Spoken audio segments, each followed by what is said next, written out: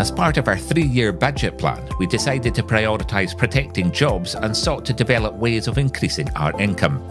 To accomplish this, a number of solutions were found which are being built into our delivery planning process.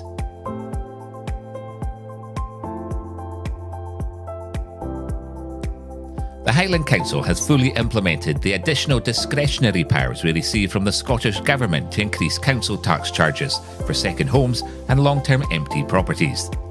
The income generated from this increase will support our financial sustainability, and importantly, it will also enhance our efforts in addressing the housing challenge by encouraging some properties to come back onto the market for rental or ownership.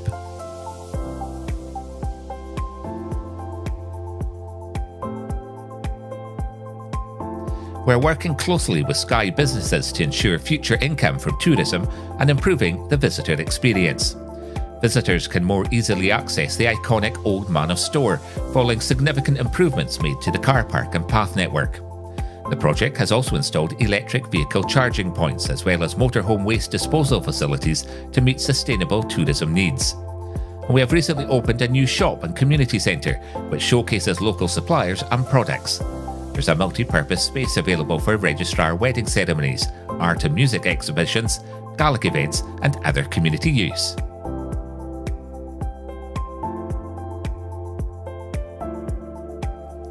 We are developing our fair charging and commercialization strategy, policies and practice when levying fees and charges, which will help contribute to the sustainability of council services.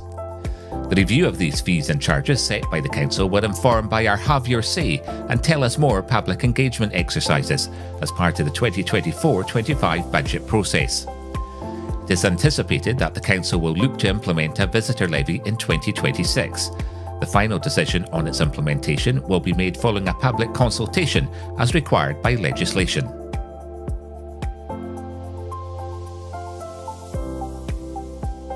Inverness Castle is currently undergoing a spectacular transformation from its past use as a prison and courtroom to an anticipated visitor attraction at the heart of the city. The project aligns with our commitment in helping Highland businesses to grow and foster regional economic growth. By supporting local businesses, we can make sure our communities directly benefit from the castle's restoration. These projects show some of the creative ways we are generating income. Of course, we're not stopping there and have plans being developed to bring forward more schemes for unique visitor experiences, enabling us to be more financially viable and sustainable in the future.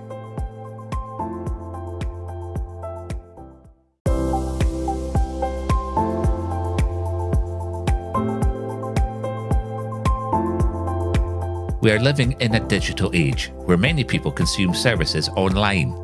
There's therefore the expectation from consumers that organisations provide an online experience that is quick and accessible. We're no different as a local authority, and this is why digital transformation is an integral part of our organisational development.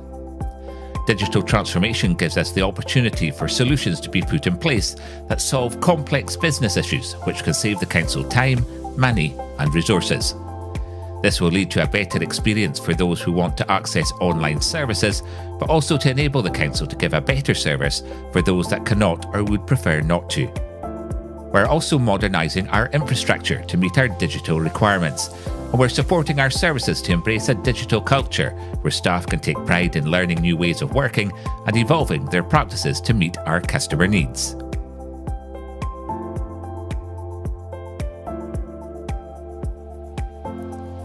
We are elevating our customer experience standards with people at the centre of what we do.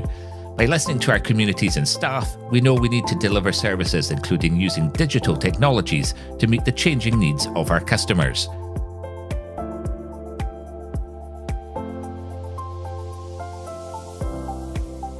The Council has a long history spanning centuries. Many of our land and building assets are recorded in several older registers, including deeds dating back from 1617 and some written in medieval Latin. Utilising existing digital technology, TerraTracker pulls all of this information together into one map-based system to make us more efficient in our operations and management of these assets. Gaining a clearer and accurate picture of our land will also support us to deliver ambitious housing and renewable energy projects and identify income generation opportunities.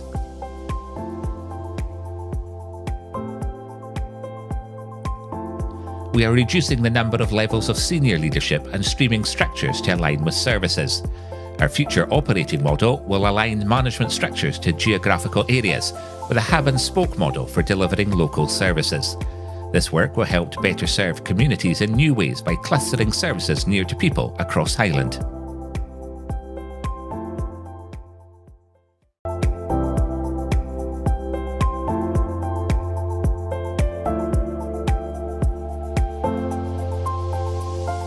Climate change is the greatest challenge of our lifetime. Severe weather and climate impacts are already affecting communities across the Highlands and our service delivery. We've experienced an increased frequency and severity of flooding, landslides and wildfire events, increasing the need to build climate resilience and sustainability. This is one of the many reasons why the Highland Council is committed to realising its vision for net zero and backing this up with a major investment programme. Energy developments can bring major opportunities to reduce energy consumption or increase new sources of energy supply, creating potential cost benefits and new sources of income.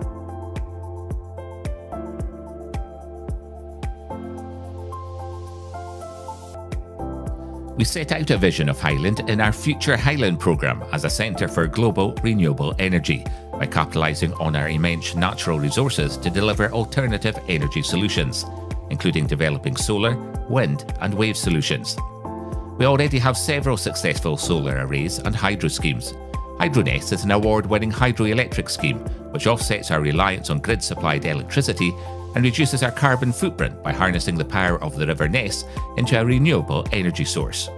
We're exploring larger-scale renewable energy schemes to provide energy to our estate and the national grid.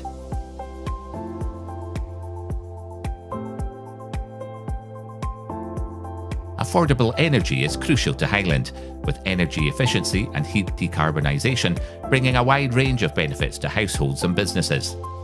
We're working to reduce energy costs by changing behaviours through new ways of working, as well as becoming more energy efficient. Our offices and depots need to be fit for purpose to save money and deliver on our net zero ambitions at the same time.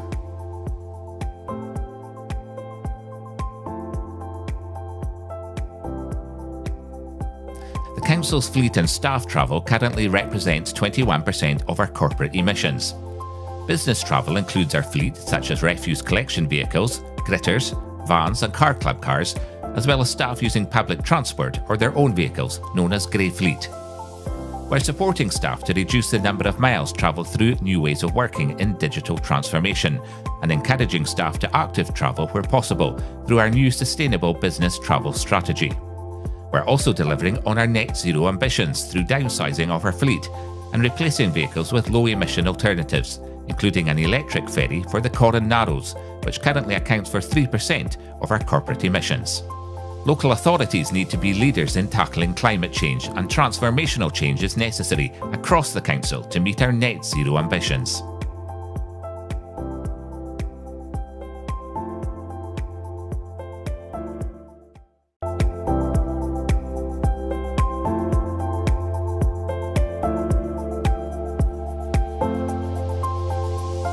Our vision is to enable everyone who requires some kind of support to live independently and well in their own communities for as long as possible. This vision is shared by our community planning partners, including NHS Highland, who deliver essential social care services across the region. We are supporting our care-experienced young people to grow, develop and reach their potential in a safe and nurturing way close to their communities. Adults who require care also receive support to live near their homes, families and friends. Moving resource to communities and building up our third sector partnerships to enable this is a key part of children's and adults' social care strategies. We are implementing a range of solutions to grow community capacity to enable people to live independently and well, including improving how we deliver care to those who require it by putting the person at the centre of our planning and activity. We are building community-based care solutions from early childhood through adulthood and into old age by being innovative and working closely with families to provide sustainable family-based care. This includes building a stronger support system for families, such as providing kinship care to young people and expanding our foster care capacity and development of a kinship team. This will increase the proportion of children in kinship care, and more foster carers will ensure Highland children remain with Highland families. As part of our joint strategic planning for adults, we will continue to provide for people in need of support and find sustainable local solutions, including suitable accommodation. Building our future workforce in health social care alongside collaborative work with partners to help manage and reduce risks of our most vulnerable clients. We can help ensure our services are sustainable by developing career pathways locally. Our work in growing our own social work staff is an example of this. Enabling the single care model and mobilising third sector partnerships to do this is crucial. We have set aside key investment for this as part of our budget settings in 2024. Lastly, we are increasing the use of technology and digital solutions to support independent living in our communities, sustaining care at home for vulnerable people. All of this is designed to help shift the balance of the care experienced by people to more community and family settings, and to build the future capacity we need to help communities to flourish and thrive.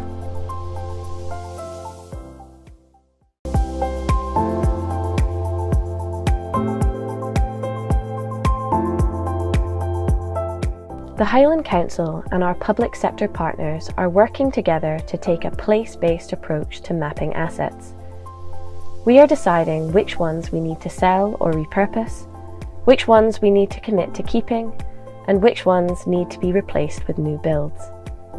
We have established a £2 billion Highland investment plan over the next 20 years to address our challenges, so we can change for the better the complex asset map we have.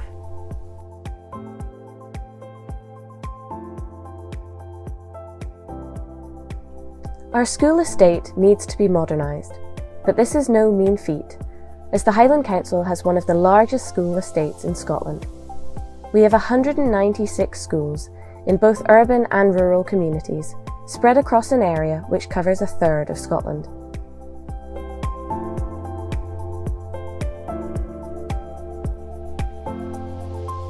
We also have a commitment to reduce our asset footprint and retrofit those buildings we are committed to keeping, making sure they are of a high standard for staff and customers, ensuring energy efficiency as well.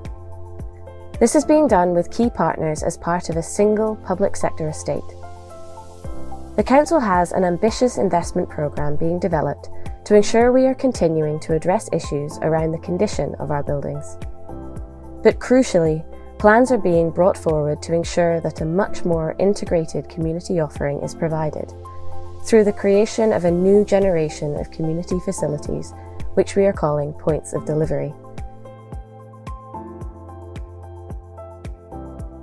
By co-locating other functions and partner services to come under one roof, we can shape locations into a central hub of service provision and support. Work is being progressed to support them with a new operating model.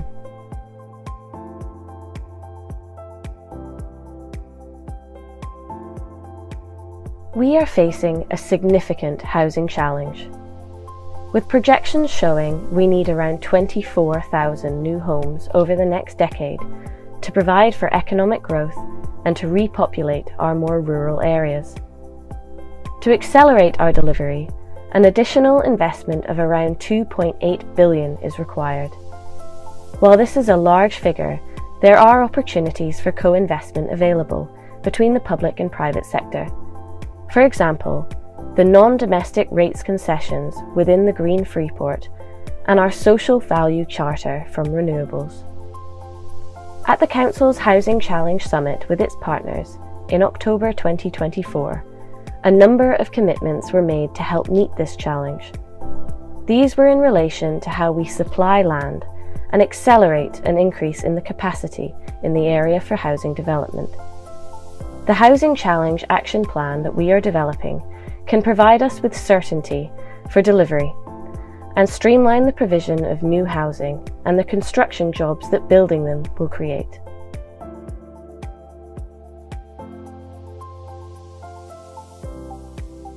We have a considerable transport network, which stretches into over 4,000 miles of road and 1,000 miles of footpath. Our responsibility as the local authority is to maintain, improve and manage this vast network, including any associated infrastructure. We are investing an additional £40 million in our transport network over the next 3 years. The Highland Investment Plan makes provision to ensure that barriers to economic growth are reduced and basic infrastructure is maintained. We also have ambitious plans to develop public transport. By building on our fantastic in-house bus service, which is saving significant sums of money when compared to private sector contracts. From the £2 billion of investment in this plan, there are other community wealth building benefits. The major construction pipeline it will establish will bring jobs and a structured means to build and sustain our supply chain, strengthening the Highland business base.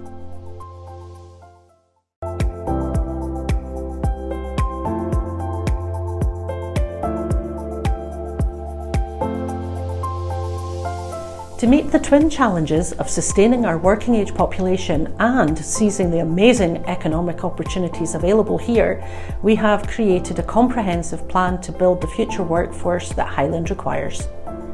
This involves reaching into schools and building more effective partnerships with private and state sector employers, trainers, colleges and universities. We will engage with industry and business sectors to create jobs and pathways towards sustainable employment, being led by the demands businesses have for workers. As part of this, we will create employer skills boards, and attracting new talent is a priority of this work. We will align the school curriculum towards the economic opportunities available, building on our existing practice. Together, we will provide support and opportunities for those furthest from economic achievement and success in the labour market. This means creating a single gateway to jobs for those who need them and enhancing supported employment. We are building schemes to recognise employers' achievements in improving the economic conditions for workers. One example is our employer charter, which provides recognition for businesses which support fair work, contribute to the local supply chain and support the workforce for the future strategy. Lastly, we are expanding our plans to make sure that young people benefit from opportunities to learn, including through digital delivery, to meet the challenges across our diverse geography.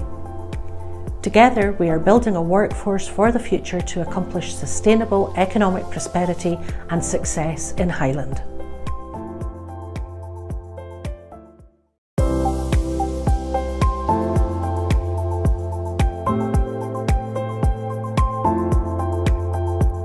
As part of our 3-year budget plan, we decided to prioritise protecting jobs and sought to develop ways of increasing our income. To accomplish this, a number of solutions were found which are being built into our delivery planning process.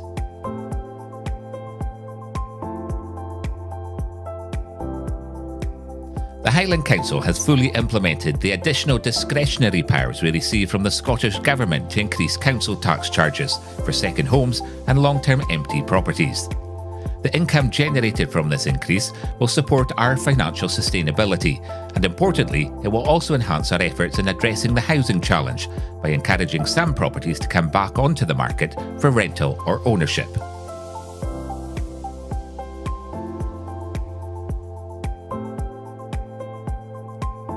We're working closely with Skye businesses to ensure future income from tourism and improving the visitor experience. Visitors can more easily access the iconic Old Manor store following significant improvements made to the car park and path network. The project has also installed electric vehicle charging points as well as motorhome waste disposal facilities to meet sustainable tourism needs. And we have recently opened a new shop and community centre which showcases local suppliers and products. There's a multi-purpose space available for registrar wedding ceremonies, art and music exhibitions, Gaelic events and other community use.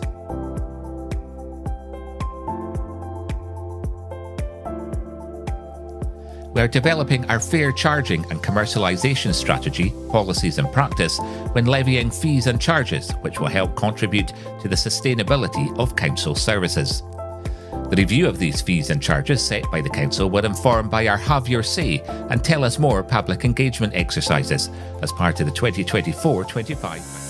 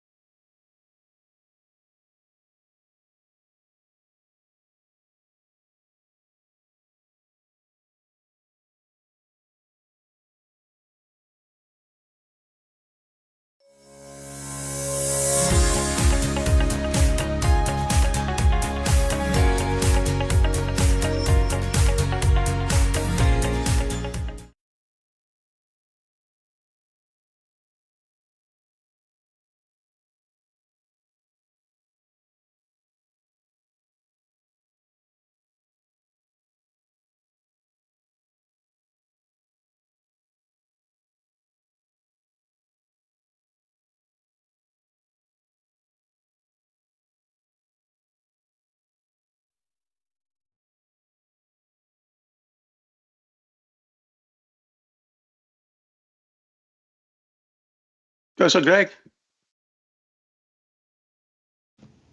I'd like to make a transparency statement on item 3 as an employee of NHS Highland and as a director of Inverness CIB. Okay, thanks, Dave.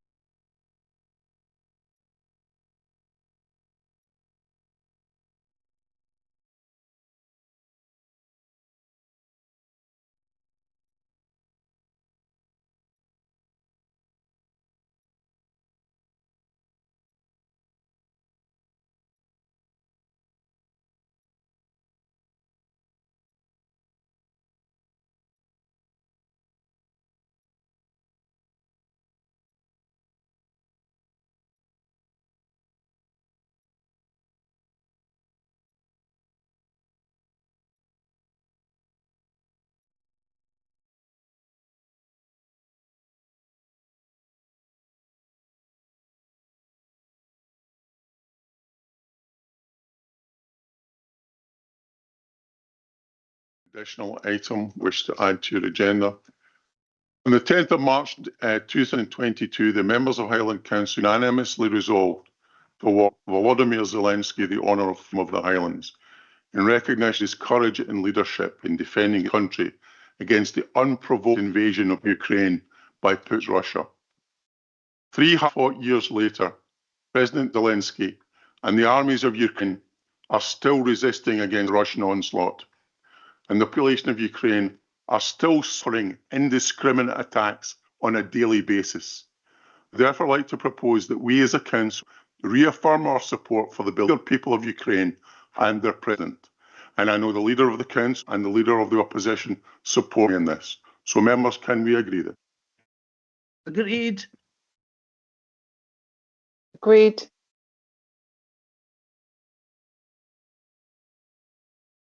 Members, we now move to the substantive item of the day, the only substantive item we have, which is the mid-term financial plan 25-26 to 27-28 and the revenue budget and council tax proposal. And I would pass now to. Thank you, Convener, and good morning, members. Agreeing the budget and council tax is one of the important decisions the council makes in a year. This report provides you with the legislative context to the setting budget and council tax, reminds members of the requirement to set a balanced budget, and provides further information on the role of members and officers in this regard. The report is based upon a 3-year medium-term financial planning approach.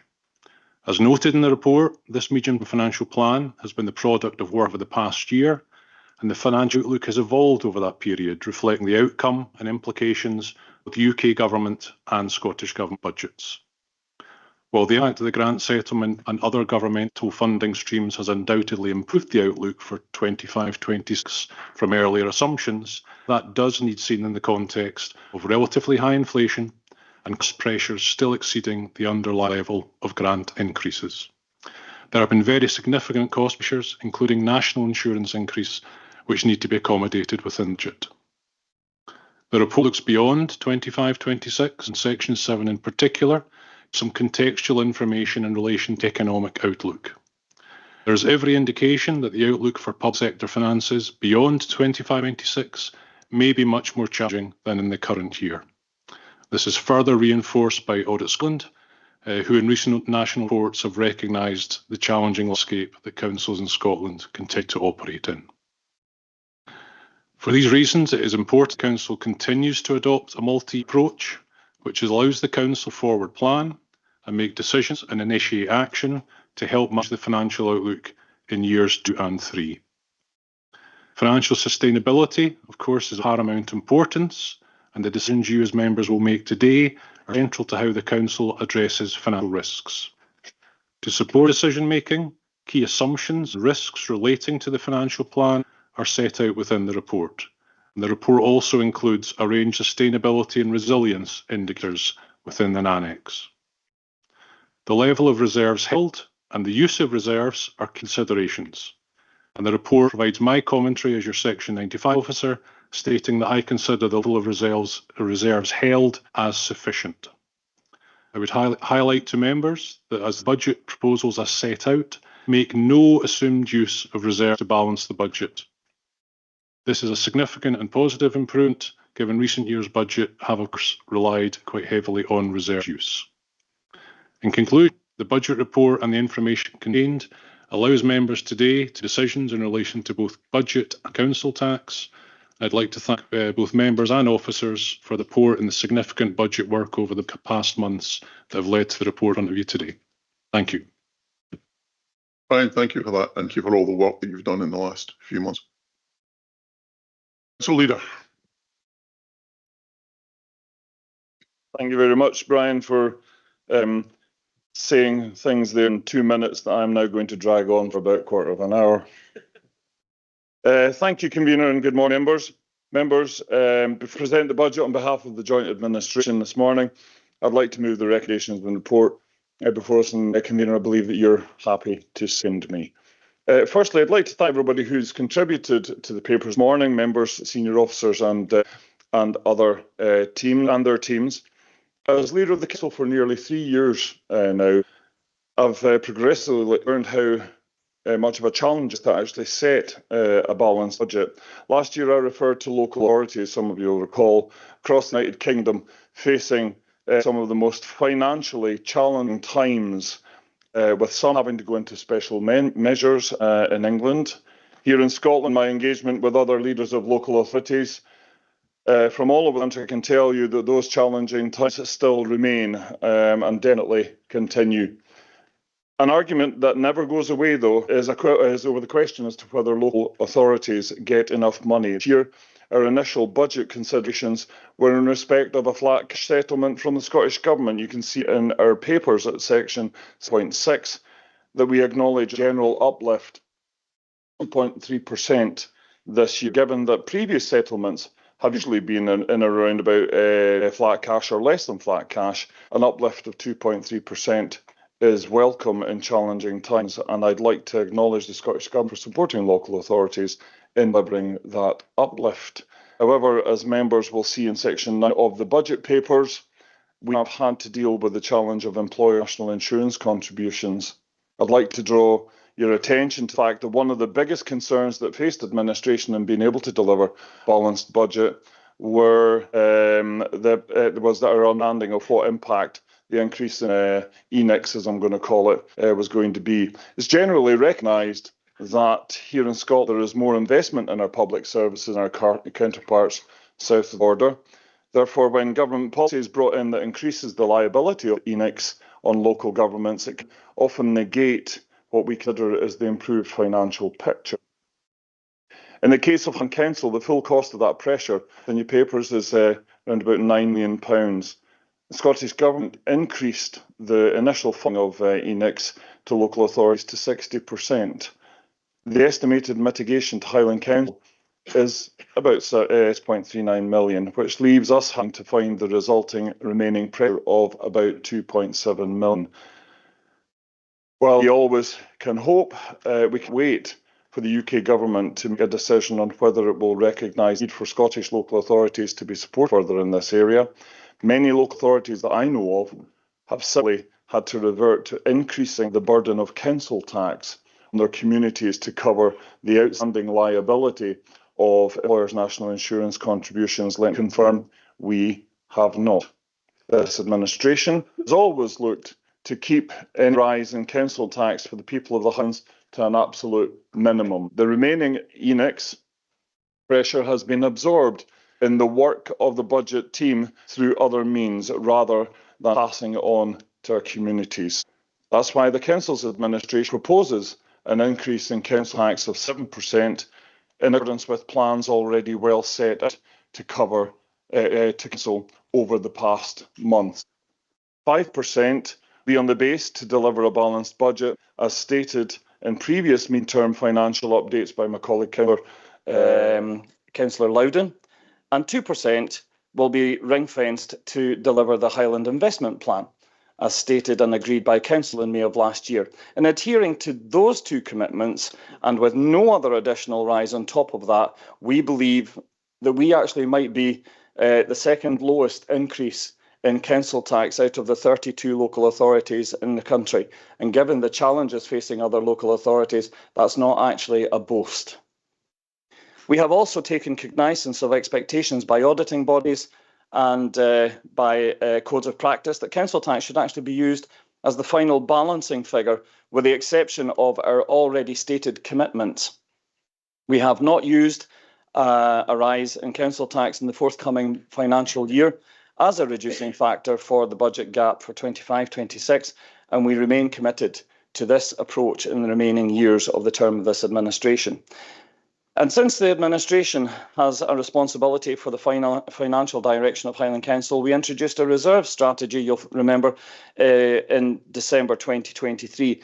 I'd like to draw members' attention to the fact that it was previously planned to use non-earmarked reserves in the amount of £24 million over the 3-year period 24 to 27, reducing to just over £1 million of non-earmarked reserves in the final year of that plan. Members will note that this budget has brought forward our plans to dispense with the use of non-earmarked reserves as of this year. This will be the first budget that I'm aware of, I can stand to be corrected, in my time as a councillor, where Highland Council will not be using one-off non-earmarked reserves to balance its budget. I believe in doing this, we are delivering a more financially sustainable council for the future. We have also significantly reduced the amount of non-earmarked reserves that the council holds, with a number of stated investments outlined in Annex 4 of your papers.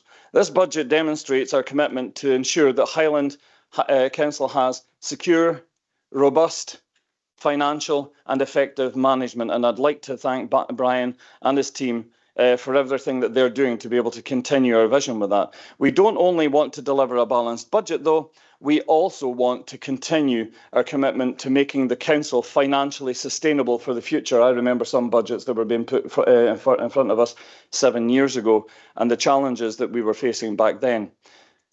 Members will recall what I consider was one of the most comprehensive engagement processes employed by our council starting 18 months ago, followed up a year past January, and followed up again in the run-up to the festive season last year, in a continued approach to delivering on the representation made at that time, the points made by Audit Scotland in January 24, which I reflected on last year in my budget address.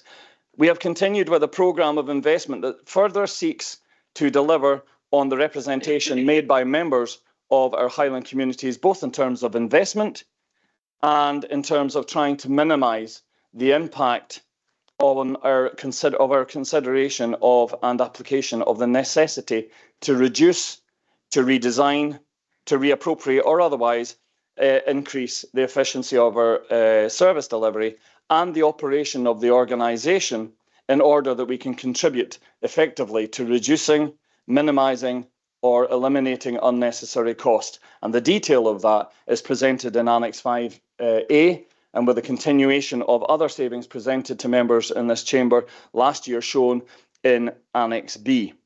I'm going to mention a little bit about employment. I'm going to repeat the same commitment that this administration has always given and has taken our approach to budget setting. In respect of employment, we have always indicated that despite the continued financial challenges to Highland Council, we will protect as many jobs as we possibly can and make the same commitment this year as well. We reiterate this administration's long-standing commitment and track record of avoiding redundancies where possible. Where we have targeted savings that affect positions, our aim has been to manage vacancies and redesign those positions and structures rather than removing the actual physical employment role. Indeed, this budget, our investment plans, if agreed, will seek to create over 100 new jobs throughout the Highlands in order to deliver improved service and support to our Highland communities. I'm sure that will be welcomed. It's worth reflecting on the work of the administration to date, which this budget continues to support. The Highland Investment Plan, the Social Value Charter, and the Highland Housing Challenge. This budget continues to support the delivery of those programmes in the second year following their launch. And you'll know that that meant the boosting of the base capital investment for roads. We've already done that, so we don't need to bring that back to this budget this year, as we have done for many years previous. Plans continue for the investment. Oh, and by the way, that's 20 million, over 20 million pounds of capital investment in that area. Plans continue for the investment in our schools, in Dingwall and in Thurso, and in a number of other areas throughout the Highlands.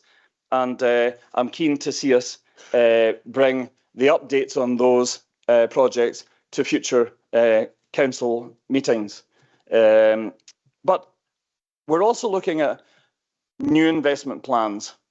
In addition to those programmes that I've just mentioned there just now, we'll be introducing a number of new programmes. But before I refer to them, can I just take a moment to reflect on the contributions made to these investment plans by others, who I'm sure will be keen to note their part in the budget process.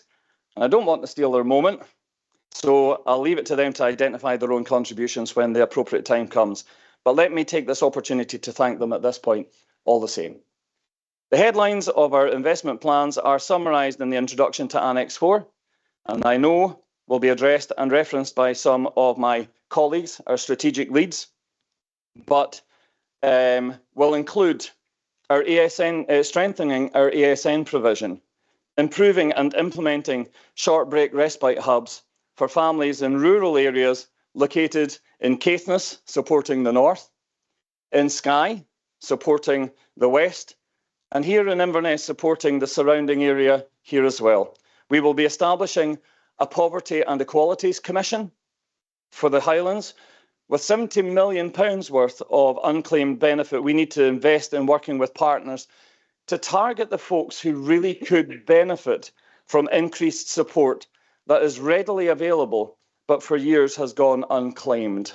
We intend to continue our investment in community transport for one main reason, as far as I'm concerned, and that is to reduce the cost of transport within the control of council and the considerable impact this has on the council's finances. We will be expanding our approach to affordable housing by delivering mid-market homes for rent. We also intend to see shared investment in renewable energy. There are plenty of others who seek to gain from the opportunities that are prevailing in renewable energy in the Highlands, and there are opportunities for Highland Council that could support our vision of a sustainable council going forward in the future. As I stated, it's an aim of this administration. I stated that earlier. That's why we'll continue our representation to government in respect of the general power of competence. We will be reinvesting some of the government income in respect of EPR by setting up a Repair the Highland Challenge Fund, having recognised that a number of programmes I have already outlined are readily recognised as responses to the outcomes of the past 18 months consultation. We will also be reflecting on that consultation by investing in countryside access rangers. We'll be doing that ourselves, something we had to realise our own funding for because after the withdrawal of government support ended after COVID. This will also be supported by enacting our ecology strategy as outlined in the papers. We'll be investing in teacher capacity to realise, to release time for planning and development, and we will be boosting our planning enforcement, and we will introduce a programme to invest in our leaders of the future. Throughout this year, we will commit to complement these new investment programmes with others. We're not done yet. Getting the balance right. Just before I close, I'm getting to the end of this faster than I thought, convener. What are you lot laughing at? Thank you very much.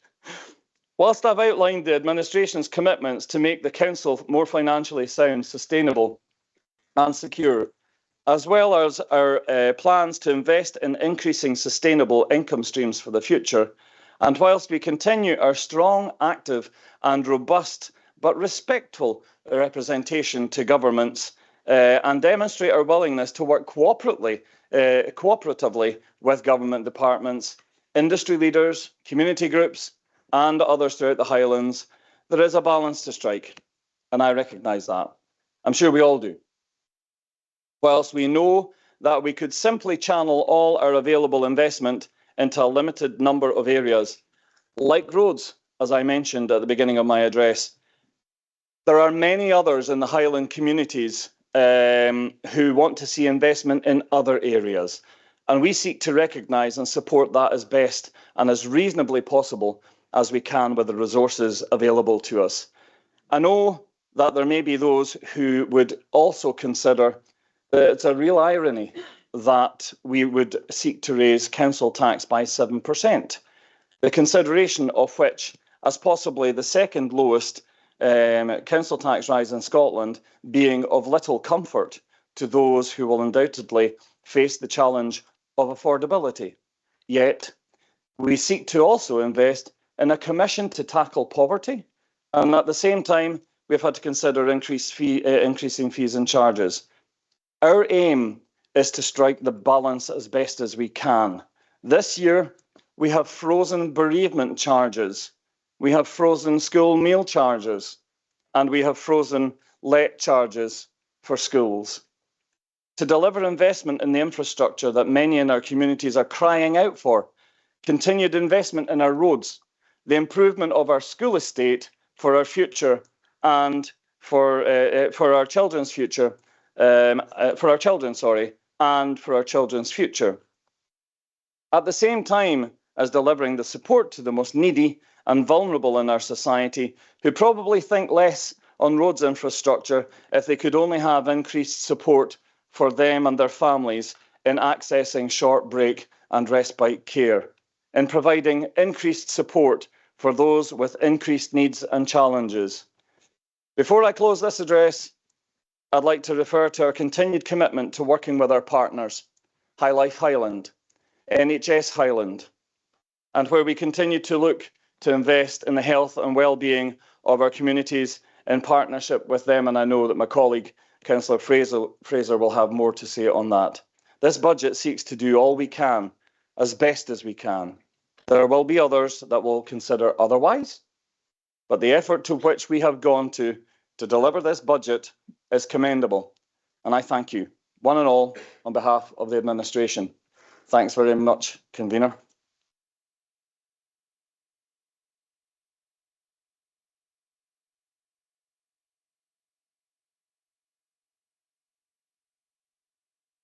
Now move to the Leader of the Opposition, Councillor Christie.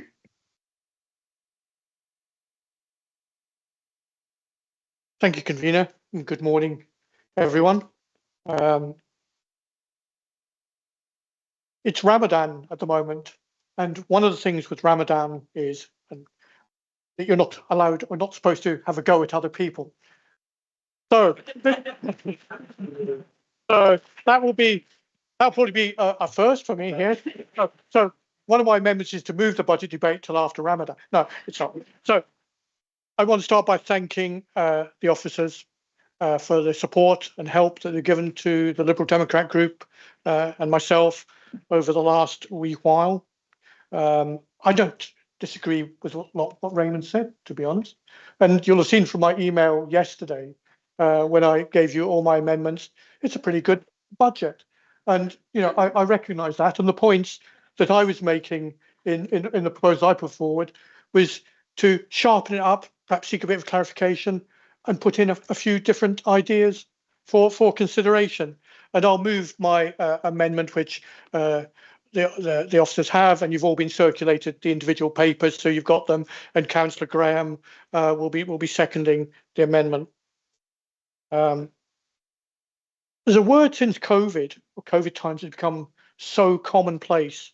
And you have to stop me, Convener, if I go on too long, because I don't write my speeches, I just write words down. And that's unprecedented. We said COVID was unprecedented. We said the cuts that we've had on our budgets over the years have been unprecedented. Every year, whether it be Ed Foster or Brian Porter, the word unprecedented came up. And it's unprecedented in recent years. I can't remember when. We actually had an increase in our budget, and it's unprecedented this year. We've had an increase in our budget, and we should be thankful for that, and we should note that. And that increase has allowed for reversal of some of the cuts from last year's budget. The 3 million on adult social care that was supposed to be made this year reversed out. Some of the principal teacher thing mitigated. Some of the amenity stuff mitigated again. As councillors, today is important. What we decide today will impact communities directly.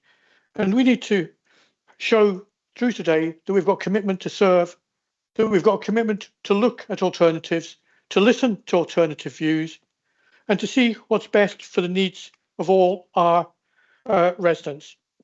We have a responsibility to ensure that the allocations that we make at a budget meeting are fair, they're transparent, and that we've listened to and taken on board views of others. And I think we've all done that, to be honest. And I think we all continue to do that.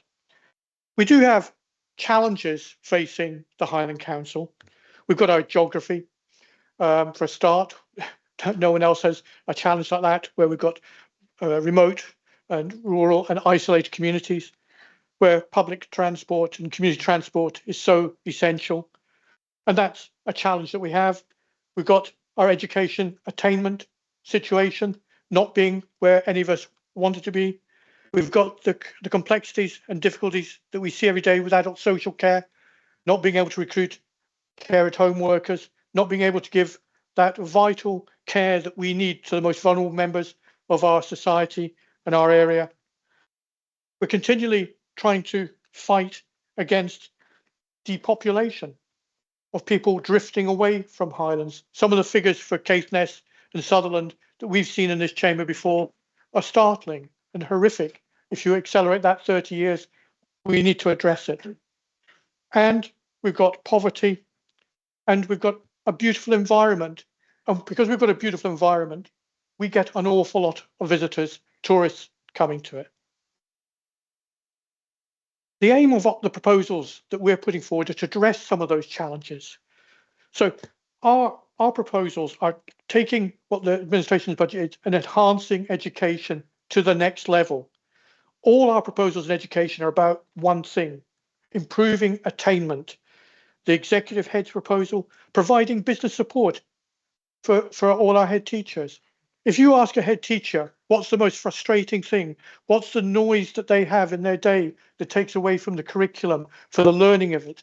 It's the administrative tasks, it's the scheduling, it's being that senior responsible officer on site that has to deal with everything at the school. The business support proposal will actually address that. Education is the passport to the future, for tomorrow belongs to those who prepare for it today. And that's why we're improving education.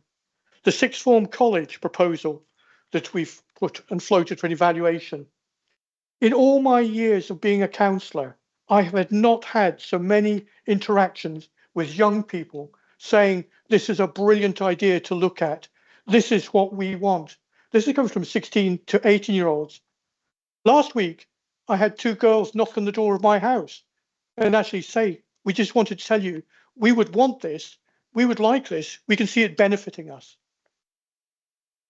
You know, the subject lead teachers that we're proposing will improve learning for pupils, will improve learning and support for teachers. The ASN study is about nurturing our youth for the foundation, because if we do that, we know we'll have stronger communities. Improving the countryside. One of the challenges I mentioned about number of tourists, we're wanting a zero tolerance proposal towards littering, towards abandoned vehicles, towards dog fouling. I haven't worked it out, but I guess it's nearly tripling the size of the department that we're proposing, empowering rangers so they too can issue enforcement fines. We're limiting the increase on the Corran Ferry, and we're also wanting a study on buses. We want to see our communities far more engaged with the council, so we're reintroducing participatory budgeting And we all know how successful that was in wards. As I said, depopulation is our biggest challenge. And one of our proposals is to actually show, by establishing a team whose job it is to make sure that we promote the Highlands as a place to invest in, to live in, to work in, and to stay in. And I think we need to address that carefully. As I said, most of the administration budget we're happy with. The council tax will accept 7%. The difference between 7% and say 3% is £1 a week for a C to D band payer, which is the majority of the people are in Highland as band C and D. £1 a week. For £1 a week, I think the benefits of what we're proposing, if the administration were to accept them, would actually make sure what becomes a pretty good budget become a very good budget, focused on attainment, focused on vulnerable people. There is one area of the budget, and this I will mention, is the Commission for Poverty. Poverty is a huge issue in Highland. I have no problem with 2 of the 3 elements. However, I think allocating £80,000 towards a chair and consultants' fees to run the Commission is not where the third sector would like the council to be. £80,000 towards a chair of the Commission and consultants' fees. That's not a good look when you're talking about poverty. This is a chance today to actually show that we can unify as a chamber, that we can actually say there are good ideas coming from the opposition. We are prepared to accept them. It makes no big difference. You've seen the summary sheet to the thrust of the administration's budget. Indeed, it will make it a better budget. So I hope, convener, in moving my amendment, we could perhaps all be home by 10:30, and the leader will accept my amendment, and we can actually have a great budget. Thank you. Thank you, Councillor Christie. All our members now have 5 minutes to speak. Councillor Stewart, just first. Thank you, convener. Before I begin, I want to express my gratitude to all the officers who've helped me with preparing this amendment, and a special thanks to Brian and his team whose support has been invaluable. Members, this is a moment to make a real difference for the Highlands. This budget amendment is about delivering real results, stronger communities, thriving businesses, and protecting the places that we cherish. At its heart is a 3% council tax rise, which would be the lowest in Scotland. This will ensure that families keep more of their hard-earned money while still securing high-quality local services. It's a fair, responsible and balanced approach that prioritises efficient governance, smarter spending and delivering the maximum value for every taxpayer's pound. If accepted, this amendment will deliver a more dynamic, efficient and community-focused council, one that invests in people, in infrastructure and a sustainable future. This Conservative amendment is bold, ambitious and built on the values of fairness, responsibility. This is a budget that is delivering for families. If this amendment is passed, it will introduce free school meals for every primary school child, because no parent should have to worry about the cost of a warm meal during the school day. This is a real tangible benefit that will ease the financial pressure on families and support better educational outcomes. This is a budget that is backing local business. Our local businesses are the backbone of the Highland economy, and this budget amendment will introduce policies that support them. If approved, this amendment will introduce free on-street parking every Saturday in our town and village centres.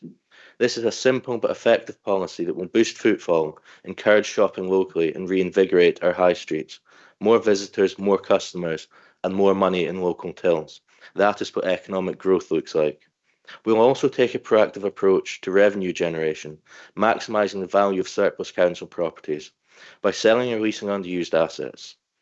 This is a common sense budgeting that's turning wasted resource into funding that benefits all of our Highland residents. But more importantly, this is a budget for our environment. Highland's natural beauty is one of our greatest assets, and this amendment will ensure it's properly safeguarded. If agreed, this budget amendment will not only reinstate the countryside rangers, but strengthen their role with real enforcement powers to crack down on littering, fly tipping and irresponsible behaviour. We have listened to our communities and their message is loud and clear.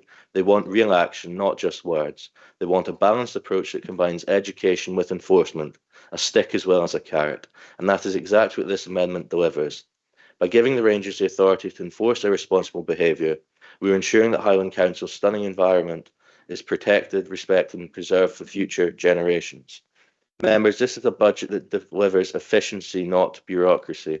We believe in a leaner, more efficient governance, and that is why, if this amendment is passed, we will enhance efficiency by reducing middle management by a further 5% over 2 years, ensuring a more agile and responsive council while protecting every single frontline service. Our communities have told us loud and clear. They want fewer layers of management and more boots on the ground. They want their money spent on delivering real tangible services, not bureaucracy. This is not about cutting jobs, it's about ensuring that the resources we are allocated are where they truly matter, in our schools, our roads, our public services, and of course, in our community support. With a staff turnover rate of 14%, these savings will be achieved through natural attrition. And members, this is a budget that will deliver fairer fees and charges. While the proposals in front of us propose steep increases, our Conservative budget amendment makes a measured and fair approach. If accepted, fees will be capped at 3% instead of the proposed 5%. This will include ferry dues and harbour dues for local residents and businesses. Motorhome parking fees will be compulsory in the invitation to pay car parks and priced to support licensed businesses to ensure responsible tourism. This is about ensuring that residents do not pay more than they should for the services they rely on. Members, this is a budget that can work for everyone. This amendment will ensure that families keep more of their hard-earned money, that businesses thrive and that their environment is properly protected with real enforcement powers for our countryside rangers. This is a budget that invests in our communities, and I urge you all to put party politics aside and vote for an amendment that truly puts our communities first. I believe this is the right budget at the right time for the right reasons. Thank you, members. You have a seconder, Councillor Stewart. Members, you'll have to bear with me. There was such a forest of hands going up. If I've missed you and we're getting near the end of the debate, kindly remind me. There were something like 27 hands went up instantly. So.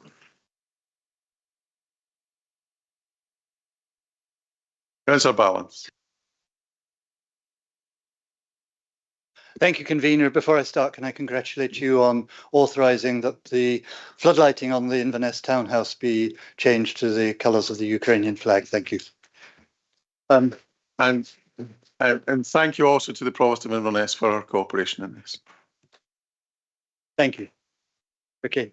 In December, Leader, you said your door was open to opposition groups to bring you budget proposals. Greens knocked on that door, and I'm delighted to say you listened and agreed that our requests were sensible, achievable, realistic and targeted at poverty and planet. Greens will be voting for this budget. Personally, I'm particularly pleased that you agreed to ask to create the Repair the Highlands. One of my earliest conversations here was with Councillor Michael Green, who shared his plans to create a Nairn Wastebusters project, modelled on Murray Wastebusters, a major repair and reuse centre in Forres, which provides a wonderfully diverse shopping experience. It reduces waste and currently provides 27 jobs, many for people with barriers to employment. I'm aware that to do this in Nairn will require a significant investment, but you've agreed, Raymond, as an honest and decent politician, to source more money, if we can, into this fund next year. So I ask you to confirm for the minutes in your closing speech that so that Nairn Wastebusters can open its door, I hope, next year. The extended producer scheme has given us £9 million towards the cost of dealing with excess packaging. And the more we can show that we have used this money for waste reduction, the more likely we are to receive the same again. So a network of repair and reuse initiatives will help us draw down future funding. So the Highland Repair Network launched last September, supported by the Highland Climate Hub. They are part of Zero Waste Scotland's repair network, which supports the Repair the Highland Fund and is ready to help expand this growing network in all areas of Highland. Repair cafes help the environment, help people save money and learn new skills and to meet people. They build community and now is the time to build them. Applications could be from a range of groups: men's sheds, community councils, development trusts, children's uniform groups, local charities, any project owned locally here in the Highlands. Grants could range from a few £1,000s, much of which will come back to the council in hall rents, to a few tens of thousands for projects offering local employment. And of course, there's new ideas from the bigger ones like New Start Highland and ILM. Local actions in the face of the global crisis. Think global, act local. Greens have negotiated to make change. We'll leave Yabu politics to others. The crises also, however, include a poverty crisis. So I'm delighted to see a Poverty and Equality Commission. This is clearly years overdue, and given its importance, I trust that we will have a members' workshop urgently to help direct the scope of the Commission, because this has to have all party support, I strongly believe. Strengthening planning enforcement in response to my question to you last year is good, following multiple requests from community councils. Enacting the ecology strategy. This is a strategy which, without money, would simply sit in the filing cabinet. So I'm delighted to see that. I'm delighted to see investment in public transport, in renewables, in ASN provision. Convener, there's always more that can be done, but there's enough that is good in this budget for me to commend it to all members in this chamber. Thank you.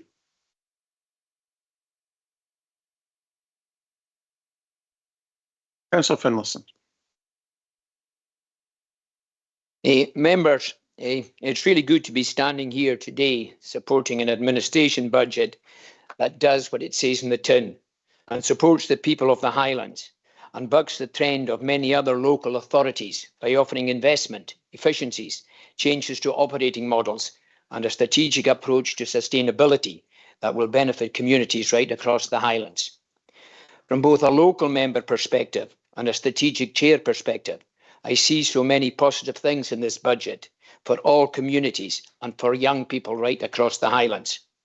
At a local level, the return of access rangers, the investment in grass cutting, the continued investment in roads, the vision of the Highland investment plan to build new schools, the commitment to improve care and respite in communities, the investment in local transport, the investment in planning enforcement, the less than most council hike in council tax, and a movement to deliver services locally are all positives. Of course, the budget also responds to the many challenges being faced by schools across the Highlands, and it creates important opportunities for investment, which will enable young people to strive for better outcomes, those that we all want. With 4.3 million of investment provided for education in this year's budget, it is a positive time of change for Highland schools and our 2,000 teachers and our 31,000 pupils. This investment will help us to further consolidate our journey of improvement and investment and the success we all strive for.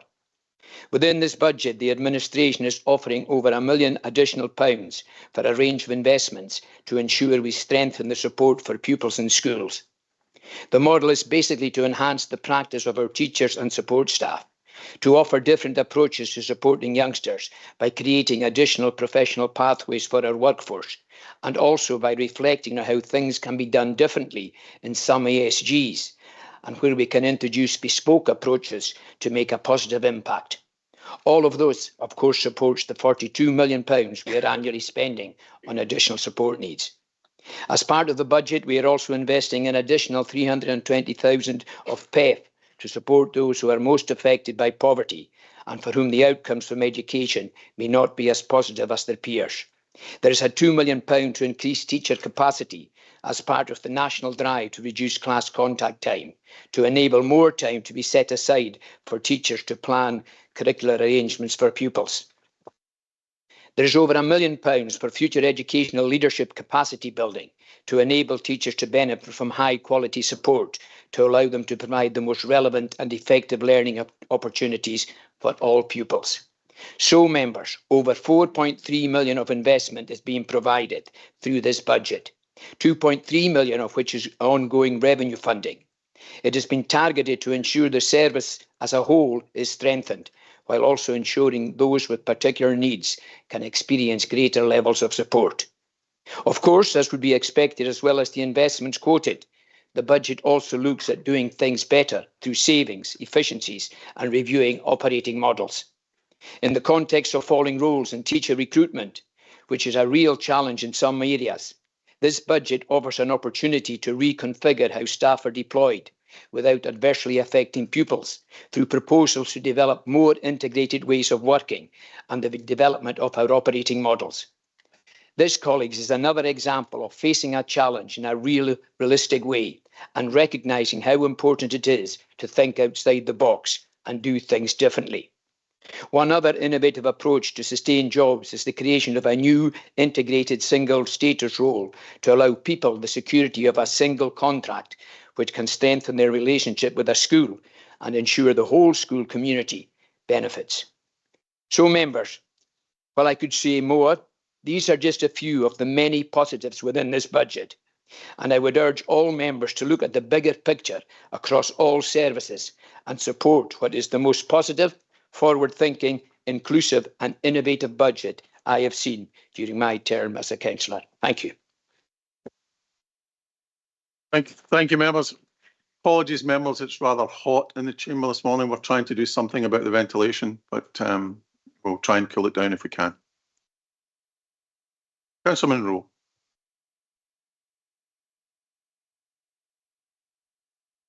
Thank you, Convener. Martin Vargai Bullis, and Dashoch Mahang, the Gachoffiger of a Sass and Ulach budget show, August Vice Porter Gaharich. Members, good morning. Firstly, I'd like to thank every officer who has contributed to today's budget paper, and in particular, the Chief Officer for Corporate Finance, who has introduced the medium-term financial plan and revenue budget paper to Council this morning. This is a budget which supports the people of the Highlands and invests in the future for us all and for our families. This is a budget which is coherent and positive. So where do you start with a budget such as this? Well, we'll start not at the beginning, but at the end. At Annex 8 of today's papers, additional information and context, which clearly sets out the financial resilience of Highland Council and which outlines the sustainability indicators, which absolutely transparently lets members and the public understand the budget and its affordability. It's clear that due to the hard work of members of this council and of officers, that we have the financial resilience and the sustainability to deliver this budget, which leaves us in a strong position going forward. It's also clear that Highland Council has a strategic approach in terms of planning and its future direction. Our future Highland, our Gaeltoch Richech, supported by an operational delivery plan. We now have a medium-term financial planning approach, a reserve strategy, a capital programme. We have the Highland Investment Plan, the Social Value Charter for Renewables. We have outlined, adopted and are addressing the Highland Housing Challenge in this very budget. This three-year financial plan makes no assumed use of reserves to balance the budget and accelerates previous plans in that regard. This budget furthers the Council's ambition in relation to income generation, and that is part of an approach to protect services and avoid or minimise cuts. I doubt this Council has ever had such a cohesive vision and approach to sustaining, supporting and developing our Highland communities. But don't take any of this from me, just ask Audit Scotland. See page 23 of this report. All in all, this is a seriously impressive report and the right budget at the right time. The culmination of 3 years of astute financial management with a good amount of vision thrown in to address the multiple challenges that Highland faces. We should all be commending and supporting this year's budget and endorsing each one of the recommendations as set out in this paper. Thank you, Convener. Councillor Mackenzie. Thank you, Convener. And Thank you to all the officers and staff who've been part of this process and helping and supporting our group with questions and answers. It is important to acknowledge the challenges that pensioners face and find ways to reduce the financial burden on them. A balance needs to be struck between maintaining essential local services and protecting those who are most vulnerable. We should acknowledge and support third sector interface groups who do a huge amount to support residents, helping with claiming benefits. Pensioners on fixed incomes in the Highlands and other areas are likely to feel the strain of rising costs, especially when council tax increases are added on top of the already higher cost of living. It is a significant issue for many in this demographics. The combination of an increased council tax budget and the cost of living going up, from groceries to energy bills, puts pressures on those with fixed income sources. A pensioner living in rural or semi-rural areas like the Highlands might face additional challenges as transport and access to affordable services can be limited. A lower council tax for pensioners or those on fixed income could offer some relief, especially as many already face difficulty in managing household budgets. If this meeting supports plans by the administration to increase council tax by 7%, we are going to hit residents hard. As an older people's champion, I will not vote for pensioners and others to pay 7% more when there is an alternative budget that would need only a 3% increase.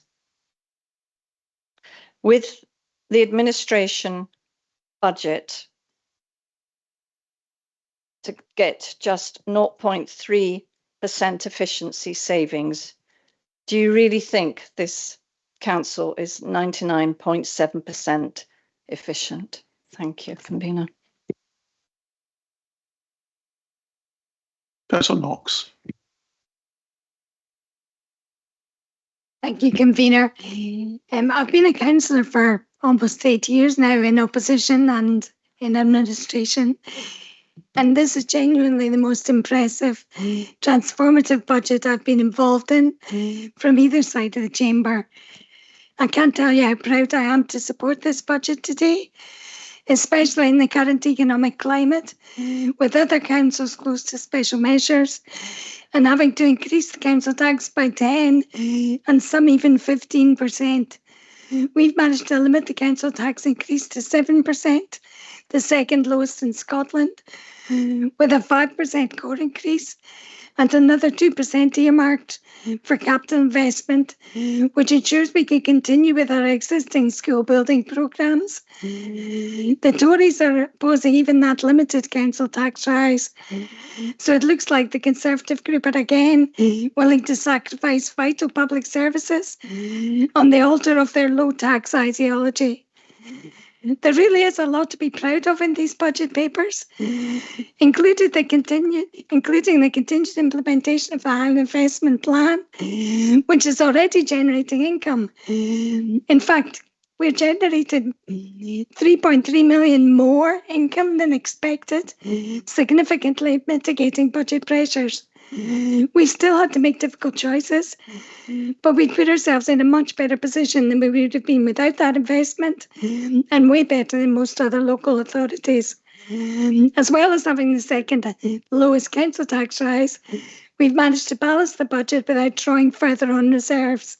The budget proposal that I'm personally most proud of is INV6, where we will invest £870,000 to establish a Poverty and Equality Commission for the Highlands. This will lift thousands of Highland families and older people out of poverty by helping them to access £70 million unclaimed benefits.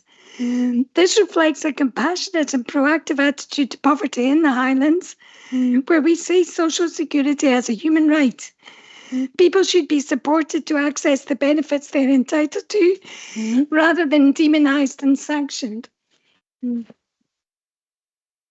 This reflects the values of dignity, fairness and respect that the Scottish social security system is founded on, and puts money in people's pockets, contributing to the Highland economy. In the spirit of Ramadan, the leader of the opposition has told us that he thinks it's a pretty cool budget too. He used exactly the words pretty good budget to describe it when he circulated his proposed amendments to us by email yesterday afternoon. He refreshingly and graciously acknowledges again today that it's a pretty good budget, and he explains that he seeks only to clarify a few items. The tweaks that he proposes to our pretty good budget include spending 1.3 million on additional management layers in education, with 850,000 on 3 superheads, 500,000 on 8 business managers. He's against centralisation, but he wants to build a mega fifth form college in Inverness. He envisages a purpose-built further education facility in Inverness. I think the student staff and hundreds of 5th and 6th year pupils who regularly attend UHI Inverness campus might argue that we already have a purpose-built further education facility in Inverness. The leader of the opposition's amendments propose that we spend more than £500,000 on external consultants to conduct feasibility studies. He proposes a feasibility study for community transport, a feasibility study for ASM provision, a feasibility study for an Inverness-based fifth form college. The £500,000 for consultancy fees would be taken from direct investment and service provision.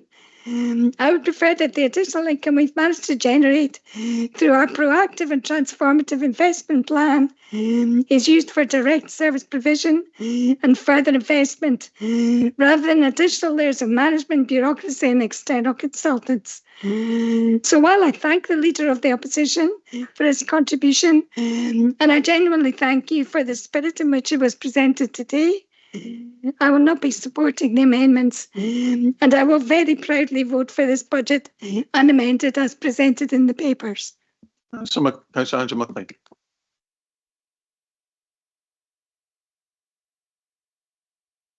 Thank you, Convener. And I have listened to a number of the speeches today, and there is a lot of good news within this budget, mainly because we had more money given to us by Westminster Scottish Government and then passed on.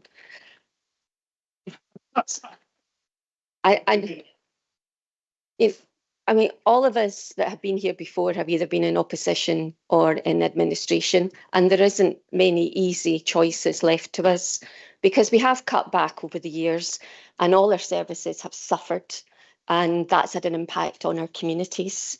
But there are a few points, and I am supporting the Lib Dem proposals here for the budget today, which will probably be refused. I know, sorry, Raymond, but that's what politics is about, isn't it? Is having choices and looking at different options.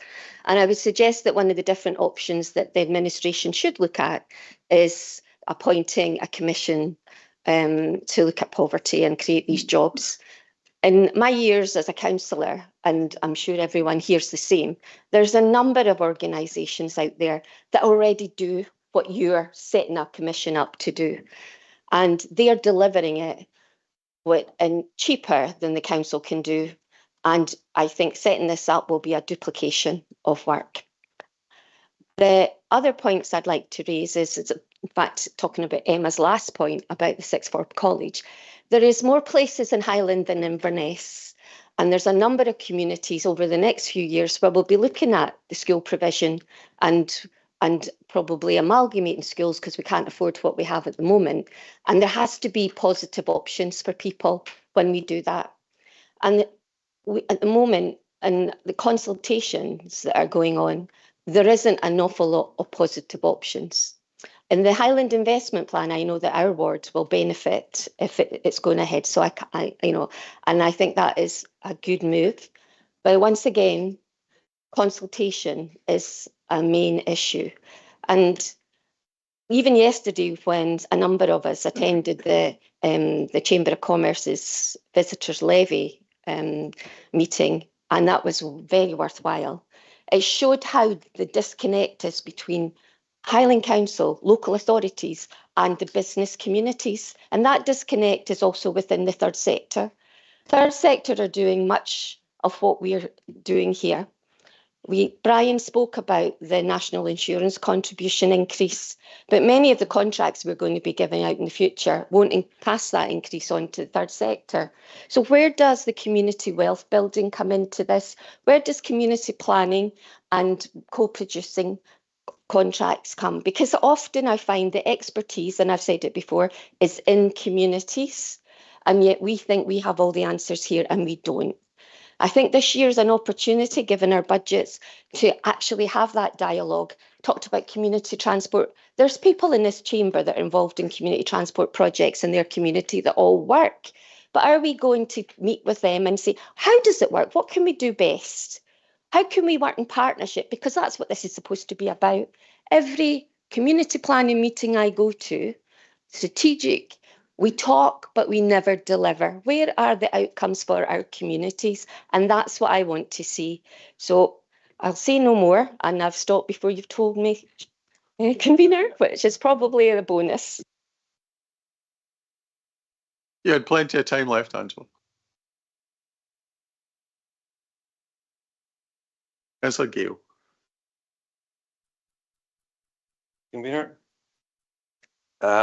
I have to say, as has been said already, there is a lot to like in this budget, and I particularly welcome the investment to improve care and respite for families, and indeed to strengthen provision of additional support needs. I think this is much needed. That said, I would like to look at a couple of points that we can do a little bit better and enhance the proposals. First of all, in INV4, investment in community transport. Transport is one of the main drivers of depopulation, and I welcome this investment. However, there's no mention of an investment in community transport in the rural parts of the Highlands. So I'm particularly pleased that one of our amendments is to carry out a feasibility study for community transport. In Sutherland, we have, through a not-for-profit company established by all Sutherland councillors, delivered a network of community card across the county to address the barriers faced by residents in small communities in accessing services and health clinics. And I'm happy to share that learning that we have gained from any feasibility study. Oh, sorry.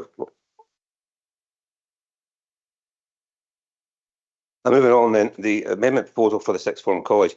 Quite disappointed to see the negative reaction to that. There's no question about it that the transition from school to university is quite a major issue for a lot of youngsters. And I think this is something that we can look at to bring them into a situation where they are much more responsible for their own learning and have access to specialist teachers with regards to the subjects that they're wanting to work on. It would also help to reduce the capacity issues in Inverness schools, which we know that there's a number of schools in Inverness who are oversubscribed, and the capacity is a huge issue with kids in porta cabins, etc. And it will also allow for a greater focus for pupils to concentrate on their specific subjects. It's also accessible from schools from commuting distance from Inverness, including Dingwall, Black Isle and Nairn. But also, and crucially from my point of view, is the digital connectivity for more rural schools across the Highlands. And this would be particularly useful for small secondary schools, giving them digital access to specialist subjects with added bonus of physical access to the sixth form college at various times throughout the academic year, which will also help them with the transition for going to college and uni. That being the case, I'm fully supportive of this proposal to carry out a feasibility study, and I would urge everyone to support it. Thank you. Councillor McEwen. Thank you, and thank you for all the officers that have helped the administration do this budget. As it said before, this is as our leader has said, it is a pretty good budget, but I think accepting our leader's amendments would make it a very good budget. Anyway, for behind that, I'm actually going to speak about INV 6, the Commission of the Property Equality. Now, this is supposed to be investing on it, but as Angela has said, we have third sector parties out there doing this at the moment. And I am actually going to speak for Caithness, but I do know you will have this in all your areas and wards. In Caithness, we have CAB. We have this Caithness Voluntary Group, we have the PPP, we have hubs, we have the Poverty Action Group.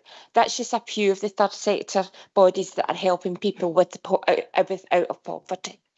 CAB last year helped 2.2 million people access benefits. Now that's no mean feat.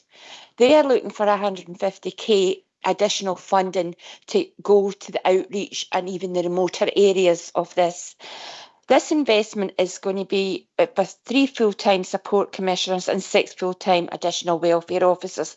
Now that's 9 full-time jobs, additional jobs. Now, by the time you recruit, train and actually get them any experience, some of that money, 870,000, will have already gone. I believe this 870,000 would be better spent dividing it out between the third sector who's out there. And I've been doing this job supporting poverty and getting people out of poverty for a long time and have the experience for it, for supporting them and giving them more money so they can extend their groups and their actions and increase going out to the isolated area. Well, these support and additional welfare officers go to the likes of Betty Hill, Melvick, Dutnett, all these places. If people in poverty aren't accessing the groups that they are well known for it in their areas, what makes this administration think they'll access the Highland Council Welfare Commission? I've had actually a few emails about this since it was our leader was in the press getting his photo taken as this great investment of 87,000 taking people out of, and our great leader likes getting his face in the paper locally. But I have had a few phone calls and emails regarding this, so I have. And somebody actually sort of said it is like a Highland Council quango. There is better third sector ones out there who can. So all I'm asking for, and I am supporting most of the budget, and I am supporting our amendments, and they're very good amendments.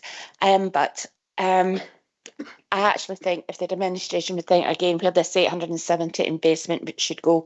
Thank you. Councillor Baxter. Thank you, Convener. The Leader of the Council will be delighted to know that I'm going to give him much easier time than I did his immediate predecessor, and my comments are meant as constructive criticism rather than anything else. And I bear in mind the Leader of my own group's religious bent this morning, and I'm mindful that although I do not practice Ramadan, that as a Christian that I should look at Lent. And I promised myself yesterday morning to give up something in particular, which was to use 2 words either in private or public during the 40 days of Lent. And I find myself breaking them this morning because it will be no surprise that I have to use the words Corin Ferry, Leader of the Council. And I can understand the budget proposals that the administration have put forward. I would rather that you were not proposing the 10% increase in fares and that pegged them in line with the 5% with other fees that are increased across the council, and support the Lib Dem amendment accordingly. Because as has been well rehearsed in this chamber so many times, constituents in my ward have no choice but to use the Corin Ferry.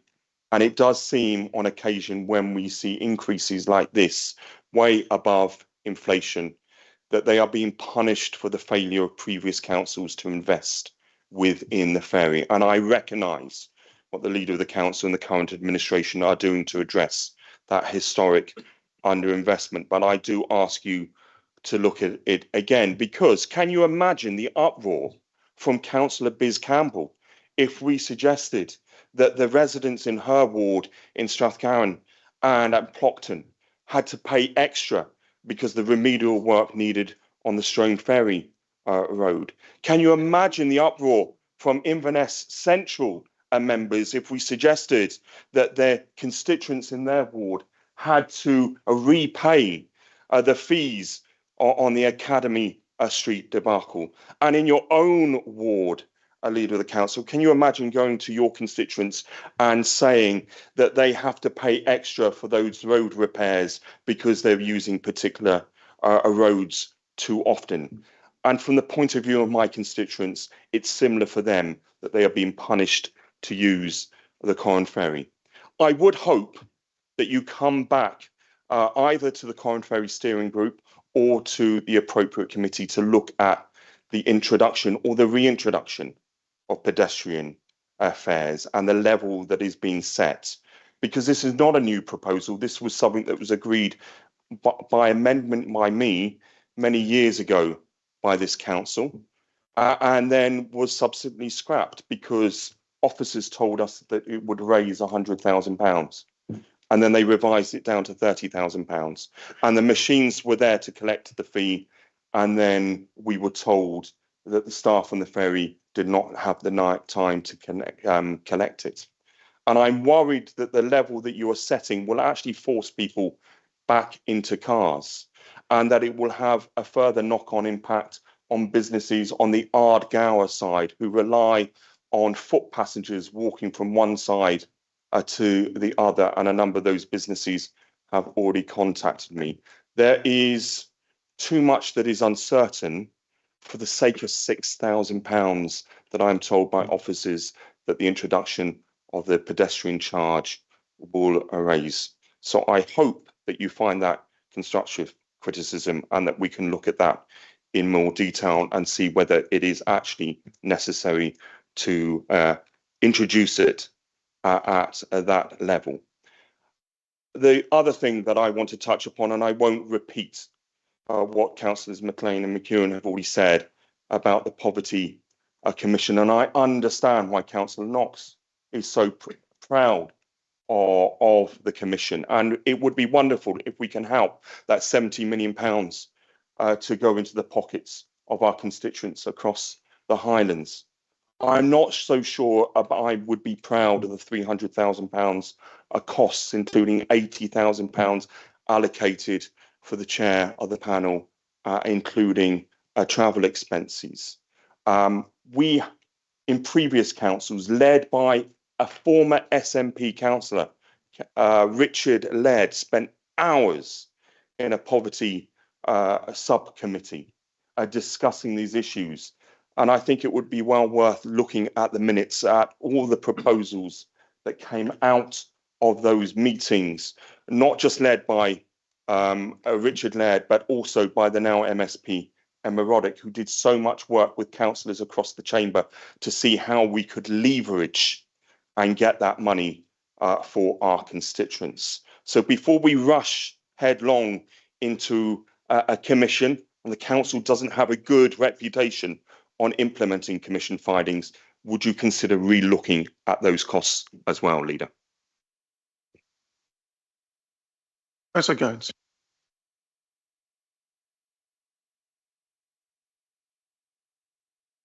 Thank you, Convener, and thank you for everyone's contribution so far.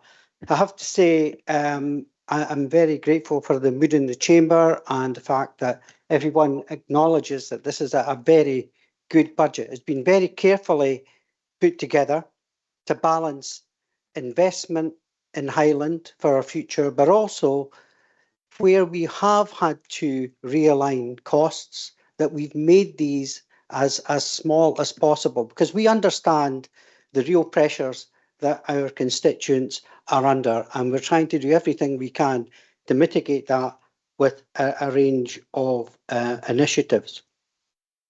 I'll turn first, because it's most prominent, to Councillor Baxter.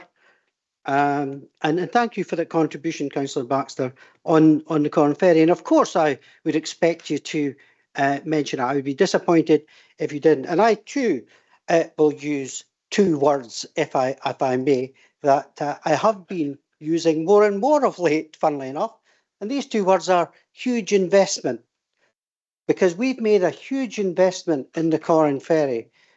we all know that historically, and you talked about the deficit historically, that the Corran Ferry has been underfunded for many, many decades. And this is why we're at the position that we're at with the Corran Ferry. We all wish that we were not at this juncture, but we are, and that's just how it is. So towards that, we've had to begin in this administration with a baseline of zero funding to where we are now, where we've got £70 million. And that's largely due to the efforts of the leader, the convener, the chief exec and assistant chief exec places who have managed to get the Scottish Government and the Westminster Government, as well as councillors in this chambers and more particular councillors at E&I Committee, to agree to repurpose funds to support these communities. And again, we visited and we worked very, very closely with the Corran Ferry, and as you know, the steering group that we attend down there, because we understand the fragility of that community. So we've tried to ensure that any rises that we've made to the fares are modest. And we have to also acknowledge that the drive-up fare of is 75% more than a local can get, £2.73. So, sorry, £2.93, I beg your pardon. The other thing that, one of the Corran Ferry steering groups, if I may just transgress into that slightly, Councillor Baxter, you asked me if I could guarantee that the ferry procurement would be coming to the May committee. And I wasn't able at that point to guarantee it, but I can now guarantee that we will do. So we're moving at pace with the Corran Ferry. And in addition to that, I expect the planning application to be coming very soon for the onshore infrastructure, again, to support that community. So I'm sure you would acknowledge we are doing all we can, and I'm delighted to work with you on this in a very positive way. Moving to other things, we've also seen this council make proposals in this budget for huge investments, £6 million in community transport. That's to provide flexibility, resilience, and to guard against the vagrancies of the market. If we remember, we used to spend £17 million on transport, and that was risen by £8 million in 1 year. So this is a way to invest in our communities, to make sure that this council can take control of its own destiny as far as that's concerned, to protect us. We're also looking at £8 million investment to place into renewables where these opportunities arise. And again, that is about sustainable income for this council so that we are much more self-reliant. In addition to that, I'm sure that you have already seen the emphasis that we've placed on income generation. We've already seen the success of the store, and I'm sure we'll see many more versions of the store pop up as we move forward. So again, this is where we are taking control of opportunities to raise investment in the council. Finally, convener, I'll turn to Access Rangers, and I'm absolutely delighted that everyone is so positive about this, because it is a positive thing. I think we all recognise the value of Access Rangers. Whilst I don't disagree entirely with your proposal, I think it needs a lot more work, because in order for us to, I'll just wind up, convener, I was just going to say, in order for us to accept that proposal, you would actually need to consider how that, the profile of the job and the rating. So I'll just leave it there, convener. Thank you very much indeed. Just for those who are watching this remotely, that speech was not by me, despite what it said on the screen.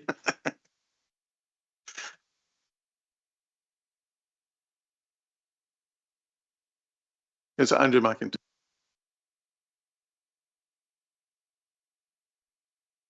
Thank you, convener. Can I? It's a difficult day for me. I actually have to congratulate the administration. And yeah, kind of stick to.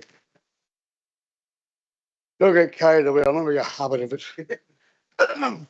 I'd like to thank them for producing a fair and forward-thinking budget and in the openness in which they conducted the business. Damn it, they even asked me my opinion. That shows how desperate they were to get some ideas.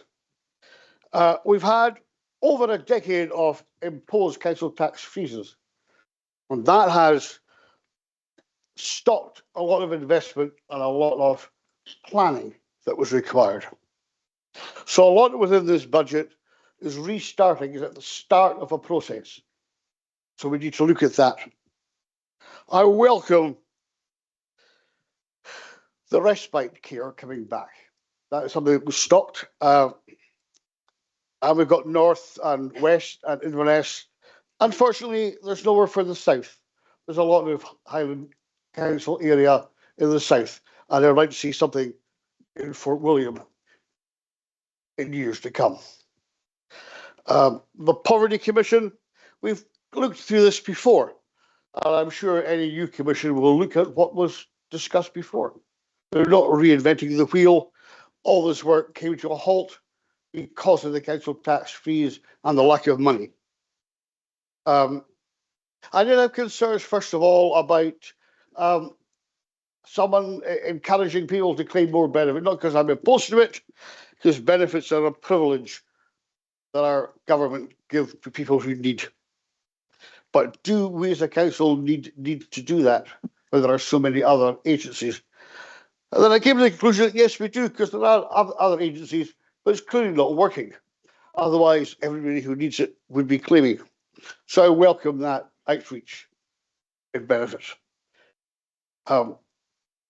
There's a new way or a different way of presenting a budget. In the past, it was a list of figures that made no real sense. Now we have a lot of words with it, many of which don't make much more sense either. It was clearly a budget put together by either people immersed in the alchemy of financial management or by civil servants who are well used to management speak and waffle. A lot of the savings in particular were not really given any way of how they're going to be achieved. We will be told that is the next stage. But if we're going to make a decision, it would be quite nice to have some idea what the next stage was. And I refer to our amendment, which are put up in chat, I hope, which addresses that for that one area. There's a lot said about education in this, most of which will be welcome, although I'm bemused by the reintroduction of principal teachers. However, I'm sure the reasons for that will come out in the wash. Teacher absence is an enormous problem. That there is no doubt, and it needs to be addressed. This figure of 500,000 has all the hallmarks of a figure that was just picked off a tree. There's no real method that we are told about. I'm sure there is in the secrecy of senior management. There is anecdotal evidence that stress is a major factor in teacher absence. Teachers cannot control that, but we can. Management of change is very, very important, and we need to see that. Early intervention into absences is to be welcomed, but if we're going to do it the same way with school managers doing it, we are not changing anything. That's the system we have now, and it's clearly not working. I would like to see more involvement with HR into that. There are plenty of policies involving teachers and their absences. We don't need any more, but we need to get the ones that we have working. And I've tried to outline a better way of doing this than just the word spaghetti that we've got in this budget. I congratulate the financial wizards in the council for putting it together, and I will say that if you accept this amendment, it will not change your budget into a better budget, but it will be one those of us who can read will at least understand. Thank you. Councillor Graham Mackenzie.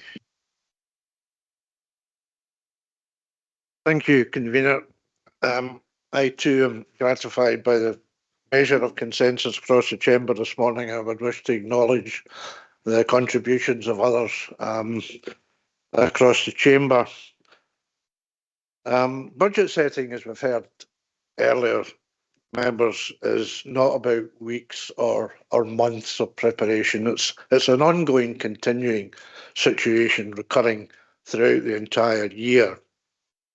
And it's an attempt, hopefully, to listen to concerns and improve efficiency. It's important to try and read the room as far as you possibly can, not just in terms of members, but of the wider public. And at this stage, I would like to acknowledge that I think there are things in the Liberal amendments that are worthy of consideration. I just don't think that today is the day for that. And I think that moving forward, we should look carefully at what's being said and engage with those possibilities. My reflections and indeed my preparation for this budget in terms of my own service started exactly 1 year ago today, when I listened carefully to the constructive criticism put forward by Councillor Mackey and others in relation to bereavement services.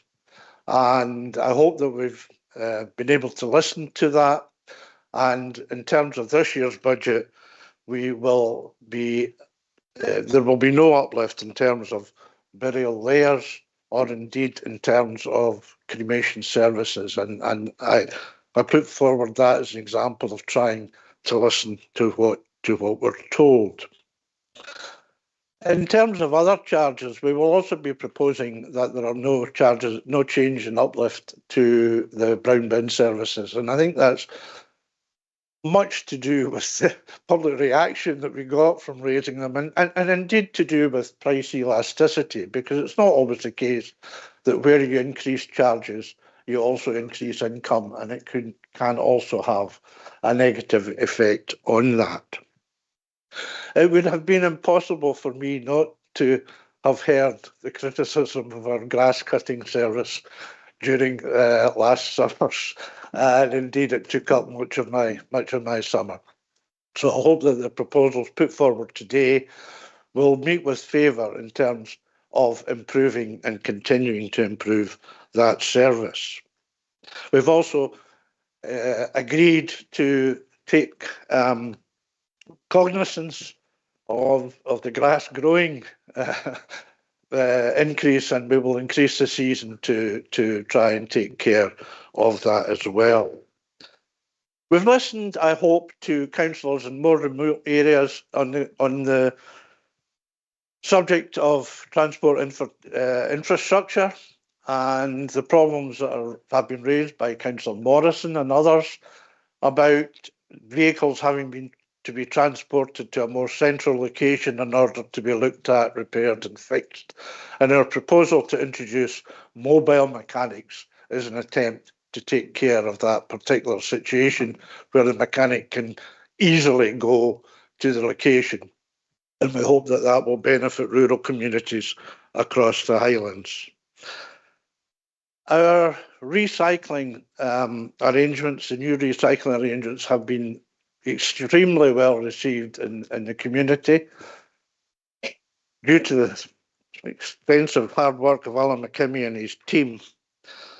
And that also applies to the extended producer responsibility, because without Alan's and his team's work in this regard with improving our recycling, our grant from UK government would not, I would put forward, have been as high as it is.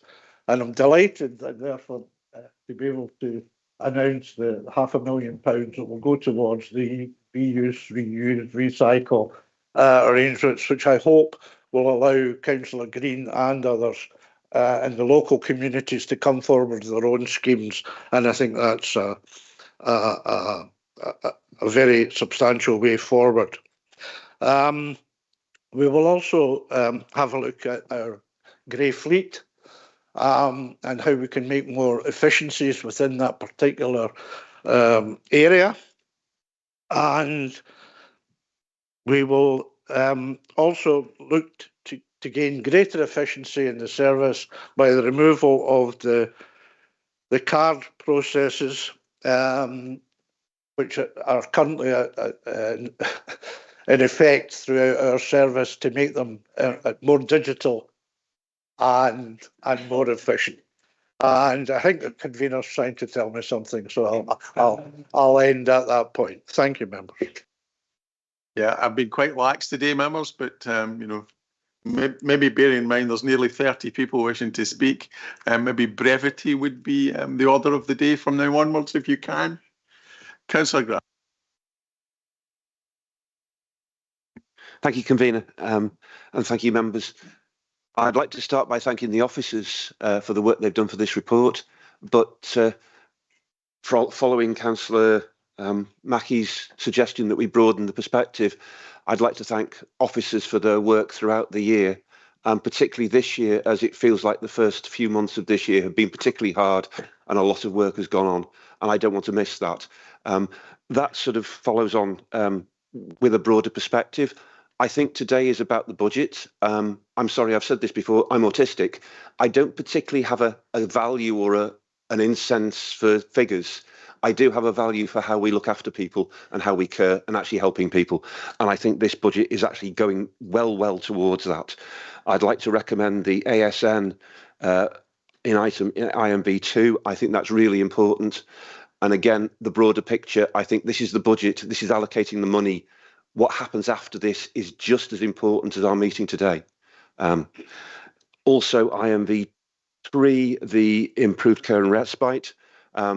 Yes, brilliant. Thanks for putting it on the agenda. And I think this, for me, is what this budget is doing. It's putting things onto the agenda. I would like to sort of reassure the people of Lochaber, my constituents, and that of Ward 21, that the leader of the administration had a slip of the Tipex pen. And I'd like to use 4 words today: Caithness, Skye, Inverness and Dingwall. I think accidentally somebody Tipexed out Lochaber. And please, can we take the Tipex off and bring it back in? Thank you. The investment in community transport, that particularly, we have a huge need in Lochaber, especially with the road conditions. There are areas that have lost bus services. I'm really pleased to see this community transport, and I'm really pleased to hope that actually Lochaber becomes part of that investment. Item number 6, establish a poverty and equality commission. I know there's dispute over this. I don't want to argue about it. I'm really welcome that it's on the agenda. Thank you for that. I'd like to bring some real world figures in. Councillor Mackenzie, thank you, mentioned pensioners. I have one real world figure directly from a person within Lochaber. They had a pension increase of 4.9%. That's approximately £34 per month. The rent rise of their council house is 8%. That's approximately £33 per month. That rent rise wipes out their pension increase completely. And then they've got a council tax increase on top of that. I really, really hope that these issues are something that, whatever the commission or whether it's a third sector thing, that's one of the first issues we actually look at. So thank you very much. Sir David Fraser. Thank you very much. Thank you, convener. Thank you, Brian, for all his work, and his team, of course.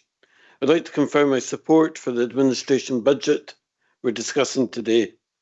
In particular, I welcome the additional investment in children and families. I would draw attention to the 250,000 investment to employ 6 family support workers to improve care and respite arrangements for families with greatest needs.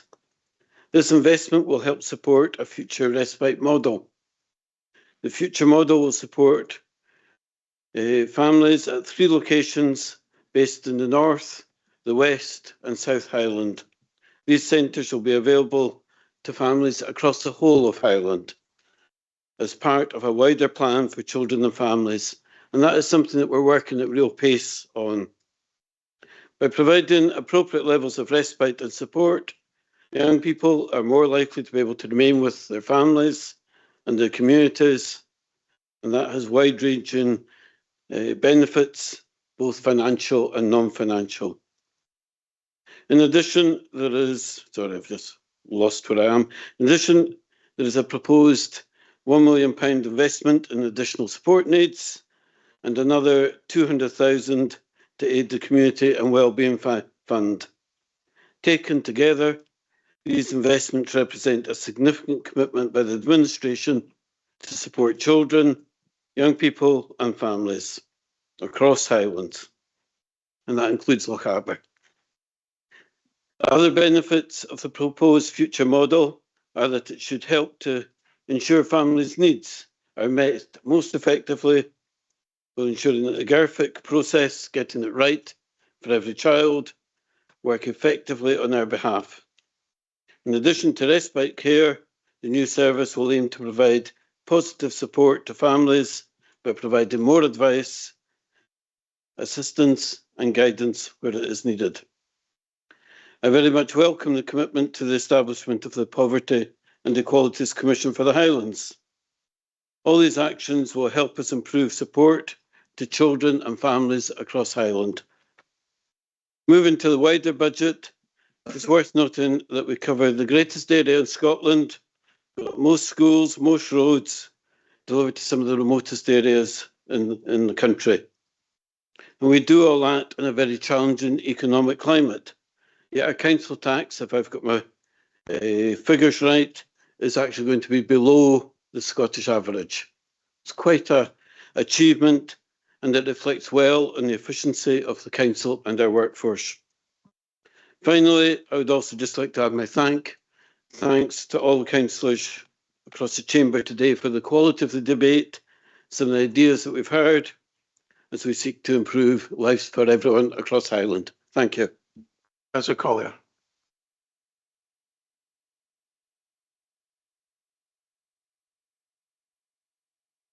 Thank you so much, Convener, for the opportunity to speak, and also thank you for all the officers and the staff members for putting this budget together. Today, we present a budget that is responsible, forward-thinking, and focused on ensuring the long-term financial sustainability of our council.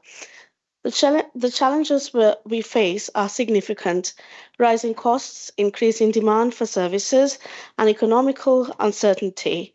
Yet, through careful planning and strategic decision-making, we have delivered a balanced budget that supports our communities while securing a stable future for the Highland. This budget is built on three key principles: financial stability, investment in our communities, and a long-term sustainability. We are setting a balanced budget for 2025 to 26 and taking decisive steps to ensure future years remain financially sustainable. Unlike previous years, the budget does not rely on using reserves to cover shortfalls. This marks a turning point for the Council, one where we are strengthening our financial resilience rather than depleting vital savings. Through responsible management, we have closed a potential gap of up to 131 million over 3 years, reducing it significantly while protecting essential services. Despite financial pressures, we are prioritising investment where it is mostly needed.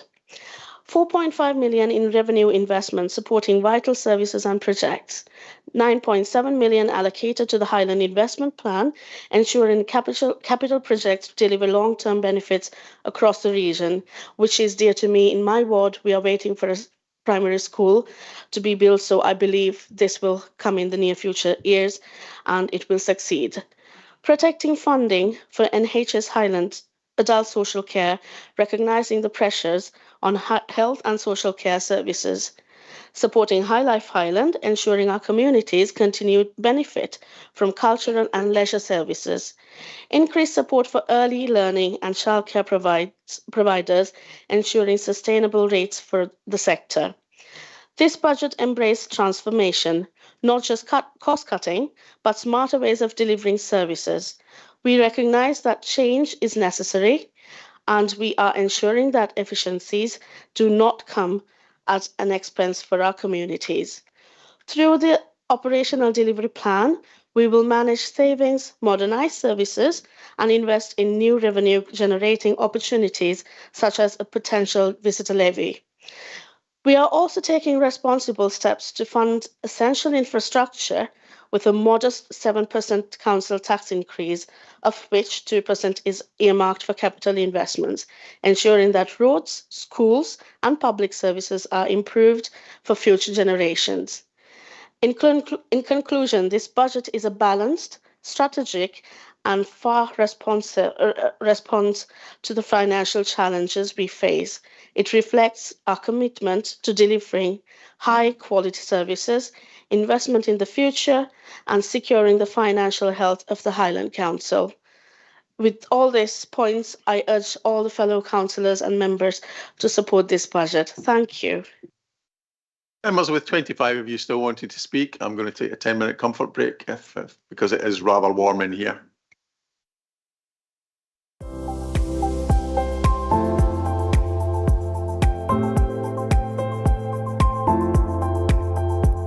As part of our 3-year budget plan, we decided to prioritise protecting jobs and sought to develop ways of increasing our income.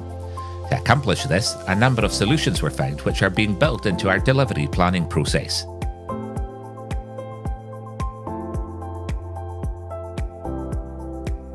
The Highland Council has fully implemented the additional discretionary powers we receive from the Scottish Government to increase council tax charges for second homes and long-term empty properties.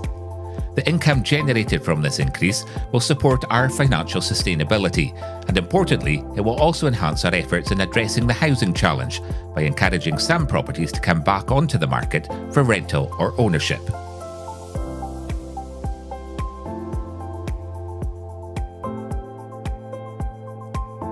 We're working closely with Skye businesses to ensure future income from tourism and improving the visitor experience.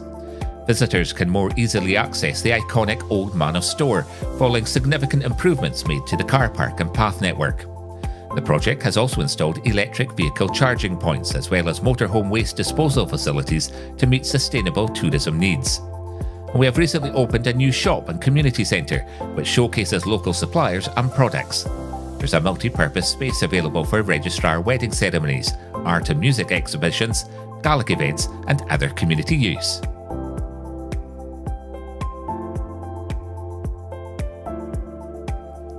We are developing our fair charging and commercialisation strategy, policies and practice when levying fees and charges, which will help contribute to the sustainability of council services.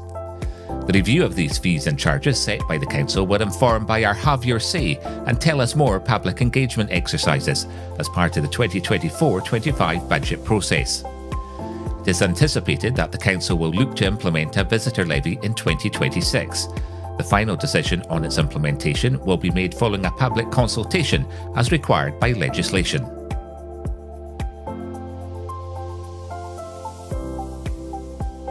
Inverness Castle is currently undergoing a spectacular transformation from its past use as a prison and courtroom to an anticipated visitor attraction at the heart of the city.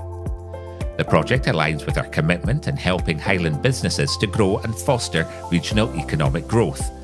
By supporting local businesses, we can make sure our communities directly benefit from the castle's restoration. These projects show some of the creative ways we are generating income. Of course, we're not stopping there and have plans being developed to bring forward more schemes for unique visitor experiences, enabling us to be more financially viable and sustainable in the future.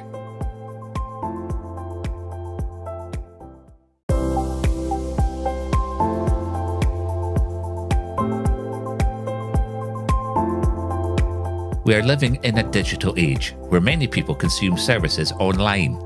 There's therefore the expectation from consumers that organisations provide an online experience that is quick and accessible. We're no different as a local authority, and this is why digital transformation is an integral part of our organisational development. Digital transformation gives us the opportunity for solutions to be put in place that solve complex business issues which can save the council time, money and resources. This will lead to a better experience for those who want to access online services, but also to enable the Council to give a better service for those that cannot or would prefer not to. We're also modernising our infrastructure to meet our digital requirements, and we're supporting our services to embrace a digital culture where staff can take pride in learning new ways of working and evolving their practices to meet our customer needs.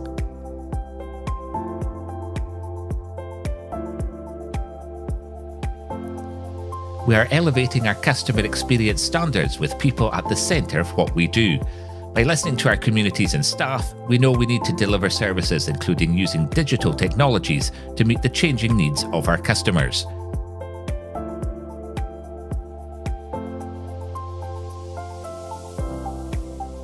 The Council has a long history spanning centuries. Many of our land and building assets are recorded in several older registers, including deeds dating back from 1617 and some written in medieval Latin. Utilising existing digital technology, Terra Tracker pulls all of this information together into one map-based system to make us more efficient in our operations and management of these assets. Gaining a clearer and accurate picture of our land will also support us to deliver ambitious housing and renewable energy projects and identify income generation opportunities.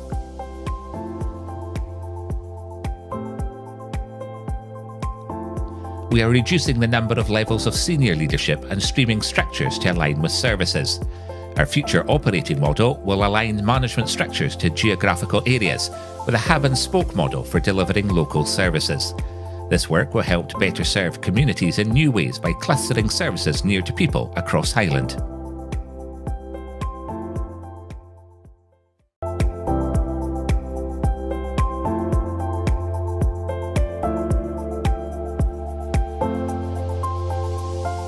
Climate change is the greatest challenge of our lifetime.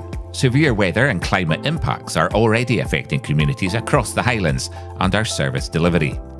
We've experienced an increased frequency and severity of flooding, landslides and wildfire events, increasing the need to build climate resilience and sustainability. This is one of the many reasons why the Highland Council is committed to realising its vision for net zero and backing this up with a major investment programme. Energy developments can bring major opportunities to reduce energy consumption or increase new sources of energy supply, creating potential cost benefits and new sources of income.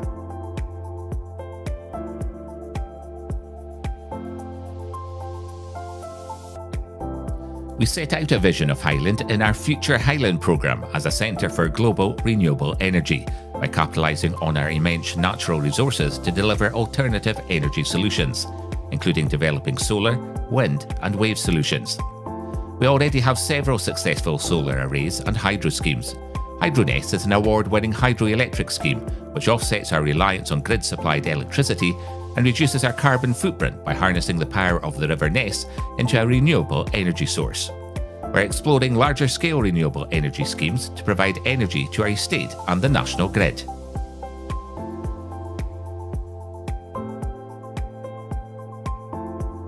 Affordable energy is crucial to Highland, with energy efficiency and heat decarbonisation bringing a wide range of benefits to households and businesses. We're working to reduce energy costs by changing behaviours through new ways of working, as well as becoming more energy efficient. Our offices and depots need to be fit for purpose to save money and deliver on our net zero ambitions at the same time.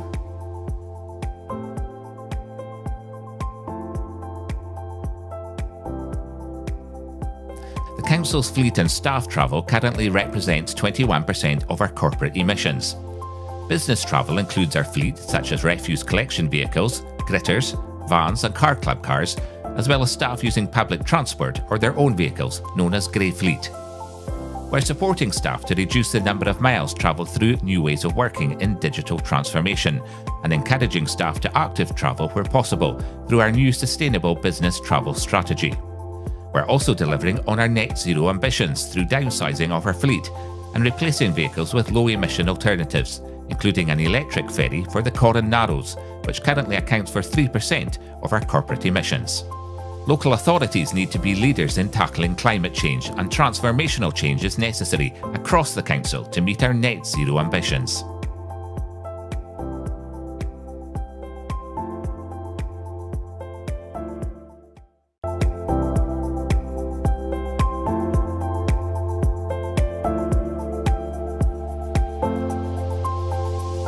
Our vision is to enable everyone who requires some kind of support to live independently and well in their own communities for as long as possible. This vision is shared by our community planning partners, including NHS Highland, who deliver essential social care services across the region. We are supporting our care-experienced young people to grow, develop and reach their potential in a safe and nurturing way close to their communities. Adults who require care also receive support to live near their homes, families and friends. Moving resource to communities and building up our third sector partnerships to enable this is a key part of children's and adults' social care strategies.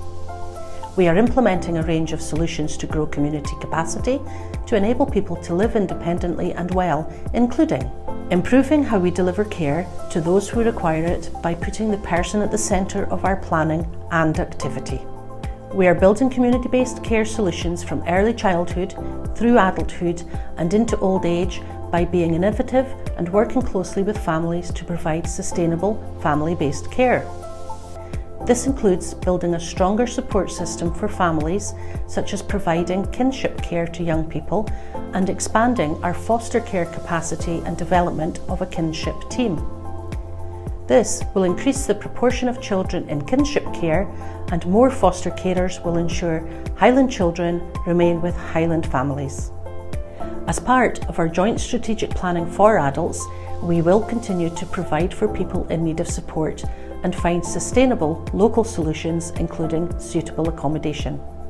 Building our future workforce in health social care alongside collaborative work with partners to help manage and reduce risks of our most vulnerable clients.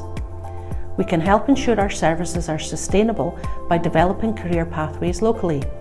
Our work in growing our own social work staff is an example of this. Enabling the single care model and mobilising third sector partnerships to do this is crucial. We have set aside key investment for this as part of our budget settings in 2024. Lastly, we are increasing the use of technology and digital solutions to support independent living in our communities, sustaining care at home for vulnerable people.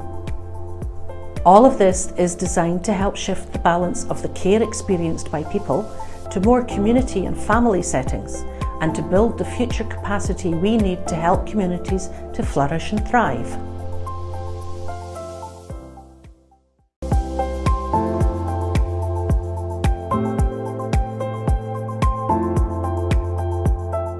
The Highland Council and our public sector partners are working together to take a place-based approach to mapping assets. We are deciding which ones we need to sell or repurpose, which ones we need to commit to keeping, and which ones need to be replaced with new builds. We have established a £2 billion Highland investment plan over the next 20 years to address our challenges, so we can change for the better the complex asset map we have.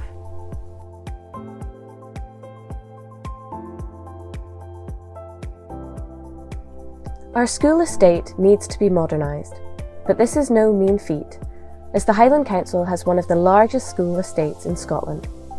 We have 196 schools in both urban and rural communities, spread across an area which covers a third of Scotland.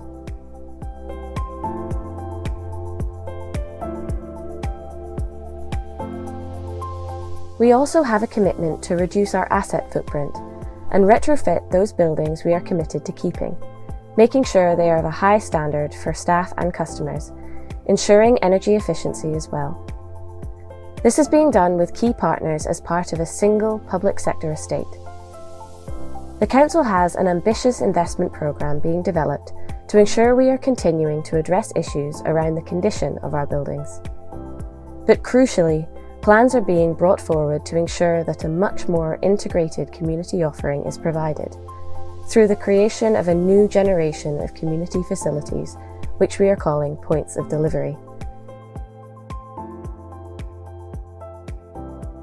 By co-locating other functions and partner services to come under one roof, we can shape locations into a central hub of service provision and support. Work is being progressed to support them with a new operating model.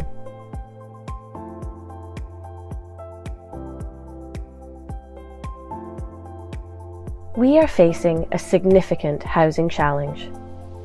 with projections showing we need around 24,000 new homes over the next decade to provide for economic growth and to repopulate our more rural areas. To accelerate our delivery, an additional investment of around 2.8 billion is required. While this is a large figure, there are opportunities for co-investment available between the public and private sector. For example, the non-domestic rates concessions within the Green Freeport and our social value charter from renewables. Please.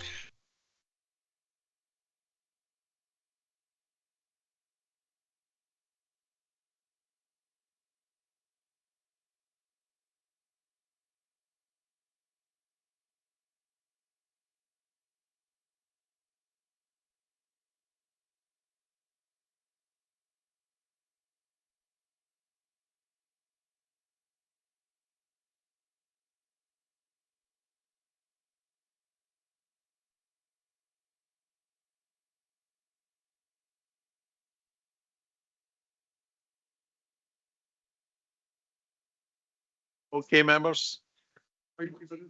Yeah.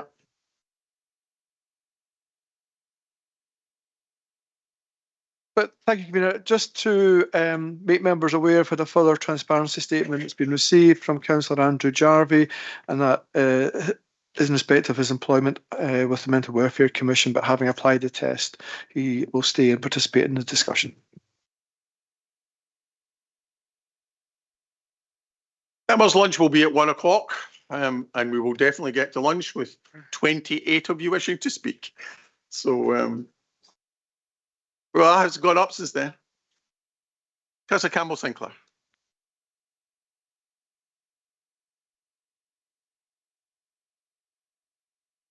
Thank you, Convener. Members, today's budget is all about acting on the commitments that we as an organisation have made to reinvigorate and build sustainable services and communities across the Highland area. This report provides recommendations for us to deliver a balanced budget and includes information relating to budget risks, budget pressures, assumptions, as well as savings, reserves, council tax, and importantly, growth and investment. This is about investment in our transport and roads, depots and offices, and developing a sustainable school estate and network of community facilities. Today is about making the commitments we have made in the Highland Investment Plan a reality by ring-fencing 2% of the increase in council tax to deliver the transformation we need across Highland. This is about us listening to our communities and delivering for the future for our communities, something I think that all of us can agree on. Members, importantly, we have listened as a council and there has been significant engagement on the core budget themes and saving proposals which are now contained within this report. Housing is one of the top priorities for our council and for the Highlands as a whole.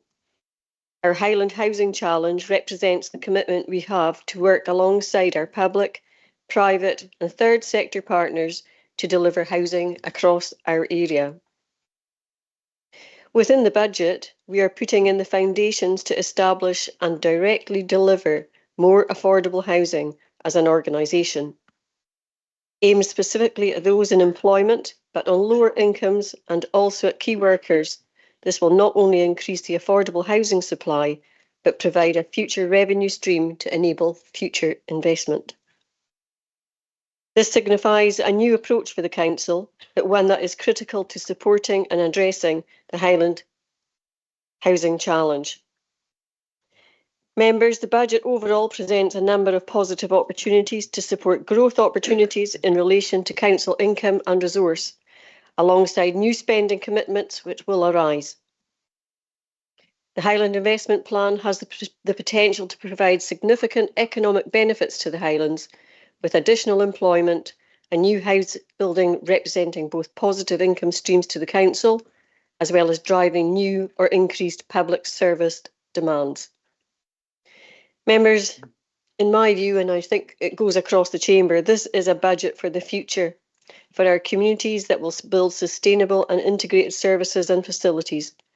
I hope this is something that we can collectively agree on and I thank everyone who has been involved in putting this together. Thank you.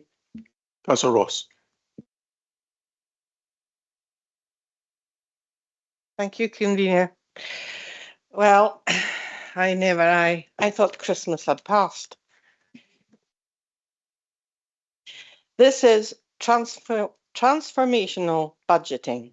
It has taken a holistic approach seeking to overcome persistent economic, social and environmental issues, which have been debated and discussed many times here in the Chamber through various committees and across parties, and is the conclusion of a series of reports to Council over the past 5 to 6 months, supported by the many briefings involving elected members as well as the considerable cast of senior officers.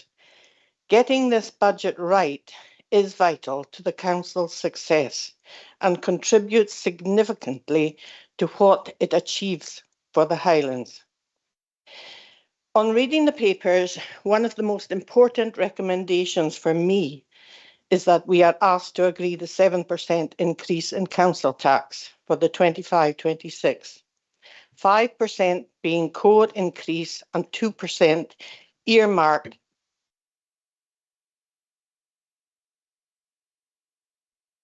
Maureen, you've pressed your mic off. Put it back on again. You put it back on again. That's it. I'll give it a slap in a wee while. Investment is crucial. We cannot afford to remain stagnant. Proper investment drives economic growth and fuels innovation and job creation. We so badly need the investment in infrastructure such as housing, roads and schools.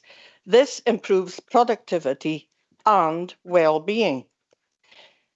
This budget is not only transformational, but it is sustainable.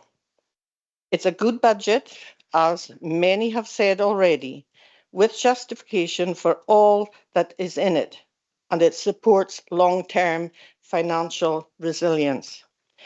And as Councillor Graham Mackenzie said, yes, there's suggestions worthy of consideration which have come up, but that's not for today. I am very supportive of this budget and take this opportunity to thank Brian and his team for their work in producing these papers. Also, in no small measure, thanks to the Chief Executive and the Assistant Chief Executives and the many officers involved, and for involving us, every one of us as members.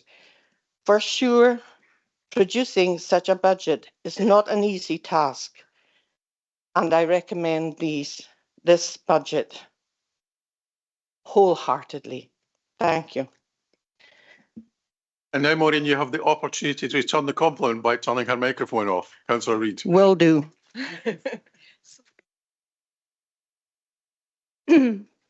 Thank you. I'd like everyone to cast their minds back to last year when the new waste and recycling collection project was announced, and remember the headlines and stories and comments on social media about what a waste of money it was and how useless Highland Council is, and that we should be spending the money on potholes. Because of our waste management team's willingness to apply for Scottish Government funding and deliver that scheme so well, we're sitting with the third highest payout in Scotland from the Waste Extended Producer Responsibility Levy income, and the importance of that cannot be underestimated.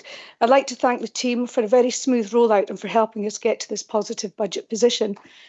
I love the idea that we're putting money aside from the reserves to be used for renewables projects. I think it's absolutely the way forward, and I think it's really exciting that we're thinking in these terms. I was at a business event very recently and I was waiting for the usual negativity when the subject came up of the council purchasing D&E coaches. I was stunned with the positive comments that I received, business people impressed with the council having the foresight to take a risk, saying that we were behaving like a business in a way not seen before. The ELC PVI rates have increased, and I'm pleased to note that there's also an uplift in the meal allowance, as there was no uplift last year. Anyone working in the sector who has to follow the nutritional standards and practical guidance for early learning and childcare providers will tell you not just about how much the cost of food is going up, but also the amount of food that has to be offered to meet the standards that ultimately just gets put in the bin. I think it's really important to say, alongside the increase in rates, that the work that's currently being done by our early years team to look at the redesign of early learning and childcare is fundamental to the success of the sector going forward. I know one local authority is suggesting removing all funded hours children from private nurseries and taking them back into authority preschool nursery care. This would have a hugely negative impact on private providers in that area, and it is pretty much the opposite of what is happening in Highland. We had a paper presented to Education Committee last week, which detailed the innovative new ways of thinking about how to deliver ELC, dealing with real challenges, both in rural locations and in urban head-on, working with the PVI sector, the Care Inspectorate, Care and Learning Alliance and the Scottish Childminding Association. This is not just about delivering ELC, but delivering quality care and learning at the best price. The changes to ASN provision are what we've been asking for some time. The presumption to mainstream children with ASN has not been working, and I doubt there's a councillor in this room who's not been approached with concerns about this. I recently attended a primary school in my ward who have been piloting a project called The Nest over the past number of months. They have a newly developed preschool nursery, the existing main school building, and the old nursery is now hosting the ASN provision.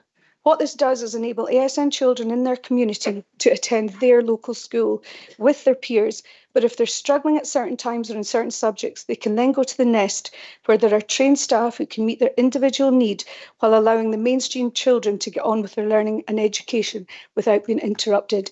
It is wonderful.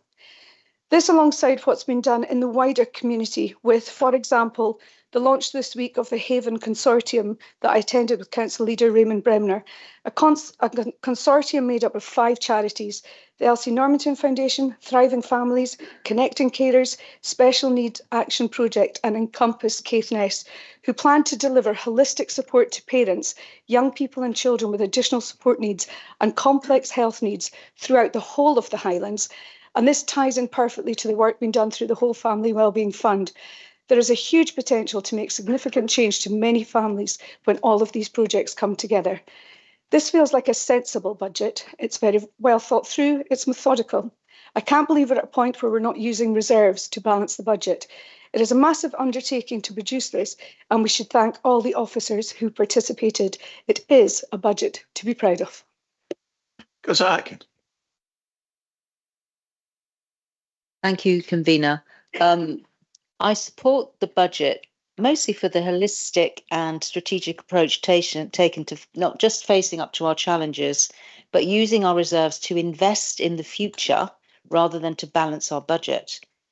So I'd like to thank officers for all their work and their huge amount of patience with us over many, many months. The council being a provider of mid-market rents in parallel to social rents has to be welcomed across this chamber. I mean, I'm beyond delighted about this. I'm absolutely thrilled that we're innovating in this way. Population decline has been referenced, a stark statistic that I remember from a paper, I think back in December 2023, that between 2001 and 2021, Highland's 60-plus population increased by 60.6%, whilst our 0 to 15 age group decreased by 6.7% in the same time period. This is a frightening demographic imbalance. And our housing strategy is the key to sustaining our communities and to underpinning economic growth. The availability of affordable housing will help boost our working age population. We want our young people to have a choice to stay here to live and work or to return here to live and work. Currently, there are in excess of 8,000 people on the housing waiting list. This figure likely goes nowhere near reflecting the unseen demand. Those who just don't bother to put their name and register because they just think, what's the point? I mean, they feel pretty much their lives are stuck. They're stuck in a rut and they can't see a way through. Young working people want and need a start, an affordable rent from which to launch or relaunch an independent life. Mid-market plan and the in-house bus company We're grasping the mettle and doing it for ourselves with an expanded role in the housing marketplace. Yes, it begins with small steps, but I do firmly believe this proposal should give Highland's aspirant younger generation something many have lost in recent years, hope. Thank you. Councillor Cockle.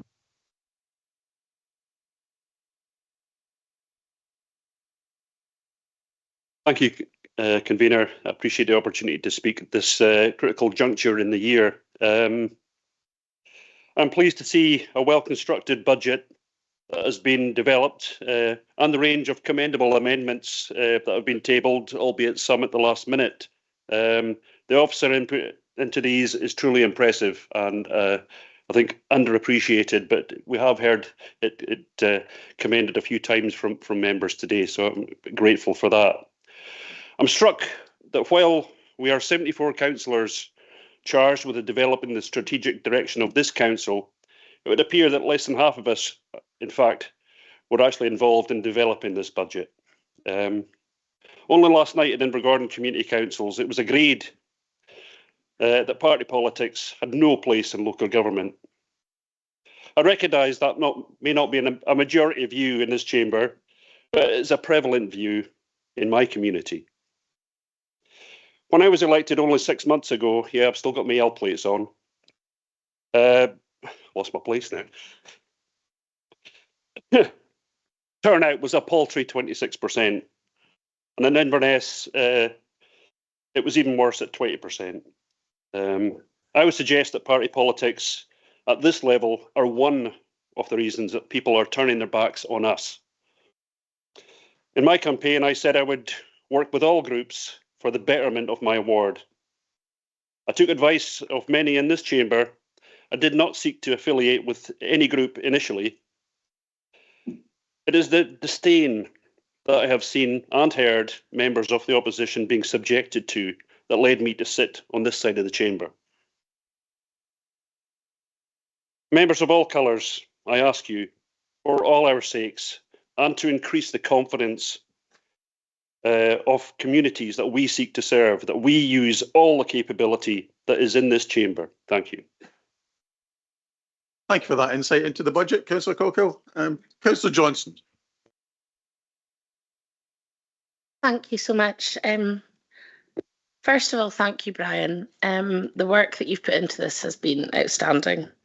And I also want to thank Raymond and Bill and Derek. I think one of the things about the meetings that we've had in the run-up to this budget is that I think our views have been heard, we've been listened to, and we've all taken a really active part in the contents of this budget. And I think that's something that we all should be really proud of in this chamber. And to be honest, this is a budget I think Martin Lewis would be hard to beat.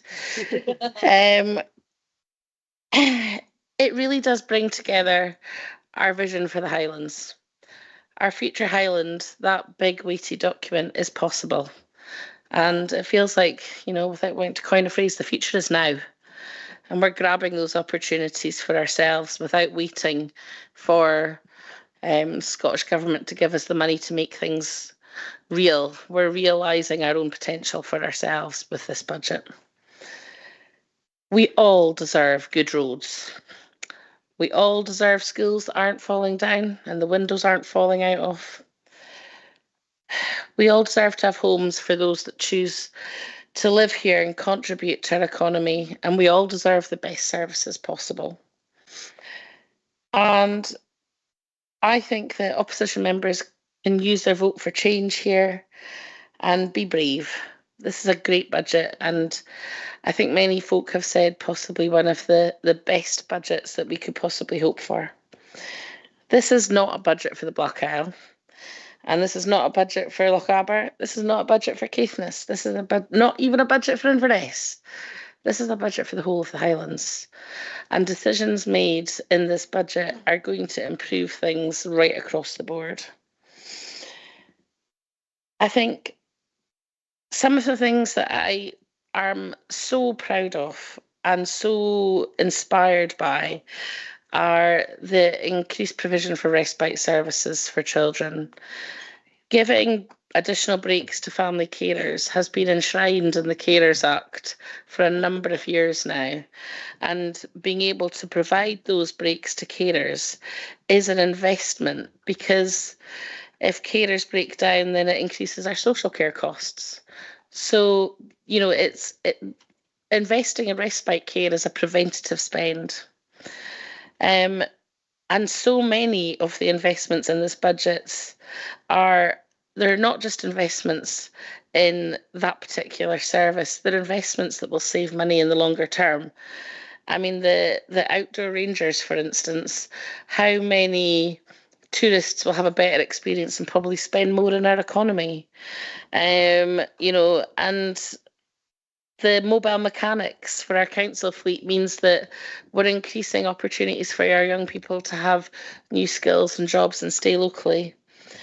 And I do think that the investment in the poverty is the Commission for Poverty is so important, because it's absolutely right. So many for older people, they aren't just not only claiming the benefits that they could be entitled to.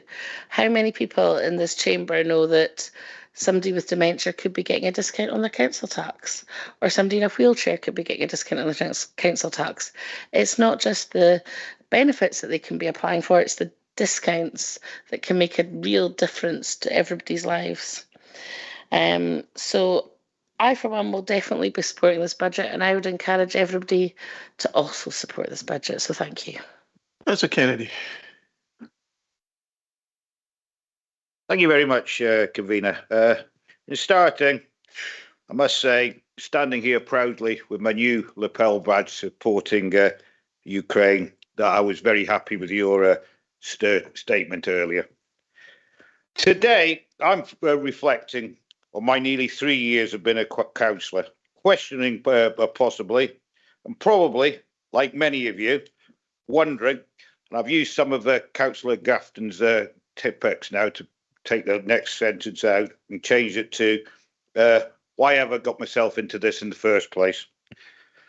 Well, I think I can answer it now. Because I believe now, believe it or not, I've found and discovered over the last 3 years the caring side of myself. I'm sure I'm not the only one in this chamber that has been on the roller coaster ride of frustration on the way the council works. But today I find myself on the crest of a wave, feeling quite excited. And please, I took that step 3 years ago. The last year has seen some exciting times.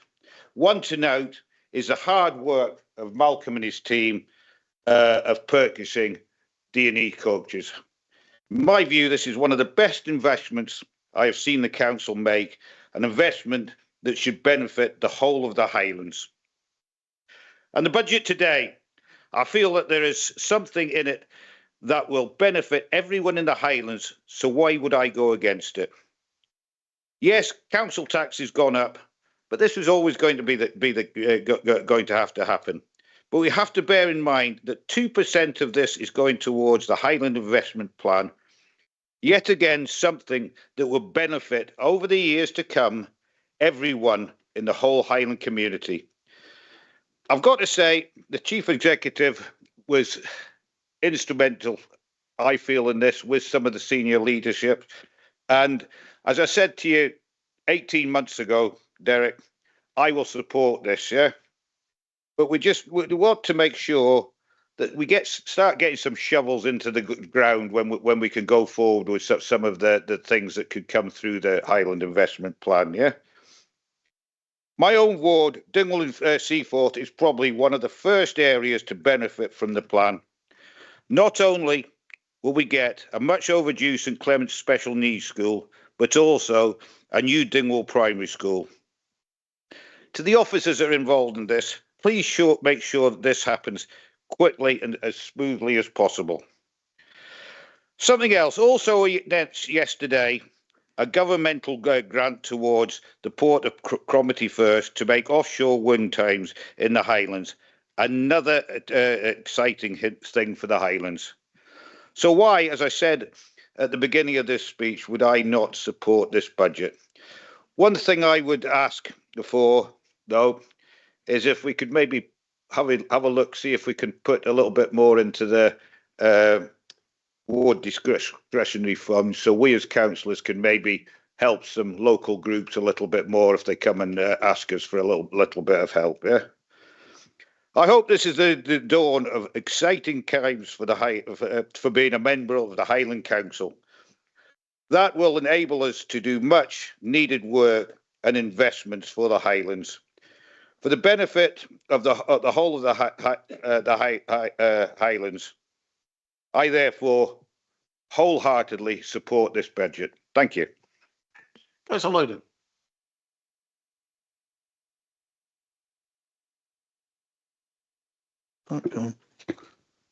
Thank you, convener, and thanks to all the members who've taken part up to this point. I think all of the contributions are positive, well-intentioned, and well worth listening to. I've sat listening to all of this, feeling much happier this year than I did last year.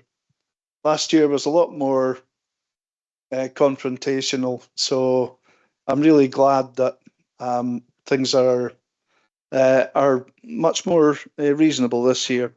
So I was listening to the radio as I do in the morning, and the council leader was on saying and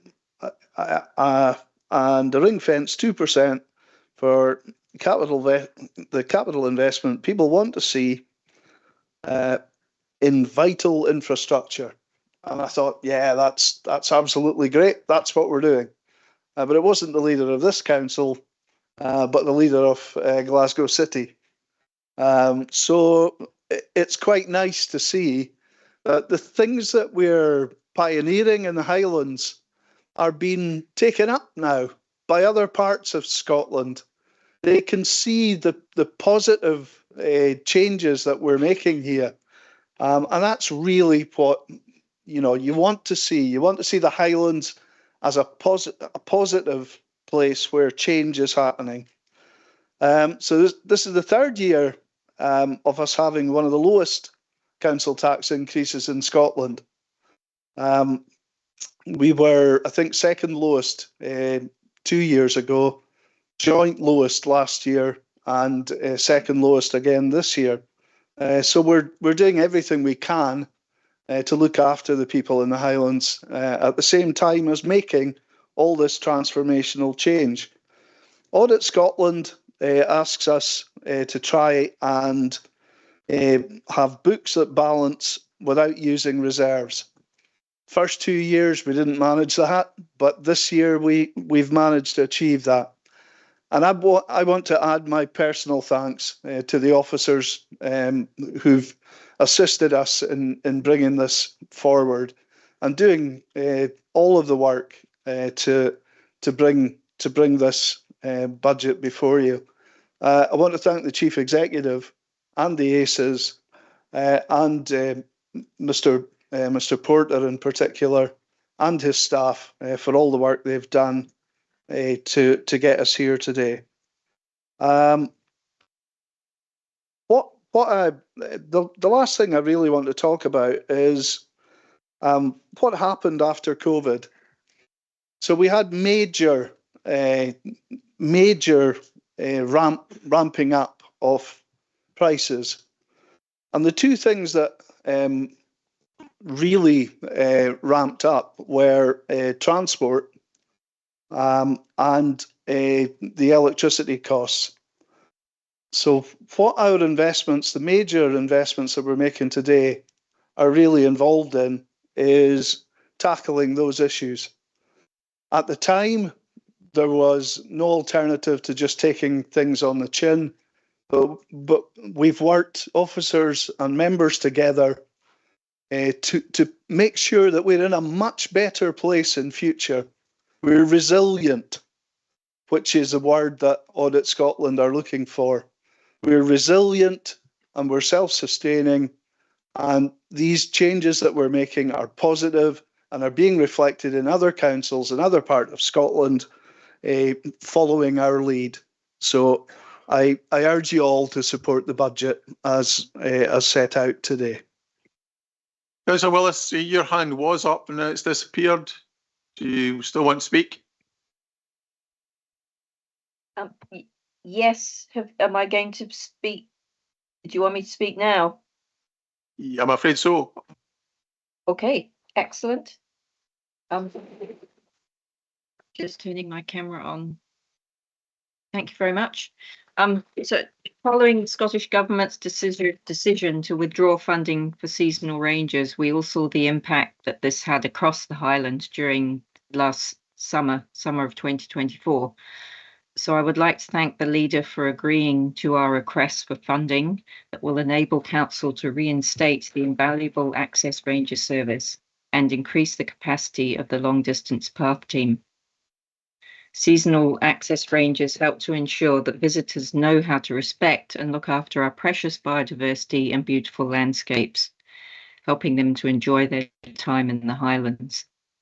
I hope that in the future, the Highland Council's Access Ranger service will be secured with visitor levy funds. With this security, we can then start to build on the Ranger service, develop it further, and introduce, for example, new enforcement powers. This budget also begins the process of reversing the cuts made over recent years that have reduced the capacity of the long distance path team to look after the West Highland Way and the Great Glen Way, ensuring that these long distance routes are properly managed and maintained. Our world-renowned long-distance paths are important visitor attractions and key to building the Highland reputation for slow tourism, where tourists spend time and money enjoying the remote and wild areas of the Highlands, rather than just rushing past in their cars.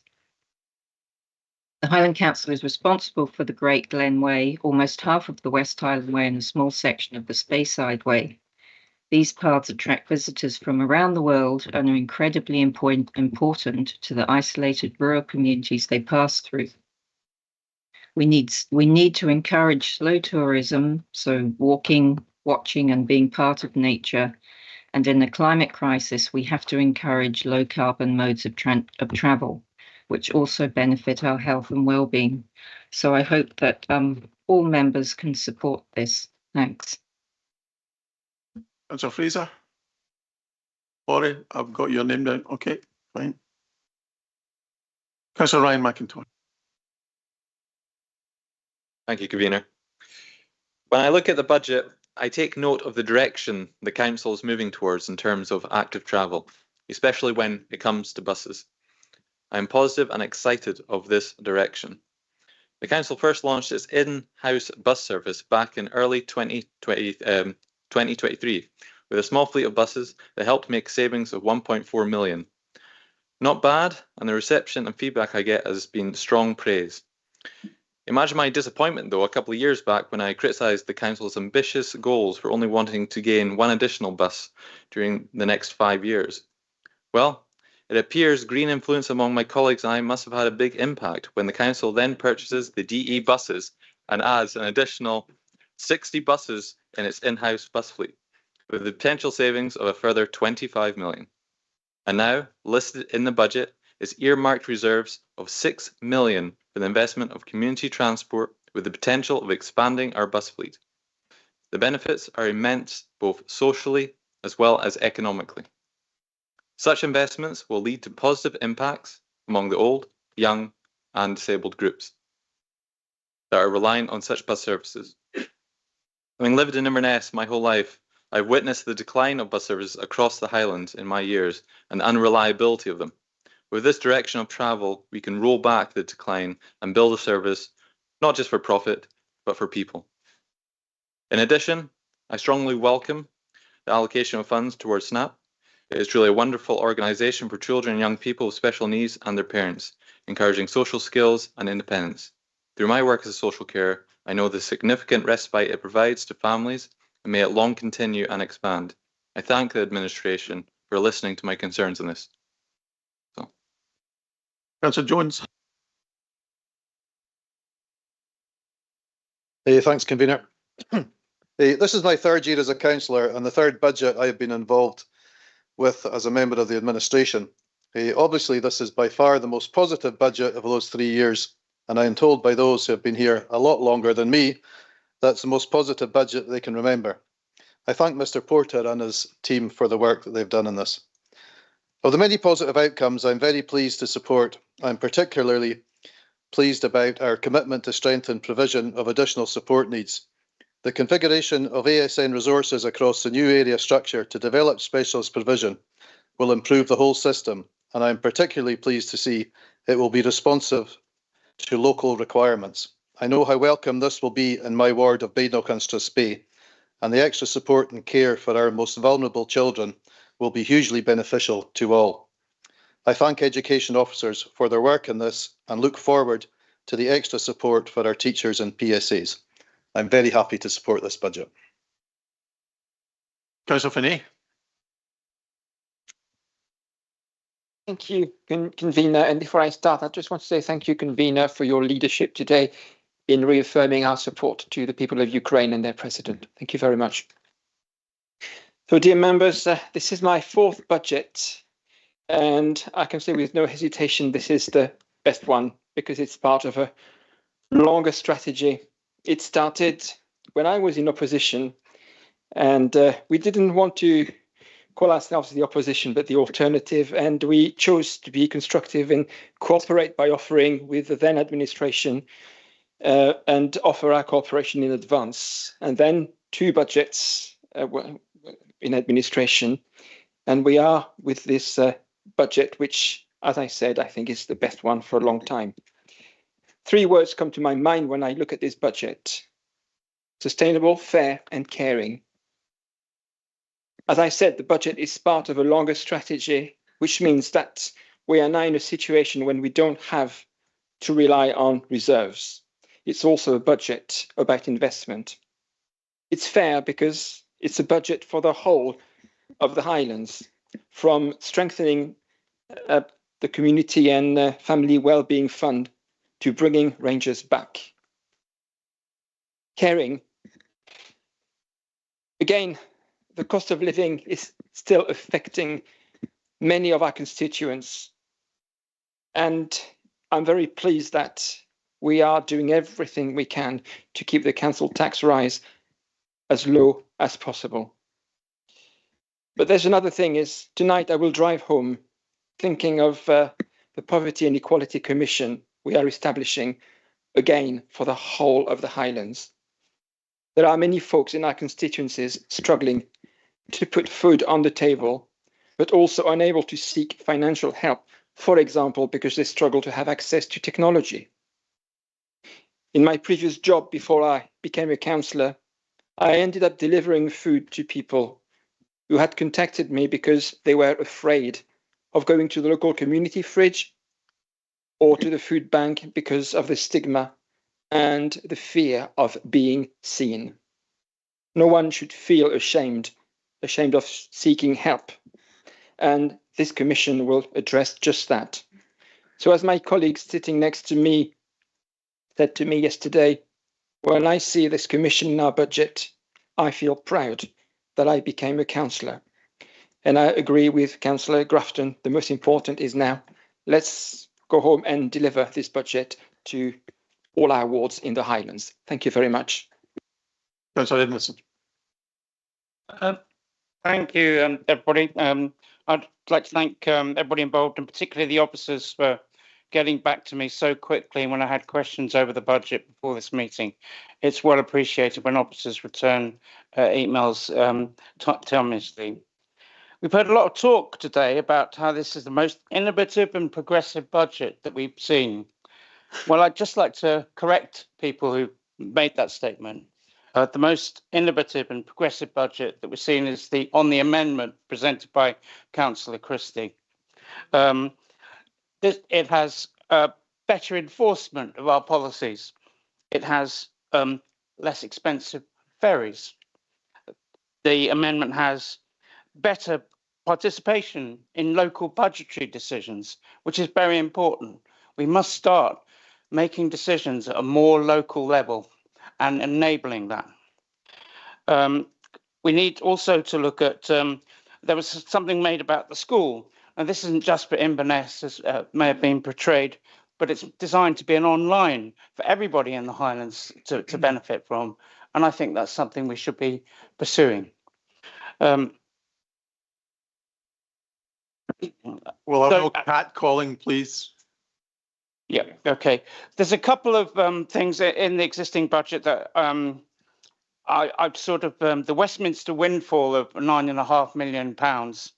I think there could have been better efforts to try and invest further into our waste stream, and so that we can get long-term savings on the amount going to landfill. And I was also pleased to hear that the renewable energy mapping has been budgeted for.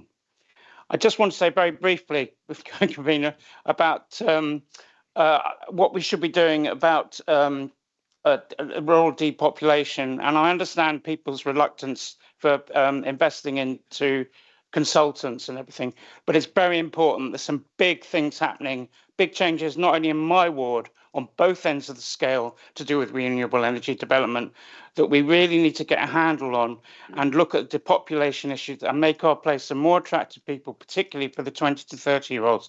It is not just about housing. And we need somebody, a group of people, to take a long-term overview on what is happening to these people. Professor Gregg.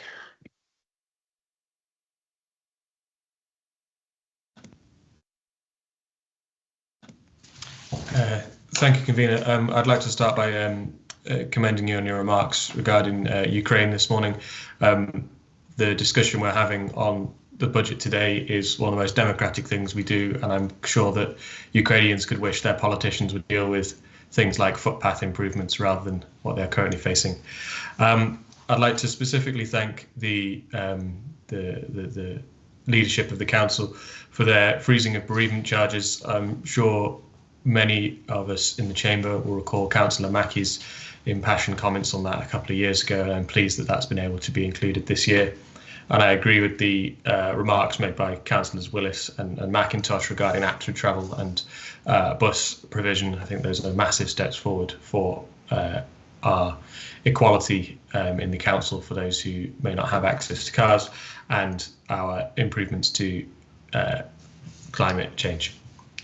I'd like to specifically speak on the Liberal Democrat amendment on the subject lead teachers, which is highlighted as AC4 in the amendments you can see in the chat. There's a universal agreement amongst Education Committee and probably the whole council that attainment in key subjects across the Highlands is not where we would like it to be, and we would all like to see improvements.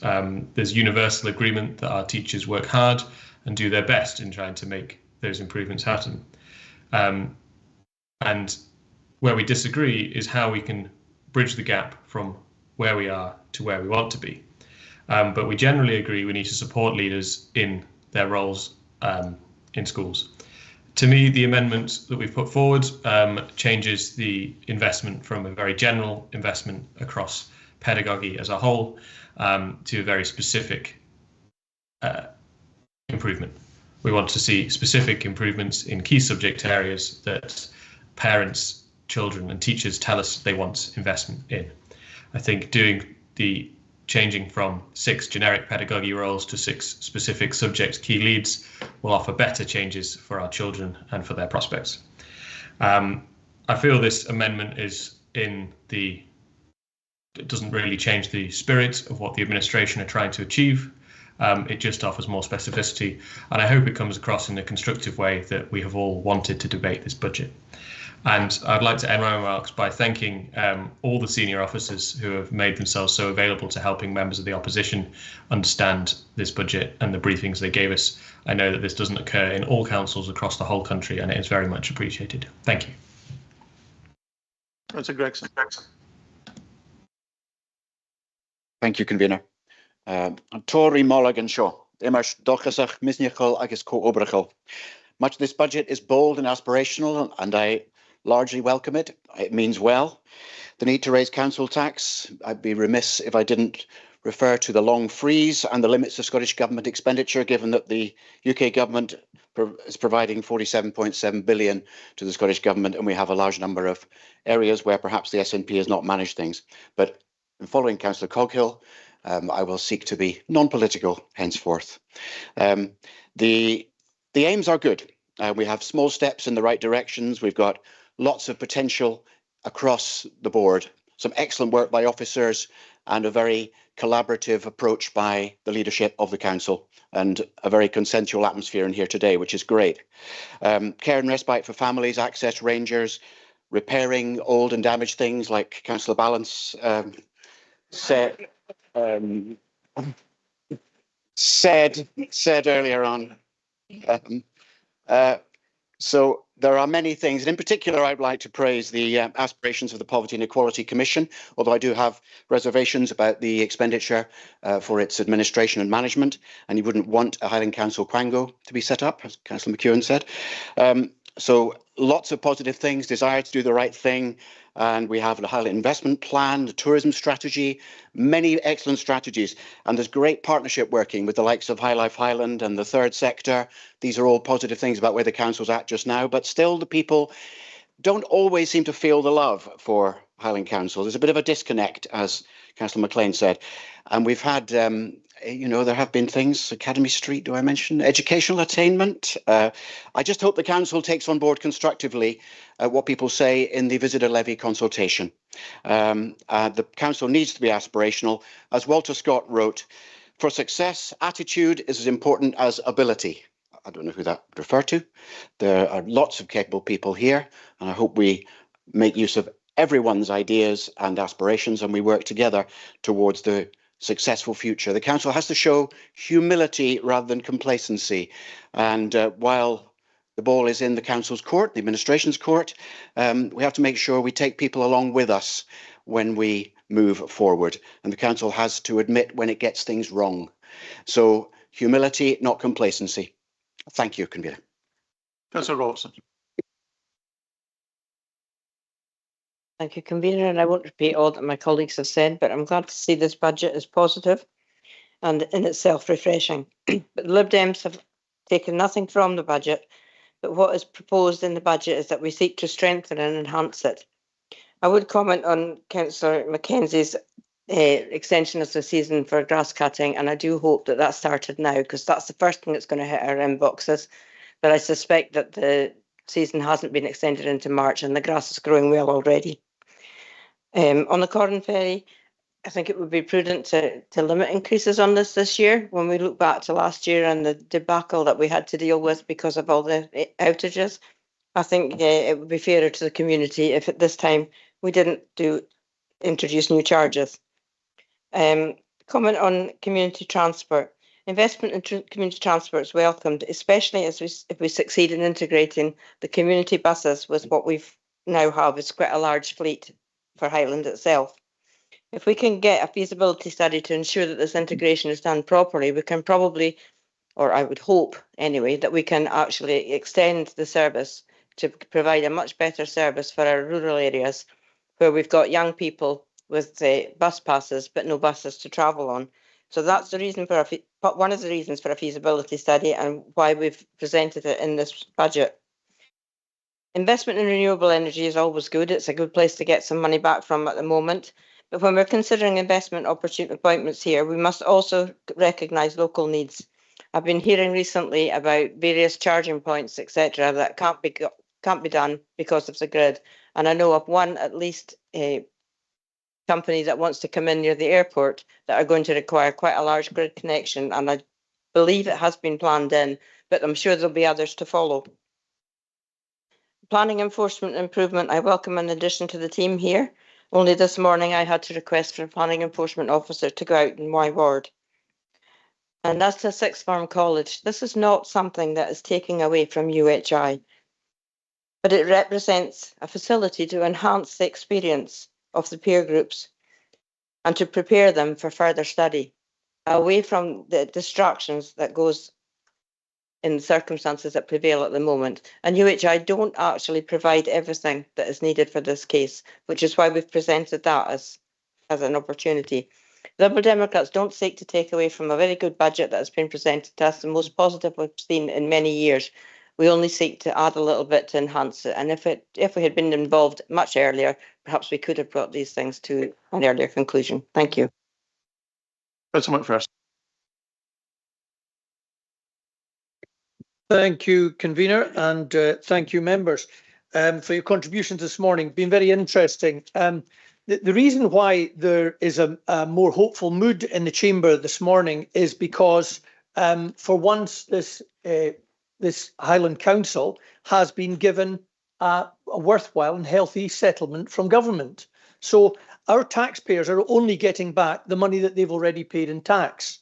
And please don't be confused by, all these comments, oh, this is great. We've got the second lowest council tax in the country. We should be applauded for that. It's not something that I and my constituents will be celebrating, a 7% rise in council tax. Nothing else in their world is going up and their income is increasing by 7%. Pensions aren't increased by 7%. And everything that we're talking about here is wiping out the benefits people had. This is our own money coming back. Why are government giving us this money? Why are government giving us this money? Because they've just seen what's happened at elections. The savvy members of the public recognise when sweeteners are made 1 year out from an election. Do you remember when the then Scottish First Minister, Nicola Sturgeon, made a comment that every play park was going to be revamped in Scotland? And then when the money actually does filter through from government, we've barely got enough money to replace a couple of seats on swings and swing parks. Please don't be fooled by it. And the council tax is an unfair tax. We've heard it from continual Scottish governments for the last 18 years. It's a terrible tax. Well, it's a terrible tax, and it's a terribly unfair tax because unlike other taxes that you see on your payslip, on your PAYE, like national insurance, like income tax, you're being taxed on money that you've already been taxed on when you pay it, when councils are giving this as an opportunity to tax the public. So they're being taxed doubly. It needs to be revamped and it needs to be looked at. So why is it good that we're double taxing people? The public who elected us and look to us for to best represent them, they want to see efficiency savings. They want to see improvement in the delivery of public services. And last year we told them about how wonderful it's going to be, the amount of money we're going to spend on the roads, and we're asking you for a big increase in this because we're going to do that. But yet in my own ward, it takes 7 attempts to fix a pothole outside Simpson's Garden Centre. What is that costing this local authority for the inefficiencies? We've heard about some of the inefficiencies. They will not accept when money is squandered, when they see the fact that, this council said, oh, it was just, we found a funding stream. Every time this council gets money from a funding stream, be it from a partner agency, it's the public's money coming back to us. Okay, so it's not new money. Oh, it's not cost the Highland taxpayers. Well, it has indirectly because it's our money that's gone off to the Treasury, that's come back. It's like a tug of war, as I've said here before, to bring it back from the Treasury, to get it back up into Scotland and to get it from Edinburgh to here.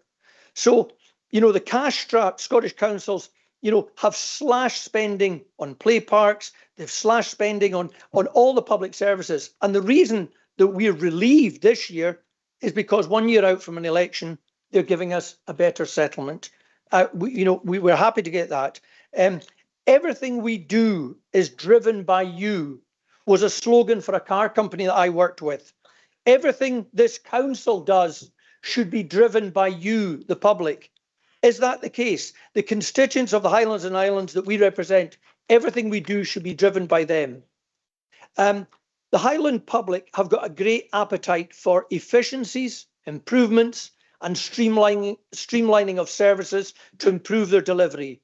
They have not got an appetite for the wasting of their public money, and we need greater efficiency. So when they see headlines like Highland Council have overpaid staff who've left this organisation by some £800,000, when they hear that £750,000 has been squandered on a failed option on Academy Street that wasn't properly consulted with the public and the business community, they can't take delight in this. So this budget does correct some enforced cuts to services in previous financial years, but members, it's not the new norm. Yes, we have to take the money when we get it. It's certainly not the new norm. Money is the root of all progress, and money makes the world go round, and it certainly makes our world for our constituents go round. So I'm pleased with what's on offer, and for the interest of collaboration, I'll not be putting forward amendments. I will listen to the rest of the debate. Thank you. Councillor Cameron.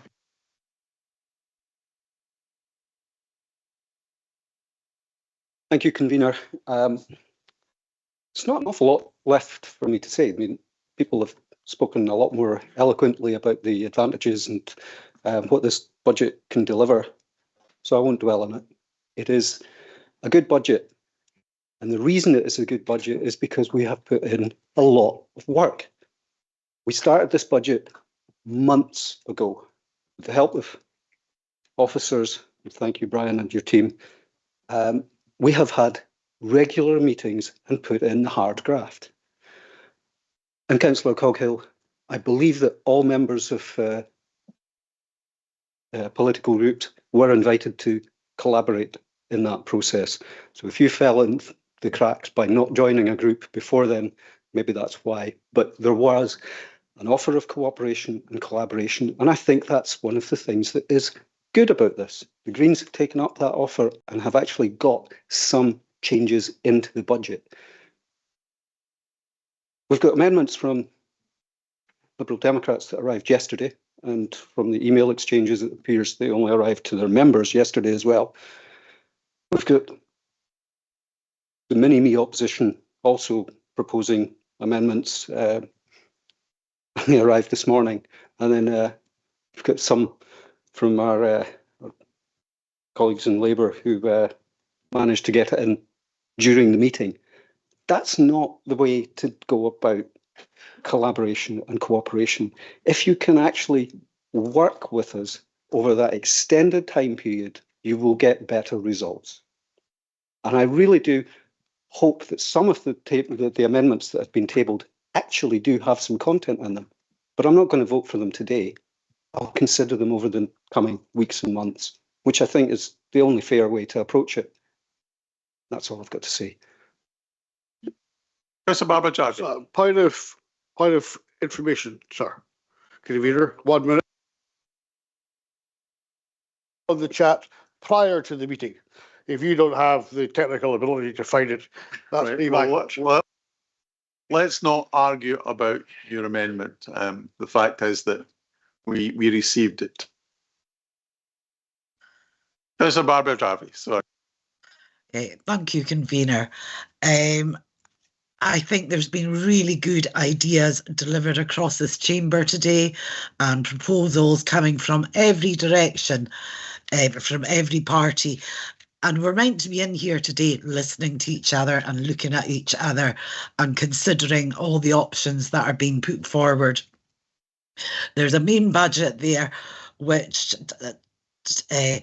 contains a lot of ideas that have come through committees like the ASM provision. So glad that that's been listened to and taken forward, and really interested. I think the main thing today is how everyone's putting forward educational ideas and things to support our teachers and our children. And, you know, Councillor Stewart's put forward a budget that actually enhances the main budget, and it will maximise benefits because it's got more efficiencies in it, but delivers more for less cost to the public person. We live in Highland where the cost of living is higher. It's always going to be higher with fuel and food costs. Our council tax should be lower to the Poverty Commission. I don't know, we already have fabulous services with CAB, and I would hate to see their funding ever reduced, because they are really well trained and utterly professional service that are delivering this, and there's other services in there. Yet your poverty, how long is it going to take to train up staff? I would give the money to the likes of CAB and these other outreach services that currently know that we all know they are working well. But with a lower council tax, you would have less people needing to apply for benefits in the first place. The equality put forward with the free school meals, you know, that's a really equal way to go, and it actually addresses a council target of attaining higher uptake of school meals. This is how the proposal from Councillor Stewart is truly enhancing hand in hand with the main budget. It's really, along with other ideas that are coming across the chamber, and I really hope that everyone looks at all the proposals that are coming forward quite seriously to see what could be added in there. And the cutting down on the fleet put forward in Councillor Stewart's budget. In the main budget, there's the use of active travel and the bus strategy. Why aren't we using the buses more?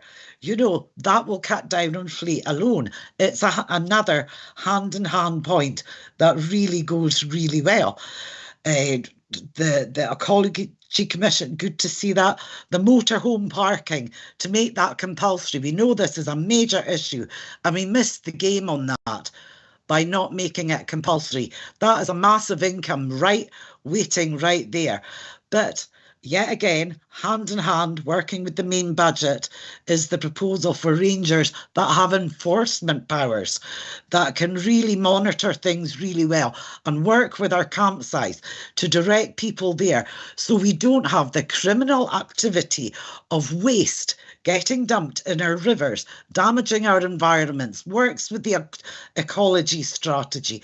It's a wider picture we need to look at, and for all these points, I think we've delivered a really good budget and a massive amount of work with Councillor Stewart and the officers that have supported us and advised us on taking these ways forward. And I will 100% be supporting that. Thank you. Rees. Thank you, Convener. I've been slightly puzzled this morning because these two fine gentlemen in front of me who represent a particular party at Westminster have not made more of their government's generosity, which is why, to quote Councillor Cameron, it's not just the hard work that's gone in, but it's also because there is some extra money to spend this year. And as many have said, and I completely agree, there's some excellent parts of this budget. And I suppose I have a sort of small test, really. I think quite a few opposition councillors have been, to quote Councillor Johnston, quite brave in commending the budget, and maybe they've gone out of their way to say there are a lot of good things in the budget. And I would agree, and I particularly draw attention to the speeches by Councillor Graham Mackenzie and Ken Gowans, who I thought were some of the most measured speeches I've come across. So there's always a catch in these things. My little gentle challenge is that surely, when so many members of the opposition have rightly applauded many parts of this budget, surely there must be some parts of the amendments put forward by the Leader of the Opposition and Councillor Stewart. There must be some there, surely, that must be worthy of consideration. And Lindsay said it would be brave for members of the opposition to just agree with the administration. I think I would turn that around and say, I mean, the administration have the numbers, you are going to win today. It would actually be braver for some of you to perhaps consider some of Alistair's amendments or Rose and think, actually, there's something in them. And please don't just say not today, but some other day. You could actually do this today. It's just a thought. The Leader of the Opposition also used the word unprecedented. It seems a long time ago at the start of today's proceedings. I broke down 2 ticks against that, and 2 ticks also for the word depopulation. And I don't think I've heard the administration mention depopulation as many times as has happened today. And that is also encouraging. Again, there's another little catch. I think the issue of the roads budget was slightly glossed over. Correct me if I'm wrong, but my general understanding is for the last 4 or 5 years, the roads budget has roughly bumped along at about the same level. And it started off some years ago when the previous administration raised council tax by an additional 1.84% to raise an extra 20 million. But we there's no point sort of arguing over split straws, but it's roughly the same, and it's not enough. And certainly people in Caithness would be fairly astounded if they heard the fact that, actually this is a good news story, because it's not. A good news story is the respite situation. And again, without wishing to sort of sour the cream, we're actually more or less just getting back to where we were before, but it is good news. The word unprecedented could also be used in a much wider context, and I too support the convener in his comments at the very beginning of this meeting about Ukraine. If you look at the news that's been coming in even this morning, it is most certainly unprecedented. The Department of Work and Pensions talking about cuts of up to £5 billion, the defence situation, which has changed even while we've been in this meeting this morning, and Italy, after 40 years of a non-nuclear policy, suddenly saying nuclear is back on the agenda. And really, I suppose that whole debate about net zero and renewables and small modular reactors, which Councillor Mackie and Councillor Gunn will wholeheartedly support me on, that is another debate that is coming back really rapidly to confront us. And that summed up means there is financial risk and uncertainty. And thinking about our level of reserves, I am glad they are where they are, but I think there's a need looking to the future, and this is to do with future budgets, to plan really, really urgently for what may be coming down the line in terms of drastically changed budget outlooks, which will probably mean that some of the nice to do things may have to be sacrificed. So I'm sorry to finish on a sober, cold note, but I don't think we can afford to ignore that. On the Poverty Commission, yes, perhaps, but perhaps beef up CAB and all the third sector agencies, some of which are struggling. That money might be better spent with them. It's just a thought. And just to finish with, I say again, I say it and I mean it, it's a good budget. It really is a good budget. But there's also some good stuff in the suggestions from the Leader of the Opposition and from the Conservative group. And just to dismiss them, if that is the intention out of hand, I think that would be going against the spirit of today's meeting. Thank you. Councillor Hendry.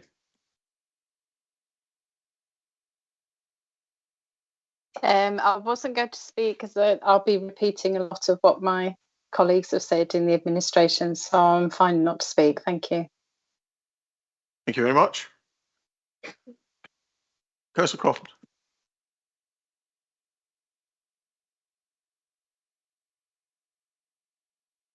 Thank you, thanks. I can't help but look at this through the prism of education, and there are many parts in the budget. There are big parts of the Lib Dem amendment and of course Labour.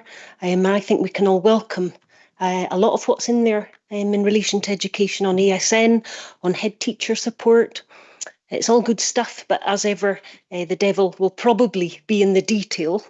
But anything we can do to improve our rankings, schooling in the Highlands, I absolutely welcome that, and it's massively needed. But the game changer for education is in fact contained in the Conservative amendment. And it's that part which proposes free school meals for every primary school pupil. It's not a flash in the pan, it's fully costed, it does not dip into reserves, and a massive thanks to young Councillor Stewart and all of the hard-working officers who have helped him to get that proposal fiscally prudent and put on the table today. So to be crystal clear, it is a fully funded, fully costed proposal for free school meals for all primary school children. I don't want that to get buried in the hundreds of pages of detail that we've all been asked to consider today, because it's too important. It will do so much for those who are struggling, and it delivers, we think, a £40 per month cost saving to families.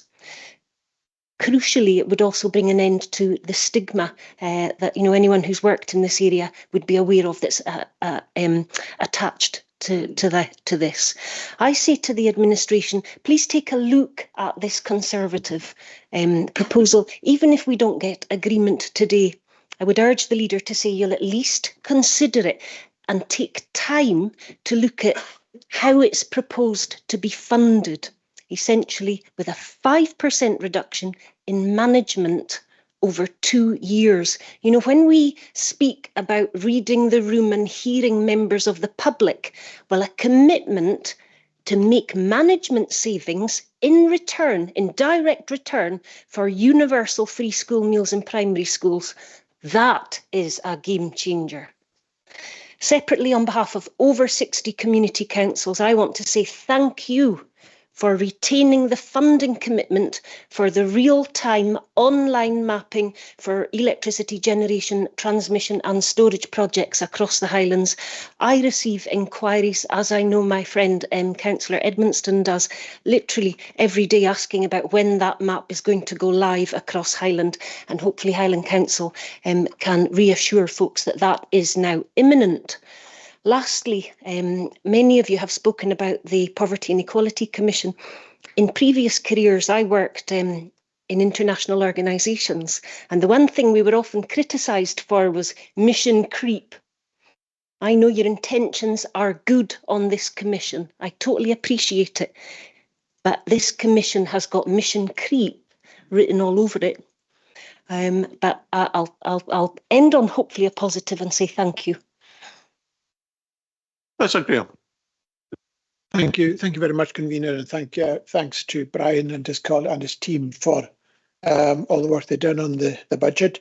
I think when you go to the council website to report a problem, there's a bit that asks you for 3 words for the location, and I find that quite difficult. But today, I think the theme has been just 2 words within the council, and the 2 words that come to mind for me in particular was climate change. I think the climate has changed in the way in which we discuss things within Highland Council. And I think, for example, a couple of weeks back, we discussed the council house rents here.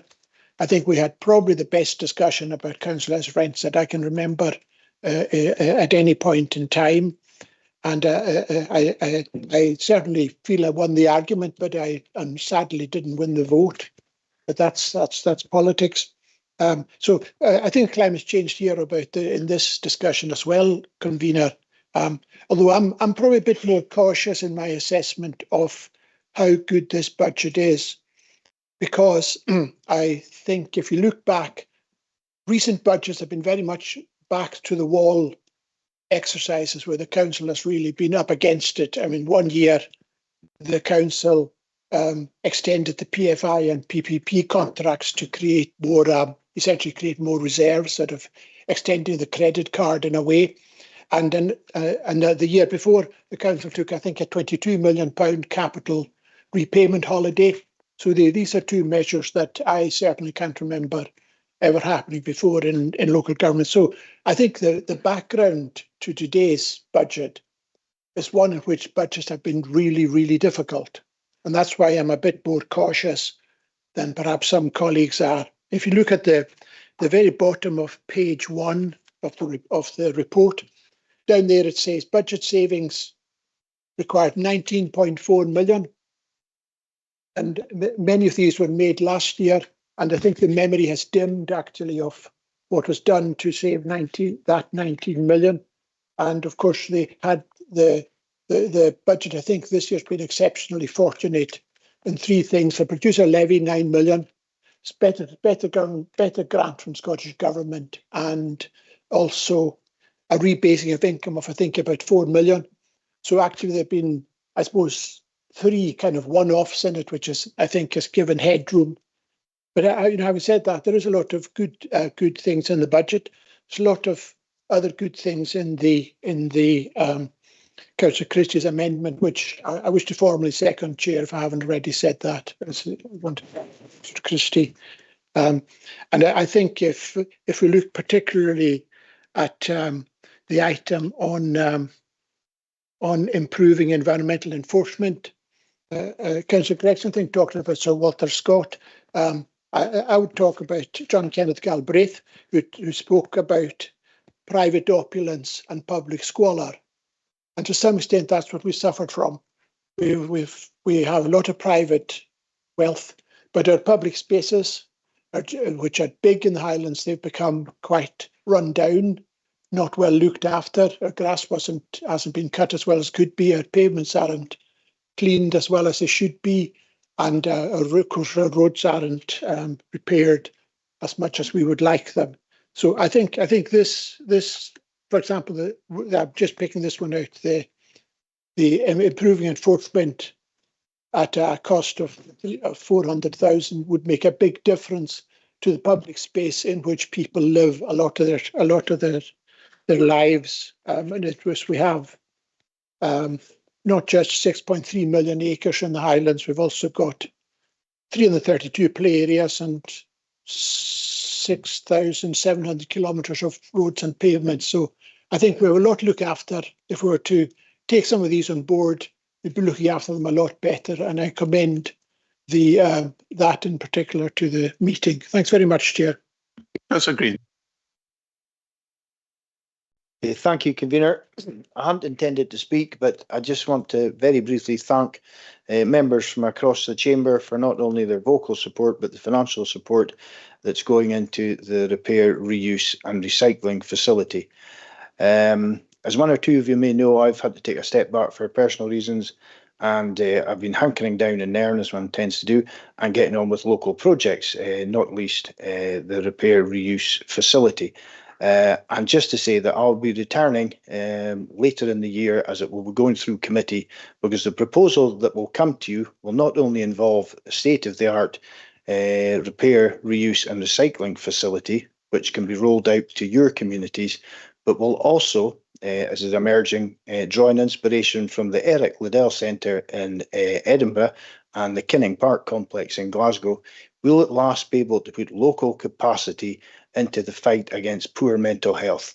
And it's a very exciting proposal that's coming forward. So thank you for your support. Councillor MacDonald. Thank you, Convener. This is the very first time I've been here in the Chamber when the budget's been debated, and I'm quite pleasantly surprised with the amicable way that it's actually been conducted today.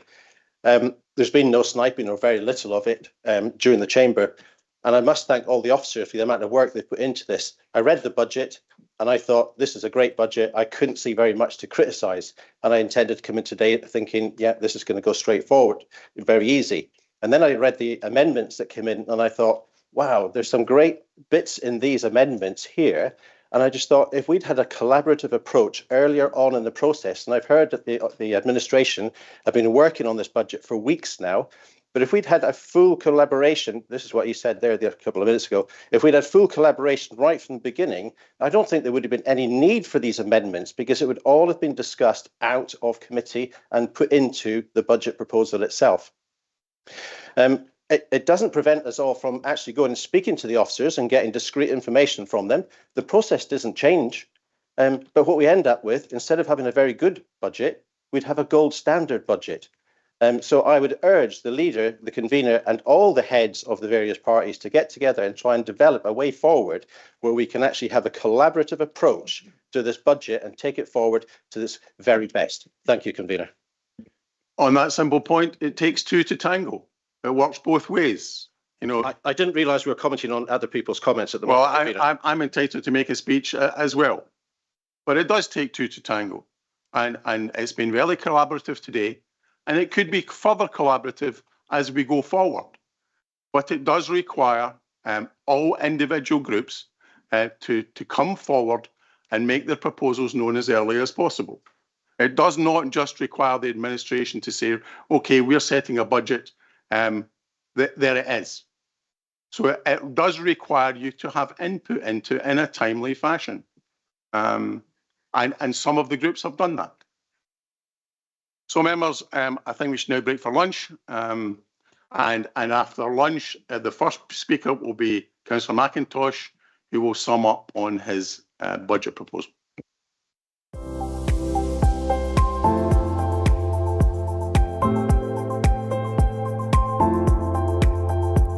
As part of our 3-year budget plan, we decided to prioritise protecting jobs and sought to develop ways of increasing our income.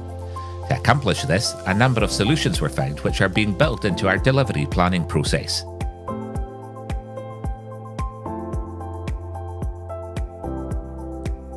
The Highland Council has fully implemented the additional discretionary powers we receive from the Scottish Government to increase council tax charges for second homes and long-term empty properties.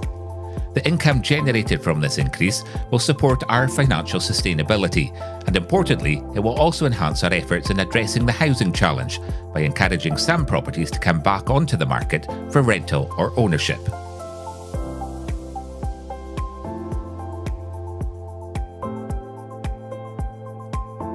We're working closely with Skye businesses to ensure future income from tourism and improving the visitor experience.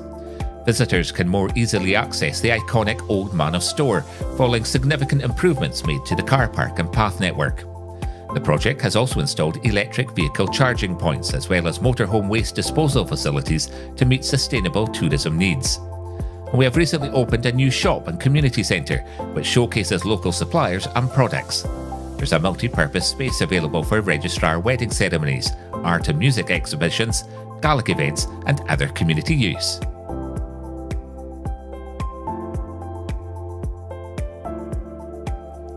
We are developing our fair charging and commercialisation strategy, policies and practice when levying fees and charges, which will help contribute to the sustainability of council services. The review of these fees and charges set by the council were informed by our Have Your Say and Tell Us More public engagement exercises as part of the 2024-25 budget process. It is anticipated that the council will look to implement a visitor levy in 2026. The final decision on its implementation will be made following a public consultation as required by legislation.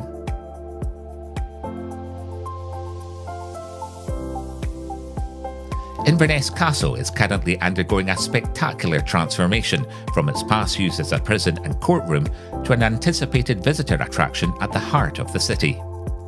The project aligns with our commitment in helping Highland businesses to grow and foster regional economic growth. By supporting local businesses, we can make sure our communities directly benefit from the castle's restoration. These projects show some of the creative ways we are generating income. Of course, we're not stopping there and have plans being developed to bring forward more schemes for unique visitor experiences, enabling us to be more financially viable and sustainable in the future.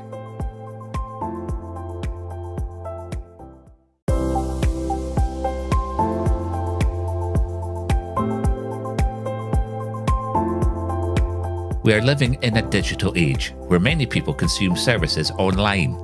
There's therefore the expectation from consumers that organisations provide an online experience that is quick and accessible.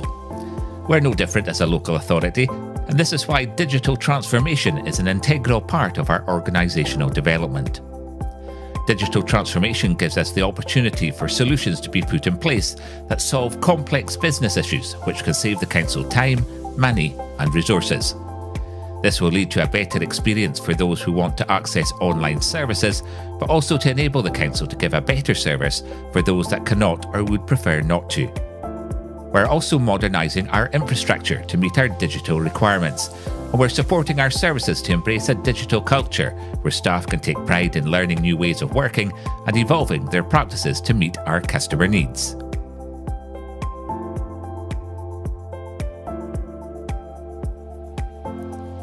We are elevating our customer experience standards with people at the centre of what we do. By listening to our communities and staff, we know we need to deliver services including using digital technologies to meet the changing needs of our customers.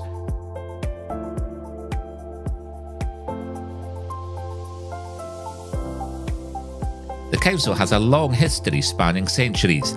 Many of our land and building assets are recorded in several older registers, including deeds dating back from 1617 and some written in medieval Latin. Utilising existing digital technology, Terra Tracker pulls all of this information together into one map-based system to make us more efficient in our operations and management of these assets.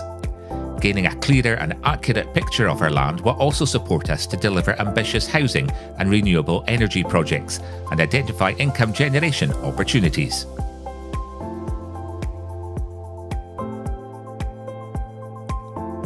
We are reducing the number of levels of senior leadership and streaming structures to align with services. Our future operating model will align management structures to geographical areas with a hub and spoke model for delivering local services. This work will help to better serve communities in new ways by clustering services near to people across Highland.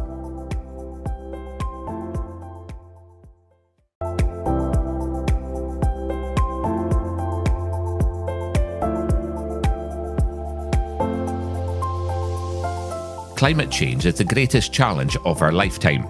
Severe weather and climate impacts are already affecting communities across the Highlands and our service delivery. We've experienced an increased frequency and severity of flooding, landslides and wildfire events, increasing the need to build climate resilience and sustainability.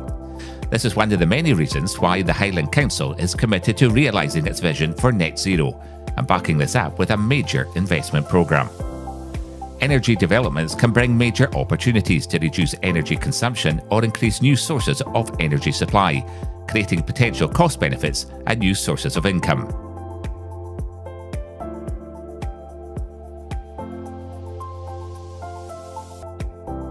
We set out a vision of Highland in our Future Highland programme as a centre for global renewable energy by capitalising on our immense natural resources to deliver alternative energy solutions, including developing solar, wind and wave solutions.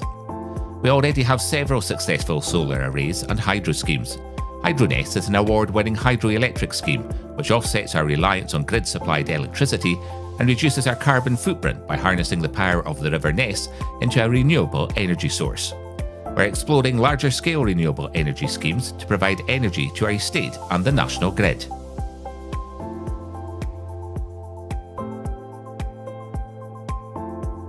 Affordable energy is crucial to Highland, with energy efficiency and heat decarbonisation bringing a wide range of benefits to households and businesses. We're working to reduce energy costs by changing behaviours through new ways of working, as well as becoming more energy efficient. Our offices and depots need to be fit for purpose to save money and deliver on our net zero ambitions at the same time.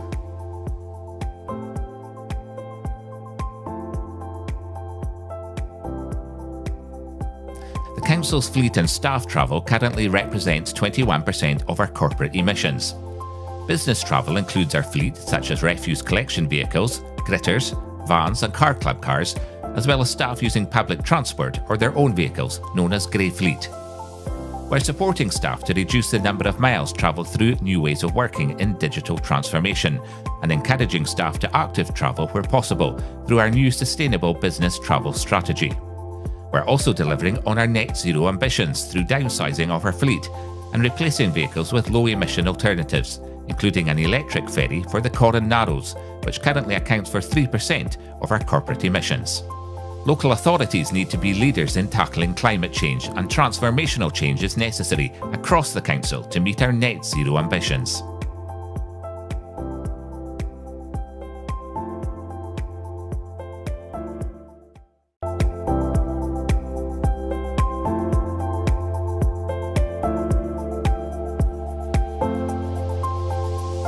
Our vision is to enable everyone who requires some kind of support to live independently and well in their own communities for as long as possible.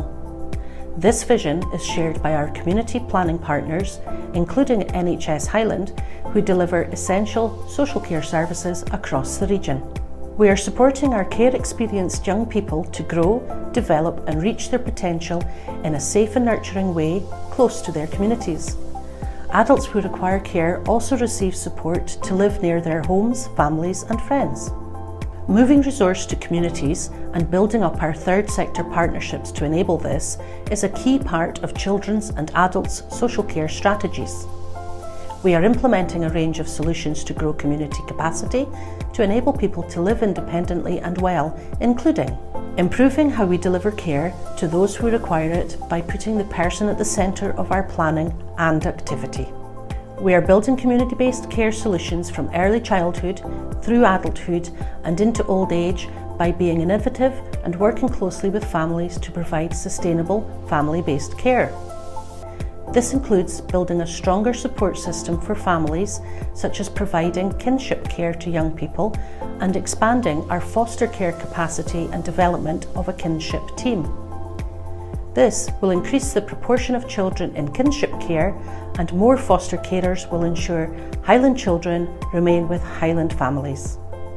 As part of our joint strategic planning for adults, we will continue to provide for people in need of support and find sustainable local solutions, including suitable accommodation.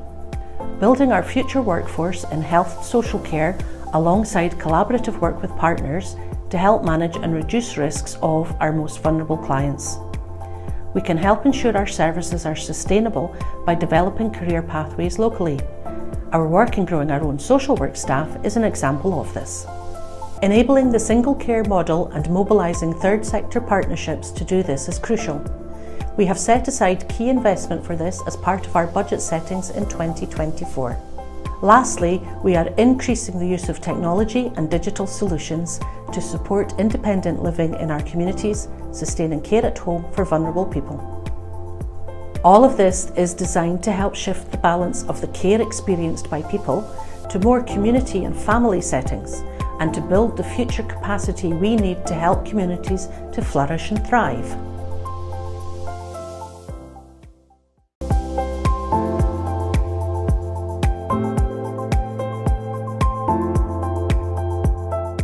The Highland Council and our public sector partners are working together to take a place-based approach to mapping assets. We are deciding which ones we need to sell or repurpose, which ones we need to commit to keeping, and which ones need to be replaced with new builds. We have established a £2 billion Highland investment plan over the next 20 years to address our challenges, so we can change for the better the complex asset map we have.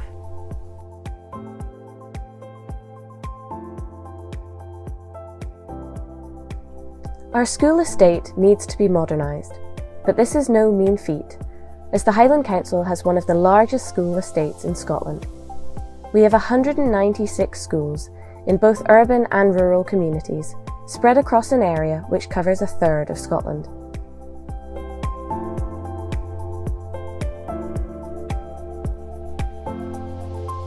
We also have a commitment to reduce our asset footprint and retrofit those buildings we are committed to keeping, making sure they are of a high standard for staff and customers, ensuring energy efficiency as well. This is being done with key partners as part of a single public sector estate. The Council has an ambitious investment programme being developed to ensure we are continuing to address issues around the condition of our buildings. But crucially, plans are being brought forward to ensure that a much more integrated community offering is provided through the creation of a new generation of community facilities, which we are calling points of delivery. By co-locating other functions and partner services to come under one roof, we can shape locations into a central hub of service provision and support. Work is being progressed to support them with a new operating model.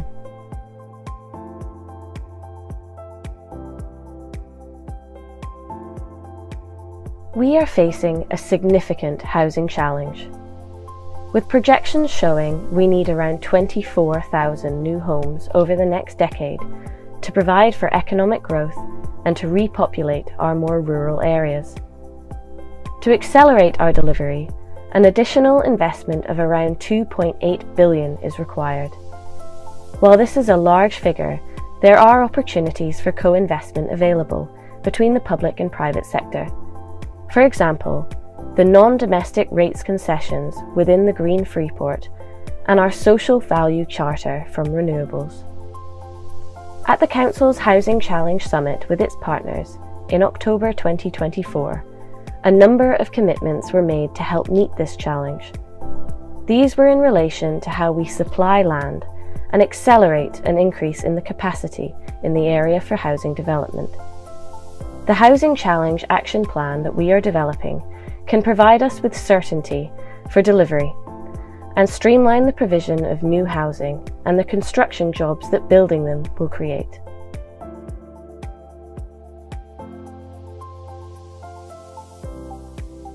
We have a considerable transport network which stretches into over 4,000 miles of road and 1,000 miles of footpath.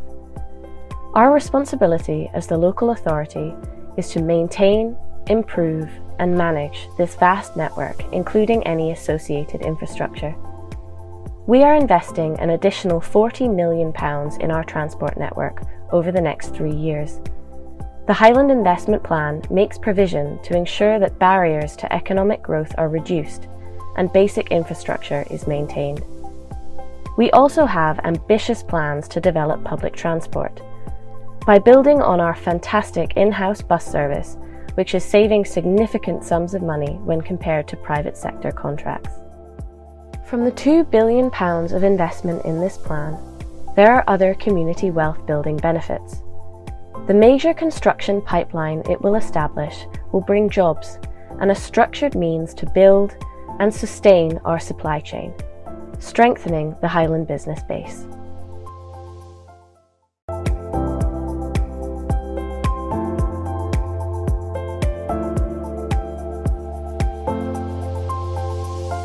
To meet the twin challenges of sustaining our working age population and seizing the amazing economic opportunities available here, we have created a comprehensive plan to build the future workforce that Highland requires. This involves reaching into schools and building more effective partnerships with private and state sector employers, trainers, colleges and universities. We will engage with industry and business sectors to create jobs and pathways towards sustainable employment, being led by the demands businesses have for workers. As part of this, we will create employer skills boards, and attracting new talent is a priority of this work. We will align the school curriculum towards the economic opportunities available, building on our existing practice. Together, we will provide support and opportunities for those furthest from economic achievement and success in the labour market. This means creating a single gateway to jobs for those who need them and enhancing supported employment. We are building schemes to recognise employers' achievements in improving the economic conditions for workers. One example is our employer charter, which provides recognition for businesses which support fair work, contribute to the local supply chain and support the workforce for the future strategy. Lastly, we are expanding our plans to make sure that young people benefit from opportunities to learn, including through digital delivery, to meet the challenges across our diverse geography. Together, we are building a workforce for the future to accomplish sustainable economic prosperity and success in Highland.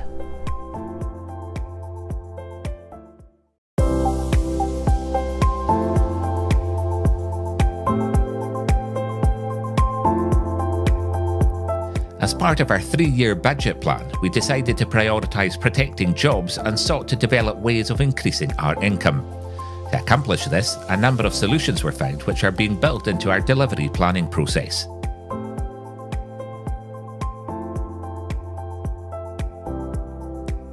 The Highland Council has fully implemented the additional discretionary powers we receive from the Scottish Government to increase council tax charges for second homes and long-term empty properties. The income generated from this increase will support our financial sustainability, and importantly, it will also enhance our efforts in addressing the housing challenge by encouraging some properties to come back onto the market for rental or ownership.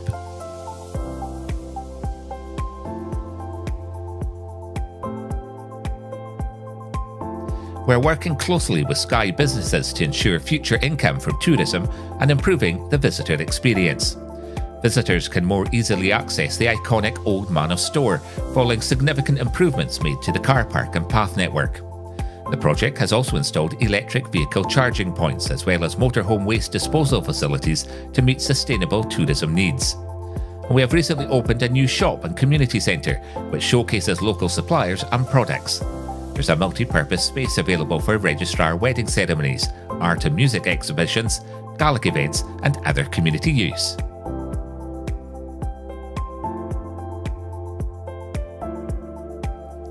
We are developing our fair charging and commercialisation strategy, policies and practice when levying fees and charges, which will help contribute to the sustainability of council services. The review of these fees and charges set by the council were informed by our Have Your Say and Tell Us More public engagement exercises as part of the 2024-25 budget process. It is anticipated that the council will look to implement a visitor levy in 2026. The final decision on its implementation will be made following a public consultation as required by legislation.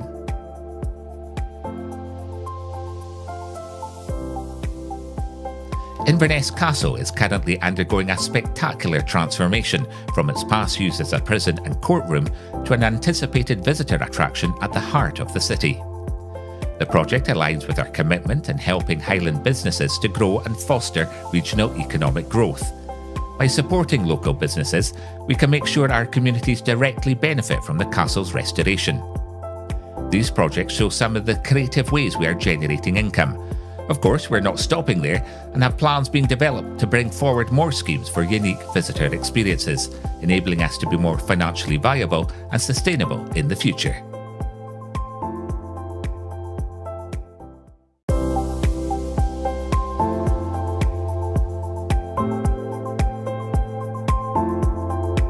We are living in a digital age where many people consume services online.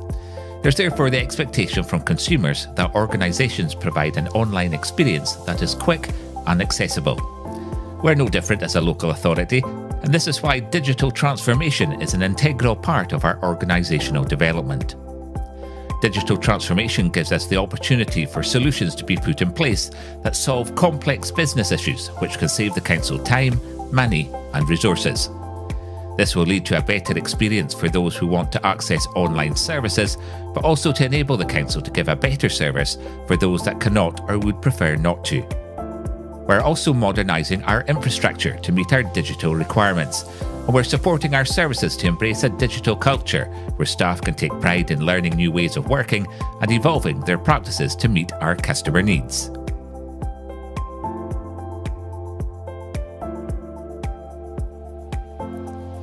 We are elevating our customer experience standards with people at the centre of what we do. By listening to our communities and staff, we know we need to deliver services including using digital technologies to meet the changing needs of our customers.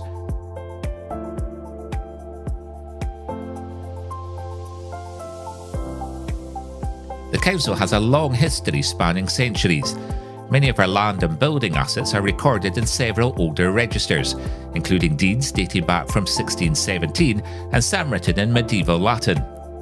Utilising existing digital technology, TerraTracker pulls all of this information together into one map-based system to make us more efficient in our operations and management of these assets. Gaining a clearer and accurate picture of our land will also support us to deliver ambitious housing and renewable energy projects and identify income generation opportunities.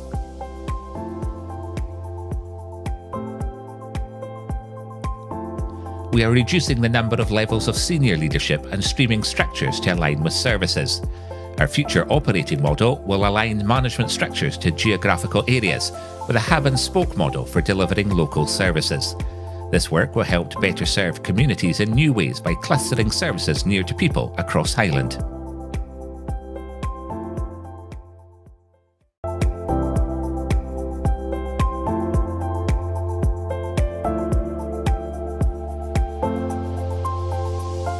Climate change is the greatest challenge of our lifetime. Severe weather and climate impacts are already affecting communities across the Highlands and our service delivery. We've experienced an increased frequency and severity of flooding, landslides and wildfire events, increasing the need to build climate resilience and sustainability. This is one of the many reasons why the Highland Council is committed to realising its vision for net zero and backing this up with a major investment programme. Energy developments can bring major opportunities to reduce energy consumption or increase new sources of energy supply, creating potential cost benefits and new sources of income.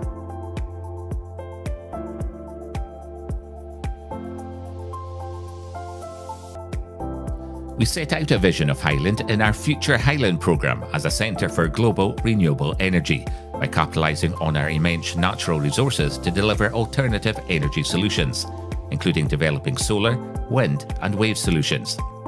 We already have several successful solar arrays and hydro schemes. HydroNest is an award-winning hydroelectric scheme which offsets our reliance on grid-supplied electricity and reduces our carbon footprint by harnessing the power of the River Ness into a renewable energy source. We're exploring larger scale renewable energy schemes to provide energy to our estate and the national grid.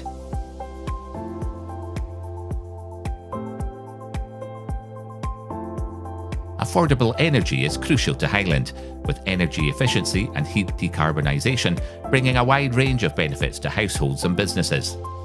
We're working to reduce energy costs by changing behaviours through new ways of working, as well as becoming more energy efficient. Our offices and depots need to be fit for purpose to save money and deliver on our net zero ambitions at the same time.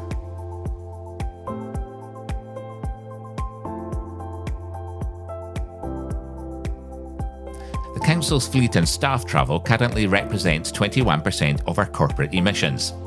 Business travel includes our fleet, such as refuse collection vehicles, gritters, vans and car club cars, as well as staff using public transport or their own vehicles, known as grey fleet. We're supporting staff to reduce the number of miles travelled through new ways of working in digital transformation, and encouraging staff to active travel where possible through our new sustainable business travel strategy.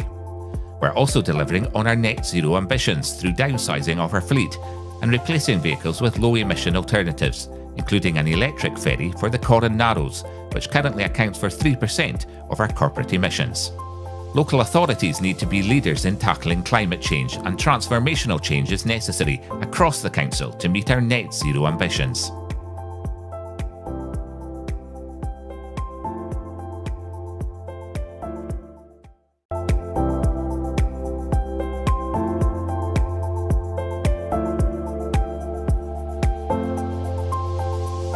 Our vision is to enable everyone who requires some kind of support to live independently and well in their own communities for as long as possible.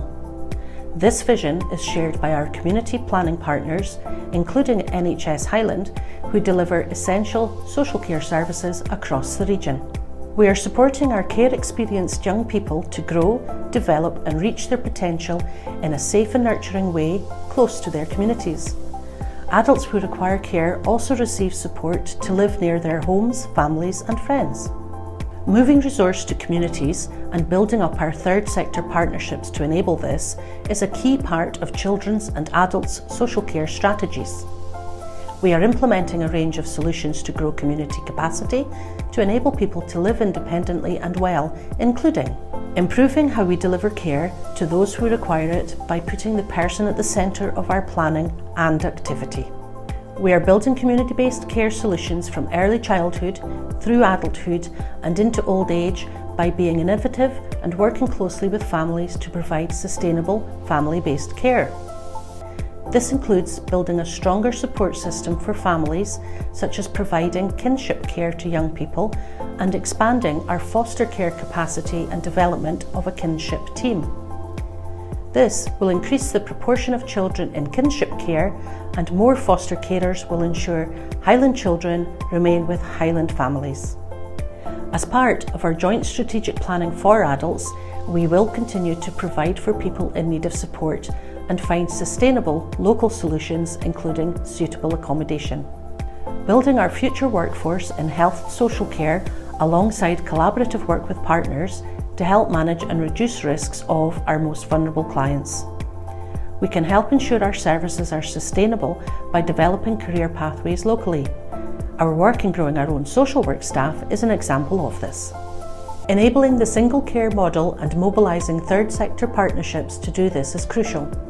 We have set aside key investment for this as part of our budget settings in 2024. Lastly, we are increasing the use of technology and digital solutions to support independent living in our communities, sustaining care at home for vulnerable people. All of this is designed to help shift the balance of the care experienced by people to more community and family settings, and to build the future capacity we need to help communities to flourish and thrive.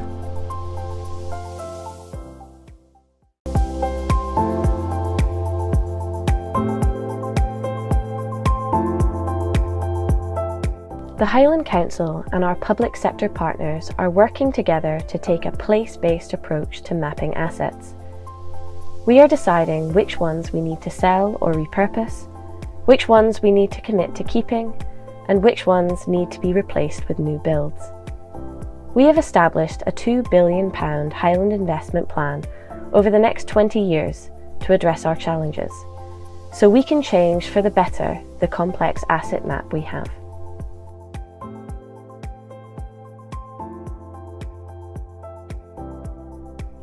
Our school estate needs to be modernised, but this is no mean feat, as the Highland Council has one of the largest school estates in Scotland. We have 196 schools in both urban and rural communities, spread across an area which covers a third of Scotland.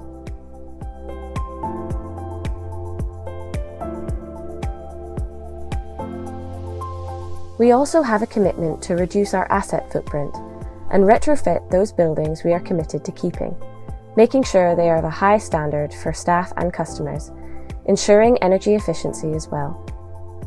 This is being done with key partners as part of a single public sector estate. The Council has an ambitious investment programme being developed to ensure we are continuing to address issues around the condition of our buildings.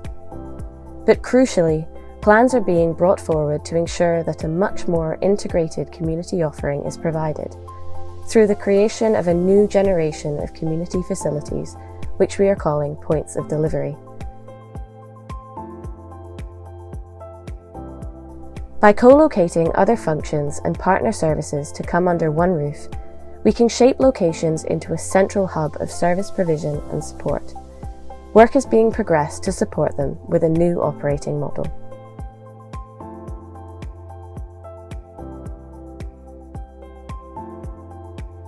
We are facing a significant housing challenge, with projections showing we need around 24,000 new homes over the next decade to provide for economic growth and to repopulate our more rural areas.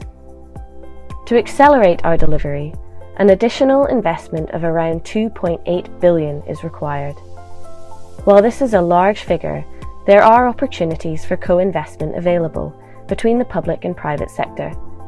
For example, the non-domestic rates concessions within the Green Freeport and our social value charter from renewables. At the Council's Housing Challenge Summit with its partners in October 2024, a number of commitments were made to help meet this challenge. These were in relation to how we supply land and accelerate an increase in the capacity in the area for housing development. The Housing Challenge Action Plan that we are developing can provide us with certainty for delivery and streamline the provision of new housing and the construction jobs that building them will create.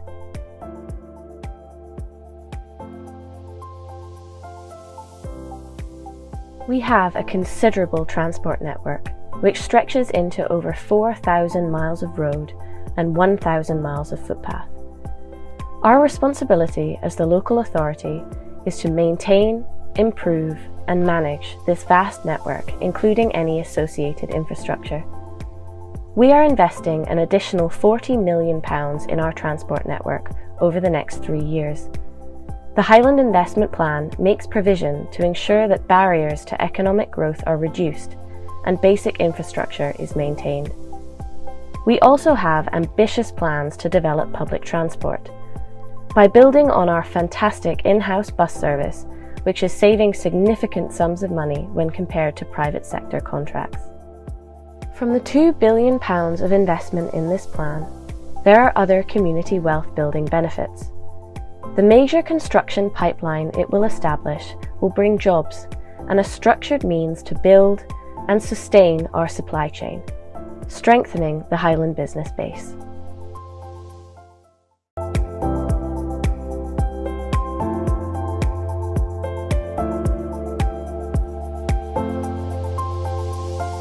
To meet the twin challenges of sustaining our working age population and seizing the amazing economic opportunities available here, we have created a comprehensive plan to build the future workforce that Highland requires. This involves reaching into schools and building more effective partnerships with private and state sector employers, trainers, colleges and universities. We will engage with industry and business sectors to create jobs and pathways towards sustainable employment, being led by the demands businesses have for workers. As part of this, we will create employer skills boards, and attracting new talent is a priority of this work. We will align the school curriculum towards the economic opportunities available, building on our existing practice. Together, we will provide support and opportunities for those furthest from economic achievement and success in the labour market. This means creating a single gateway to jobs for those who need them and enhancing supported employment. We are building schemes to recognise employers' achievements in improving the economic conditions for workers. One example is our employer charter, which provides recognition for businesses which support fair work, contribute to the local supply chain and support the workforce for the future strategy. Lastly, We are expanding our plans to make sure that young people benefit from opportunities to learn, including through digital delivery, to meet the challenges across our diverse geography. Together, we are building a workforce for the future to accomplish sustainable economic prosperity and success in Highland.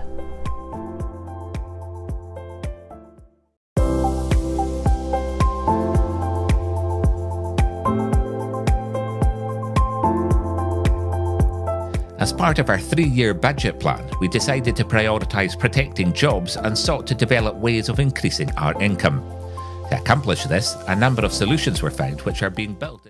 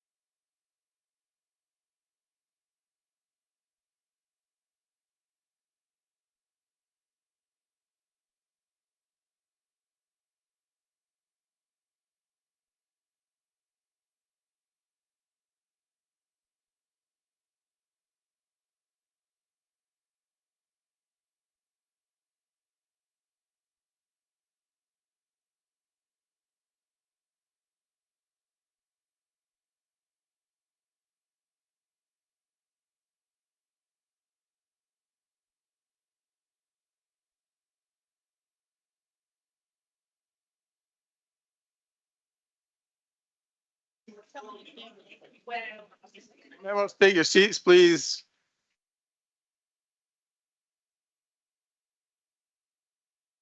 Andrew, don't go away. You're first.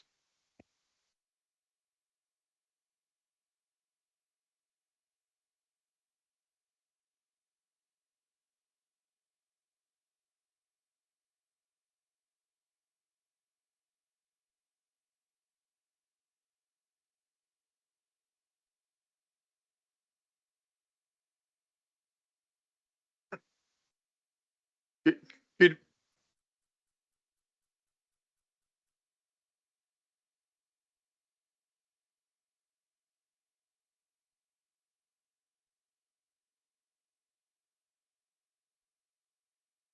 So,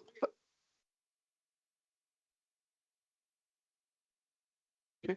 So thank you, convener. Good afternoon, members. So members, doing roll call for this afternoon. So for those members in the chamber, just ask you to press the green button when the lights start to flash, and I got my fingers crossed that the lights will start to flash shortly. Thank you.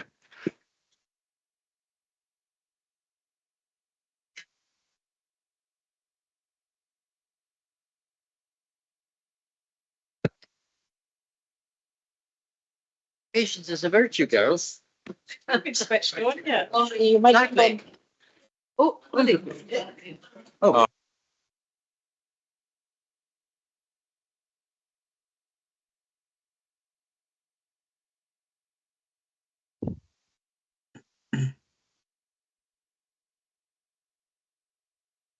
Can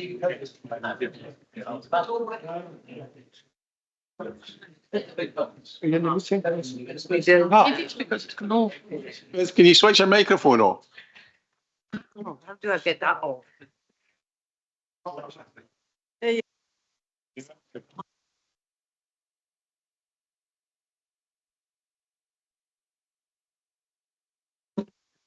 Members, if you're having difficulty voting, if you press the button to speak, it'll reactivate the screen, and then if you can turn.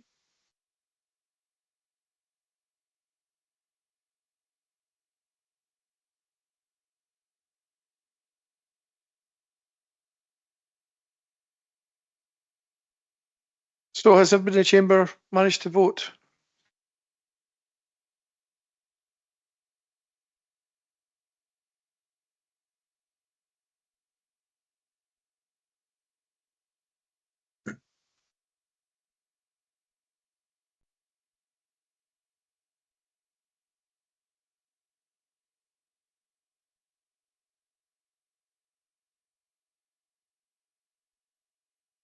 Oh.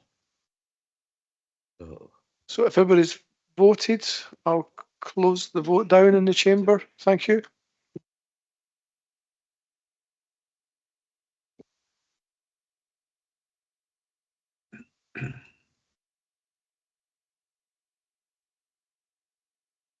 And then can I go round those members on Teams to confirm attendance, please? And I'll start with Councillor Baldry. Present. Councillor Burt. Present. Councillor Dundas. Present. Councillor Gregg. Present. Councillor Hendry. Present. Councillor Mrs Jarvie. Afternoon, present. Councillor McCallum. Present, thank you. Councillor Mackay.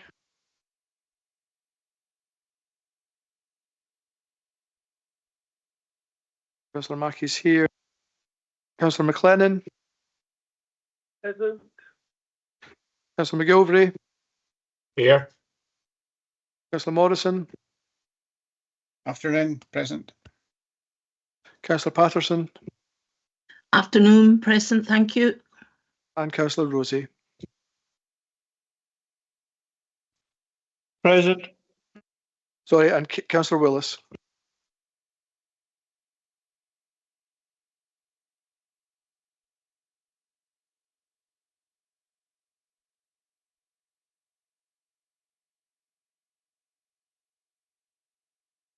Thank you, members.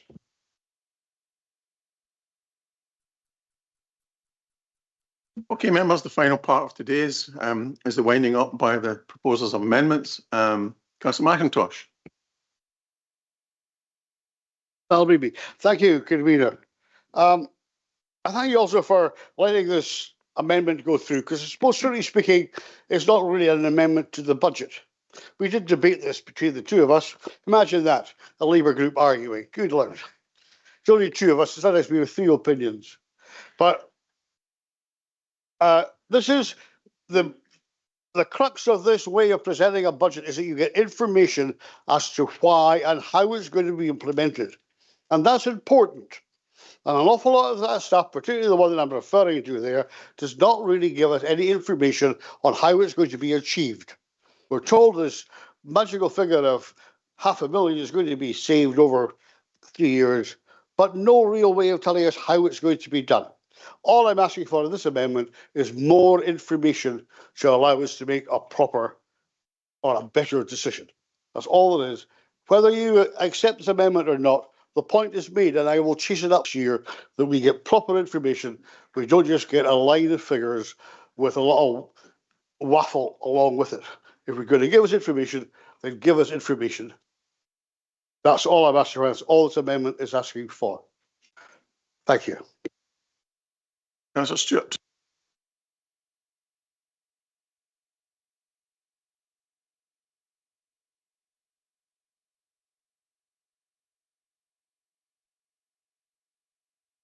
Thank you, convener.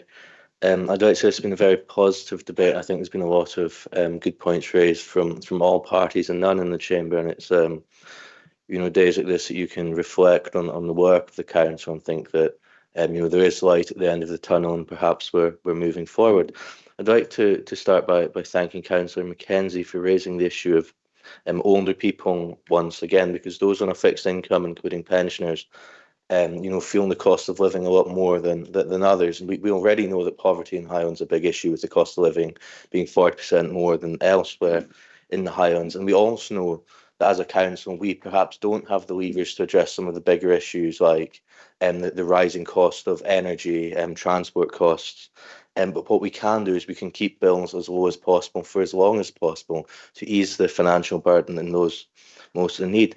Now, I would also like to say I agree with Councillor Gowns's contribution. He had a very positive debate, and I must say that that's good. It's progress, and it shows that perhaps we can work together for the rest of this term and deliver some of the, not just the ambitious proposals from the administration, but also the ones from the Liberals and indeed ourselves, because as Councillor McLean alluded to in her contribution, no one group or individual in this chamber has a monopoly on good ideas, and I think working together we can get a lot more done. But just to sum up in short, members, I think this is a real chance to deliver change for the Highlands. It's my amendment would propose to keep council tax at just 3%, which is the lowest in Scotland, and support families across the region with free school meals for all primary schools, and back our local businesses with free Saturday parking, which will put more money in tills and back local business. But we also go further than that. We protect our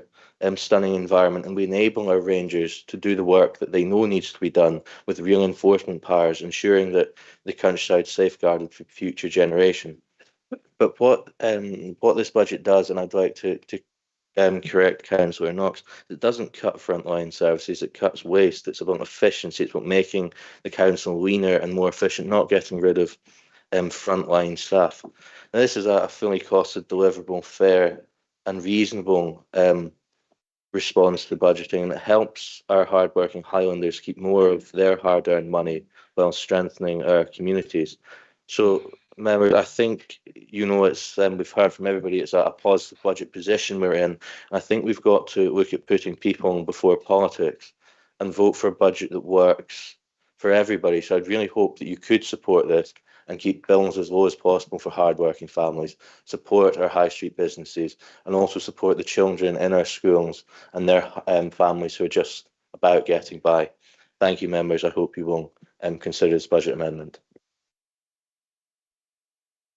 Councillor Christie. Thank you, convener. And I think it's been a really good discussion we've had this morning. and into the afternoon. And just want to say a few things. Emma's quite right. I did, when I put the email, I say it's a pretty good budget. What Emma neglected to miss out, probably just due to time, I'm sure, not deliberate, was the fact I went on to say that we wanted to clarify some issues, sharpen the focus on some issues, and put in a new strategy and a new direction for the council. And that's what the amendments that we're putting forward here today. And it's pleasing that Graham Mackenzie and Maureen Ross acknowledged the amendments and said, yep, they're worthy of consideration. And that's pleasing. I think, you know, the other thing that was mentioned was that we'd be using consultants for the ASN feasibility study, sixth form study, and the community transport one. I would be shocked. I'd be horrified if we didn't actually have staff in-house that could do that. There's no intention from that to use consultants at all. So I think, you know, not that it's going to make any difference to the vote. I think it's important to clarify that. You know, John Finneran said, thinking outside the box in a position. You can't get much more outside the box than the amendments that we brought forward, John. So, you know, if you think that the budget you're supporting is the most innovative, then perhaps read the amendments again, because they take it to a whole new level. What we're trying to do today is show a different way of delivering education in the Highlands, exploring different ways of delivering education in the Highlands, and raising attainment of education in the Highlands. Chris Balance, I see you've got yourself fixed over lunch. That's good. From following on from Michael Gregson's comment, you mentioned the EPR and then Waste Busters. I think it's excellent at $500,000. Of course, the Lib Dem amendments was not $500,000 for doing stuff like that. It was $3 million over 3 years, which obviously takes it again to a much higher, more sustainable level. And finally, convener, just on the subject of collaboration, I don't know what happened or not this year. If whether standing up at council by the leader and saying my door is always open is an invitation for collaboration or not. When I delivered 2 collaborative budgets in full, I sought out proactively the opposition at that time, which you know full well, Raymond, and arranged meetings with Alistair McKinnon, Jimmy Gray and others to discuss it and facilitate those meetings, and shared papers well in advance. For me, that's collaboration, but everyone can have different views on collaboration. I chose to do it one way, the administration chose to do it another. But I think what we've got today here is a pretty good budget. Could be even better, but it's not going to be. A pretty good budget that takes Highland forward, and the nature of the debate has been pretty good. And it's been useful discussions, and the information exchange has benefited people in Highland. And I know now you'll accept my amendment. So thank you, Raymond. Councillor Bremner. Thanks very much. Is it Christmas again? Or is it April Fool's Day? Oh no, because that would be my birthday. Now we know. Well, if you didn't know that in this chamber, that when the whole world actually knows it, by the way, that is not a joke. April 1st is my birthday. Thank you, convener. Okay, thanks everybody. It has been a really respectful debate. Thanks for all the contributions. It would be remiss if I didn't actually attend to one or two of them, but the document that's been lodged in the chat, it's not actually specific about how some of the savings would be made, and it's not got any account of the total number of posts that would need to be removed from the establishment across all the proposed measures, which are listed, in that document. So I'm afraid that that's not something that we would be actively considering. But can I just, to put an amendment on the table 10 minutes before this session sits, that to me is just a bit ridiculous. No matter what we've said in terms of whether the door is open or not to people, you can't just put a 12-page document in front of folks and expect them to be able to make a reasonable consideration on that 10 minutes before the meeting. The Conservatives have said that they want real action, but they can't see that nearly all of what I see in their document is actually incorporated work or planned work by the administration in a number of ways. They say they want fewer layers of management, and yet they fail to realise the already achieved savings in senior management restructuring to date. And if you actually look at RF7, there is also a programme in there that relates to a review of operational and service management structures, dealing with exactly what they're talking about. They don't recognise what the impact difference would be for pensioners, many of whom, one, receive support, and two, who don't receive support in this area, could actually receive it in the future because of our investment in a poverty and equality commission. Our Highland investment plan has a focus on the support work that we are committed to in halting and reversing depopulation. It was mentioned. That focus is mainly in rural areas because Inverness and the Inner Murray Firth area is a population growth area. So our focus is on points of delivery that will benefit, in particular, our rural areas and seek to address depopulation. And we're looking, there's lots of work going on within the council in terms of depopulation, even though we rightly continue to have a focus on it. I agree with Councillor McLean. In fact, how many times have I said that over the past 7 years? But I'm not agreeing to accepting your amendments today. But I agree with Councillor McLean that there are other organisations in the Highlands that support and deliver work in respect of poverty and inequality. But the headline remains that despite all of that work, we still have £70 million unclaimed.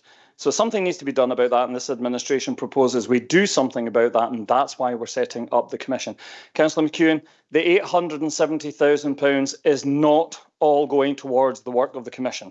If you read INV 6, 320,000 will go to pupil equity funding, which is targeted at, and I quote from the Scottish Attainment Challenge, it is there to help schools support children who experience barriers to learning and who might be falling behind or not getting the same chances in their education because their family is experiencing poverty or other financial difficulties. £250,000 of it is to be targeted at welfare and benefits, and it's 300,000 that will be used to fund the commission. So, Councillor Reid referred to our visit of the Haven, and whilst my photograph is in the papers about it, it wasn't related to the Poverty Commission. It was actually related to INV2 and INV3, which is to do with ASN and respite care. The Corran Ferry, Councillor Baxter. Yep, it's recognised, hugely important to the communities of Loch Aber. And at this moment, I can say that there is no proposal in respect of foot passengers at this meeting here, and I would refer to my colleague here in terms of the forthcoming E&I committee. And point of order, Lena, and possibly clarification. I note what the leader of the council is saying. But when we were briefed by officers last week, I specifically asked. We've just been told that there's no proposal for foot passengers within this budget proposal, whereas there is. When I was asked that question of officers last week, the proposal within the budget is to introduce a £3 charge. Mr. Brennan. I don't actually think, maybe we can get clarification of this, but I don't actually see a £3 charge for foot passengers in this actual budget. So I'd refer that to the E&I committee. Just so that we're also aware, the context, a 20 ticket book for pensioners and a 30 journey book for locals, the increase would be 27 pence a journey. So as a joint administration, we continue to welcome the input of all members in the chamber. The invitation was given out to become involved just in the December council. The Greens were first on our door. They weren't wanting to know what we were doing. They had a list themselves. And I know I've spoken to one or two others during the break there, and maybe we can look to see how we can clarify that and work better at providing those opportunities. But finally, I'd like to thank the Leader of the Opposition and reflect on the proposals submitted. The work submitted with the proposals is probably worthy of more consideration than has been afforded us over the few hours that we've been given, as Councillor Mackenzie says, worthy of further discussion, although I believe that there is already scope for working on feasibility studies. Whilst we may not be in a position to accept the amendments today, let's see what the future holds. But today for me, it's about the work of the administration members and what they've done with this budget, along with the hard work of the officers.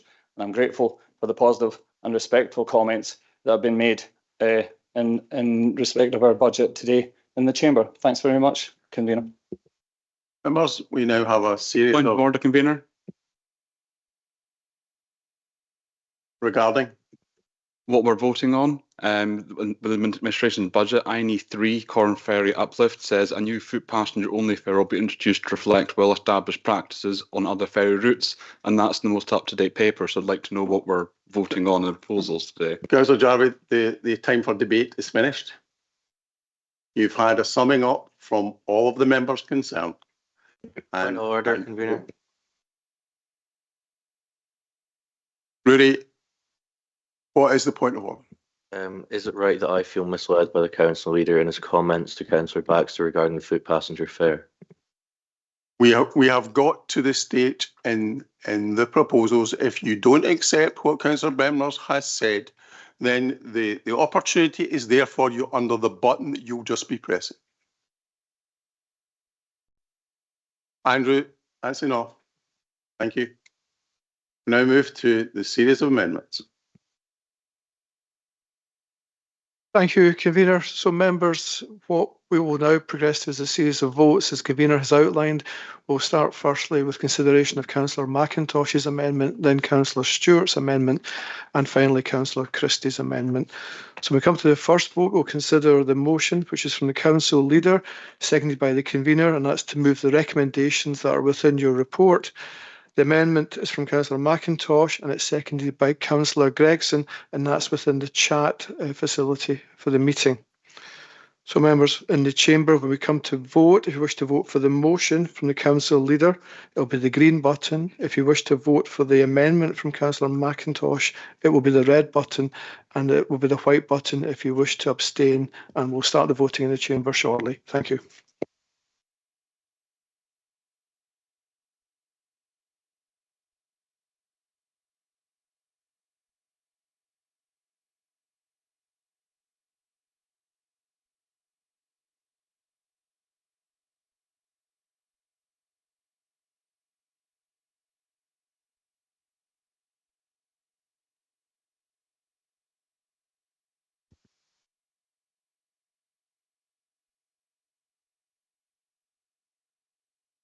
So if everybody in the chamber has voted, we'll close the vote in the chamber down. Thank you, members.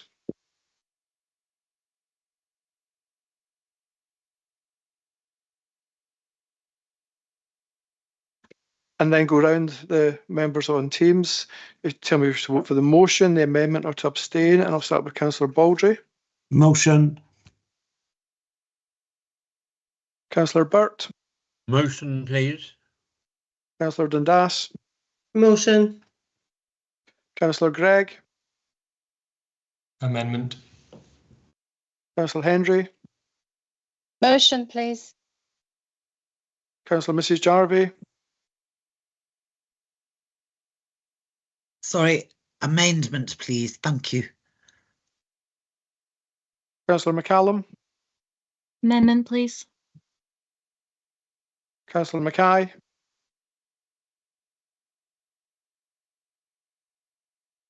Councillor Mackey. The Macintosh amendment, please, Stuart.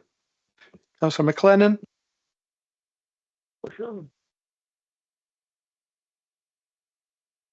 Sorry, Councillor McLennan, didn't catch you. Could you repeat your answer, please? Motion. Thank you. Councillor McGilvray. Motion. Councillor Morrison. Motion, please. Councillor Patterson. Motion, thank you. Councillor Rosie. Motion, please. Councillor Willis. Motion, please. Thank you, members.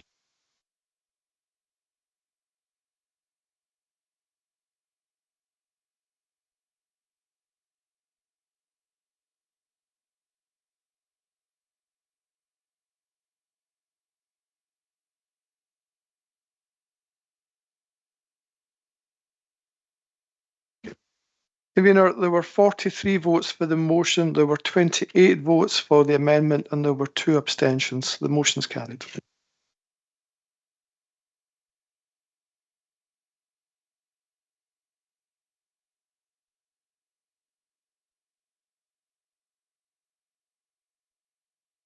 Members, we now move on to the second vote, and this is consideration of the amendment from Councillor Stewart. So, members, the motion is from the council leader, seconded by the convener, and that's to move the recommendations in the report. The amendment is from Councillor Stewart, seconded by Councillor Mackenzie, and that's to move the alternative budget proposals that are also within the chat facility. So if you wish to vote for the motion from the council leader, it will be the green button. If you wish to vote for the amendment from Councillor Stewart, it will be the red button. And if you wish to abstain, it will be the white button. And we'll start the voting in the chamber shortly. Thank you.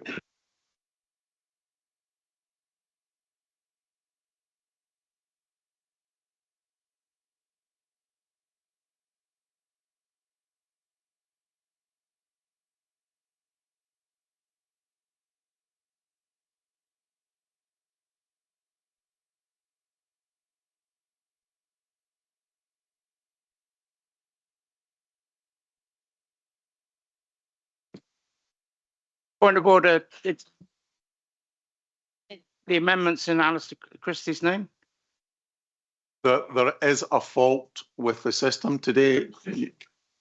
This is the system today, because you'll notice that there was a period where Councillor Gowns was speaking and Councillor Bremner was speaking, it showed my name. So there is a fault in the system today. So we'll close that vote down and we'll start again with the consideration of the Stewart amendment, please.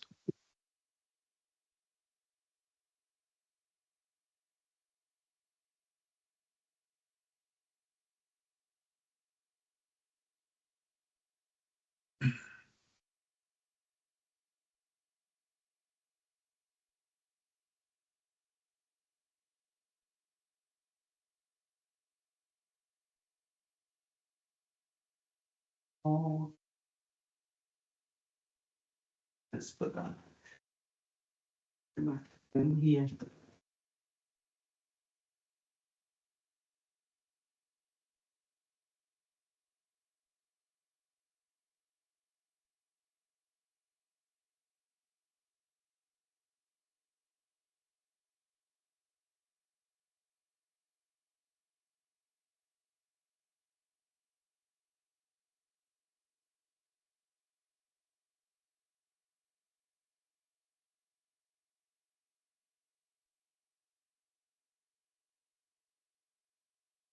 Members, has everyone in the chamber voted? Because there's still 7 members who claims they haven't. Pay attention, please.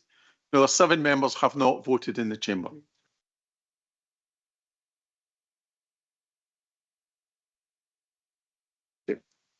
Thank you, convener. Thank you, members. We'll close the vote in the chamber down now. Thank you.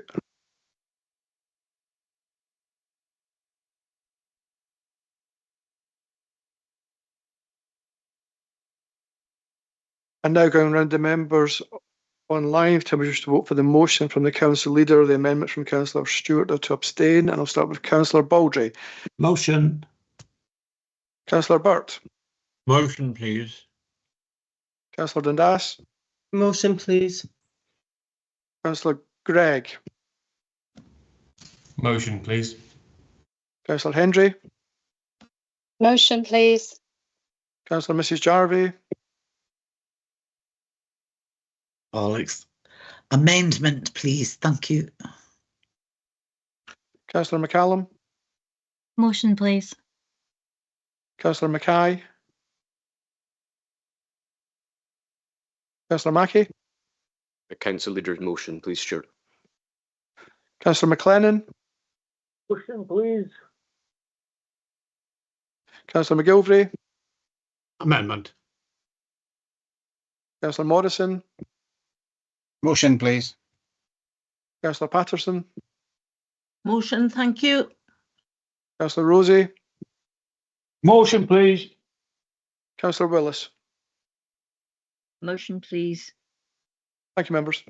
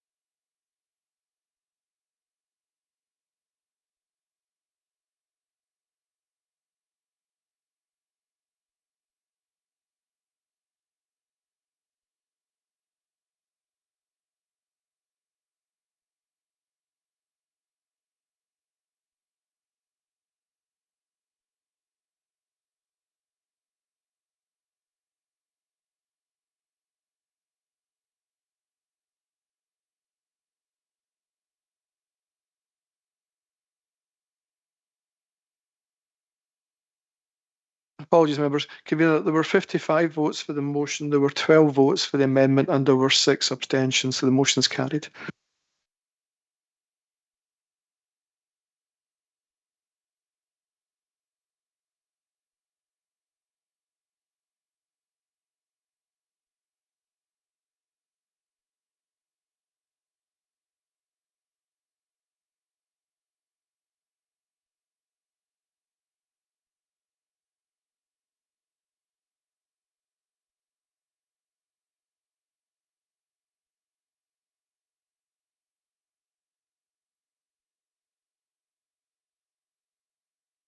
So thank you, members. So members now move on to the final consideration of amendments, and this is the consideration of Councillor Christie's amendment. So members, the motion is from the council leader, seconded by the convener, and that's to move the recommendations that are in your report. The amendment is from Councillor Christie, seconded by Councillor Graham, and again, that's within the chat for those members. So if you wish to vote for the motion, from the council leader, it will be the green button. If you wish to vote for an amendment from Councillor Christie, it will be the red button. And if you wish to abstain, it will be the white button. And we'll start the voting in the chamber now. Thank you.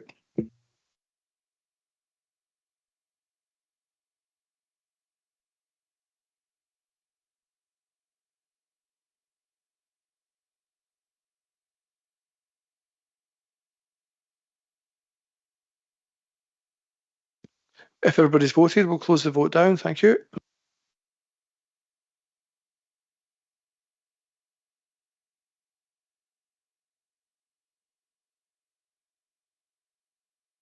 And then going round those members remotely, if you tell me you wish to vote for the motion from the council leader, the amendment from Councillor Christie, or to abstain. And I'll start with Councillor Baldry. Motion. Councillor Burt. Motion, please. Councillor Dundas. Motion, please. Councillor Gregg. Amendment, please, Stuart. Councillor Hendry. Motion, please. Councillor Mrs Jarvie. Abstain, thank you. Councillor McCallum. Amendment, please. Councillor Mackay. Councillor Mackey. The Christie Graham amendment, please, Stuart. Councillor McLennan. Motion, please. Sorry, Councillor McLennan, we're struggling to hear you. Could you repeat that? Motion, please. Thank you. Councillor McGilvray. Motion. Councillor Morrison. Motion, please. Councillor Patterson. Motion, thank you. Councillor Rosie. Motion, please. Sorry, Councillor Rosie. Motion, please. Thank you. Councillor Willis. Motion, please. Thank you, members.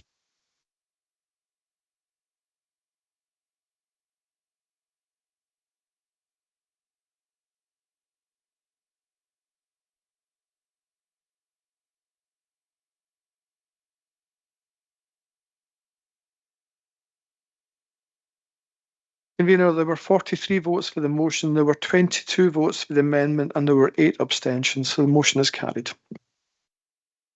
Members, I think today has been a very, very good series of debates. I think and this is the way debate should be held in this chamber.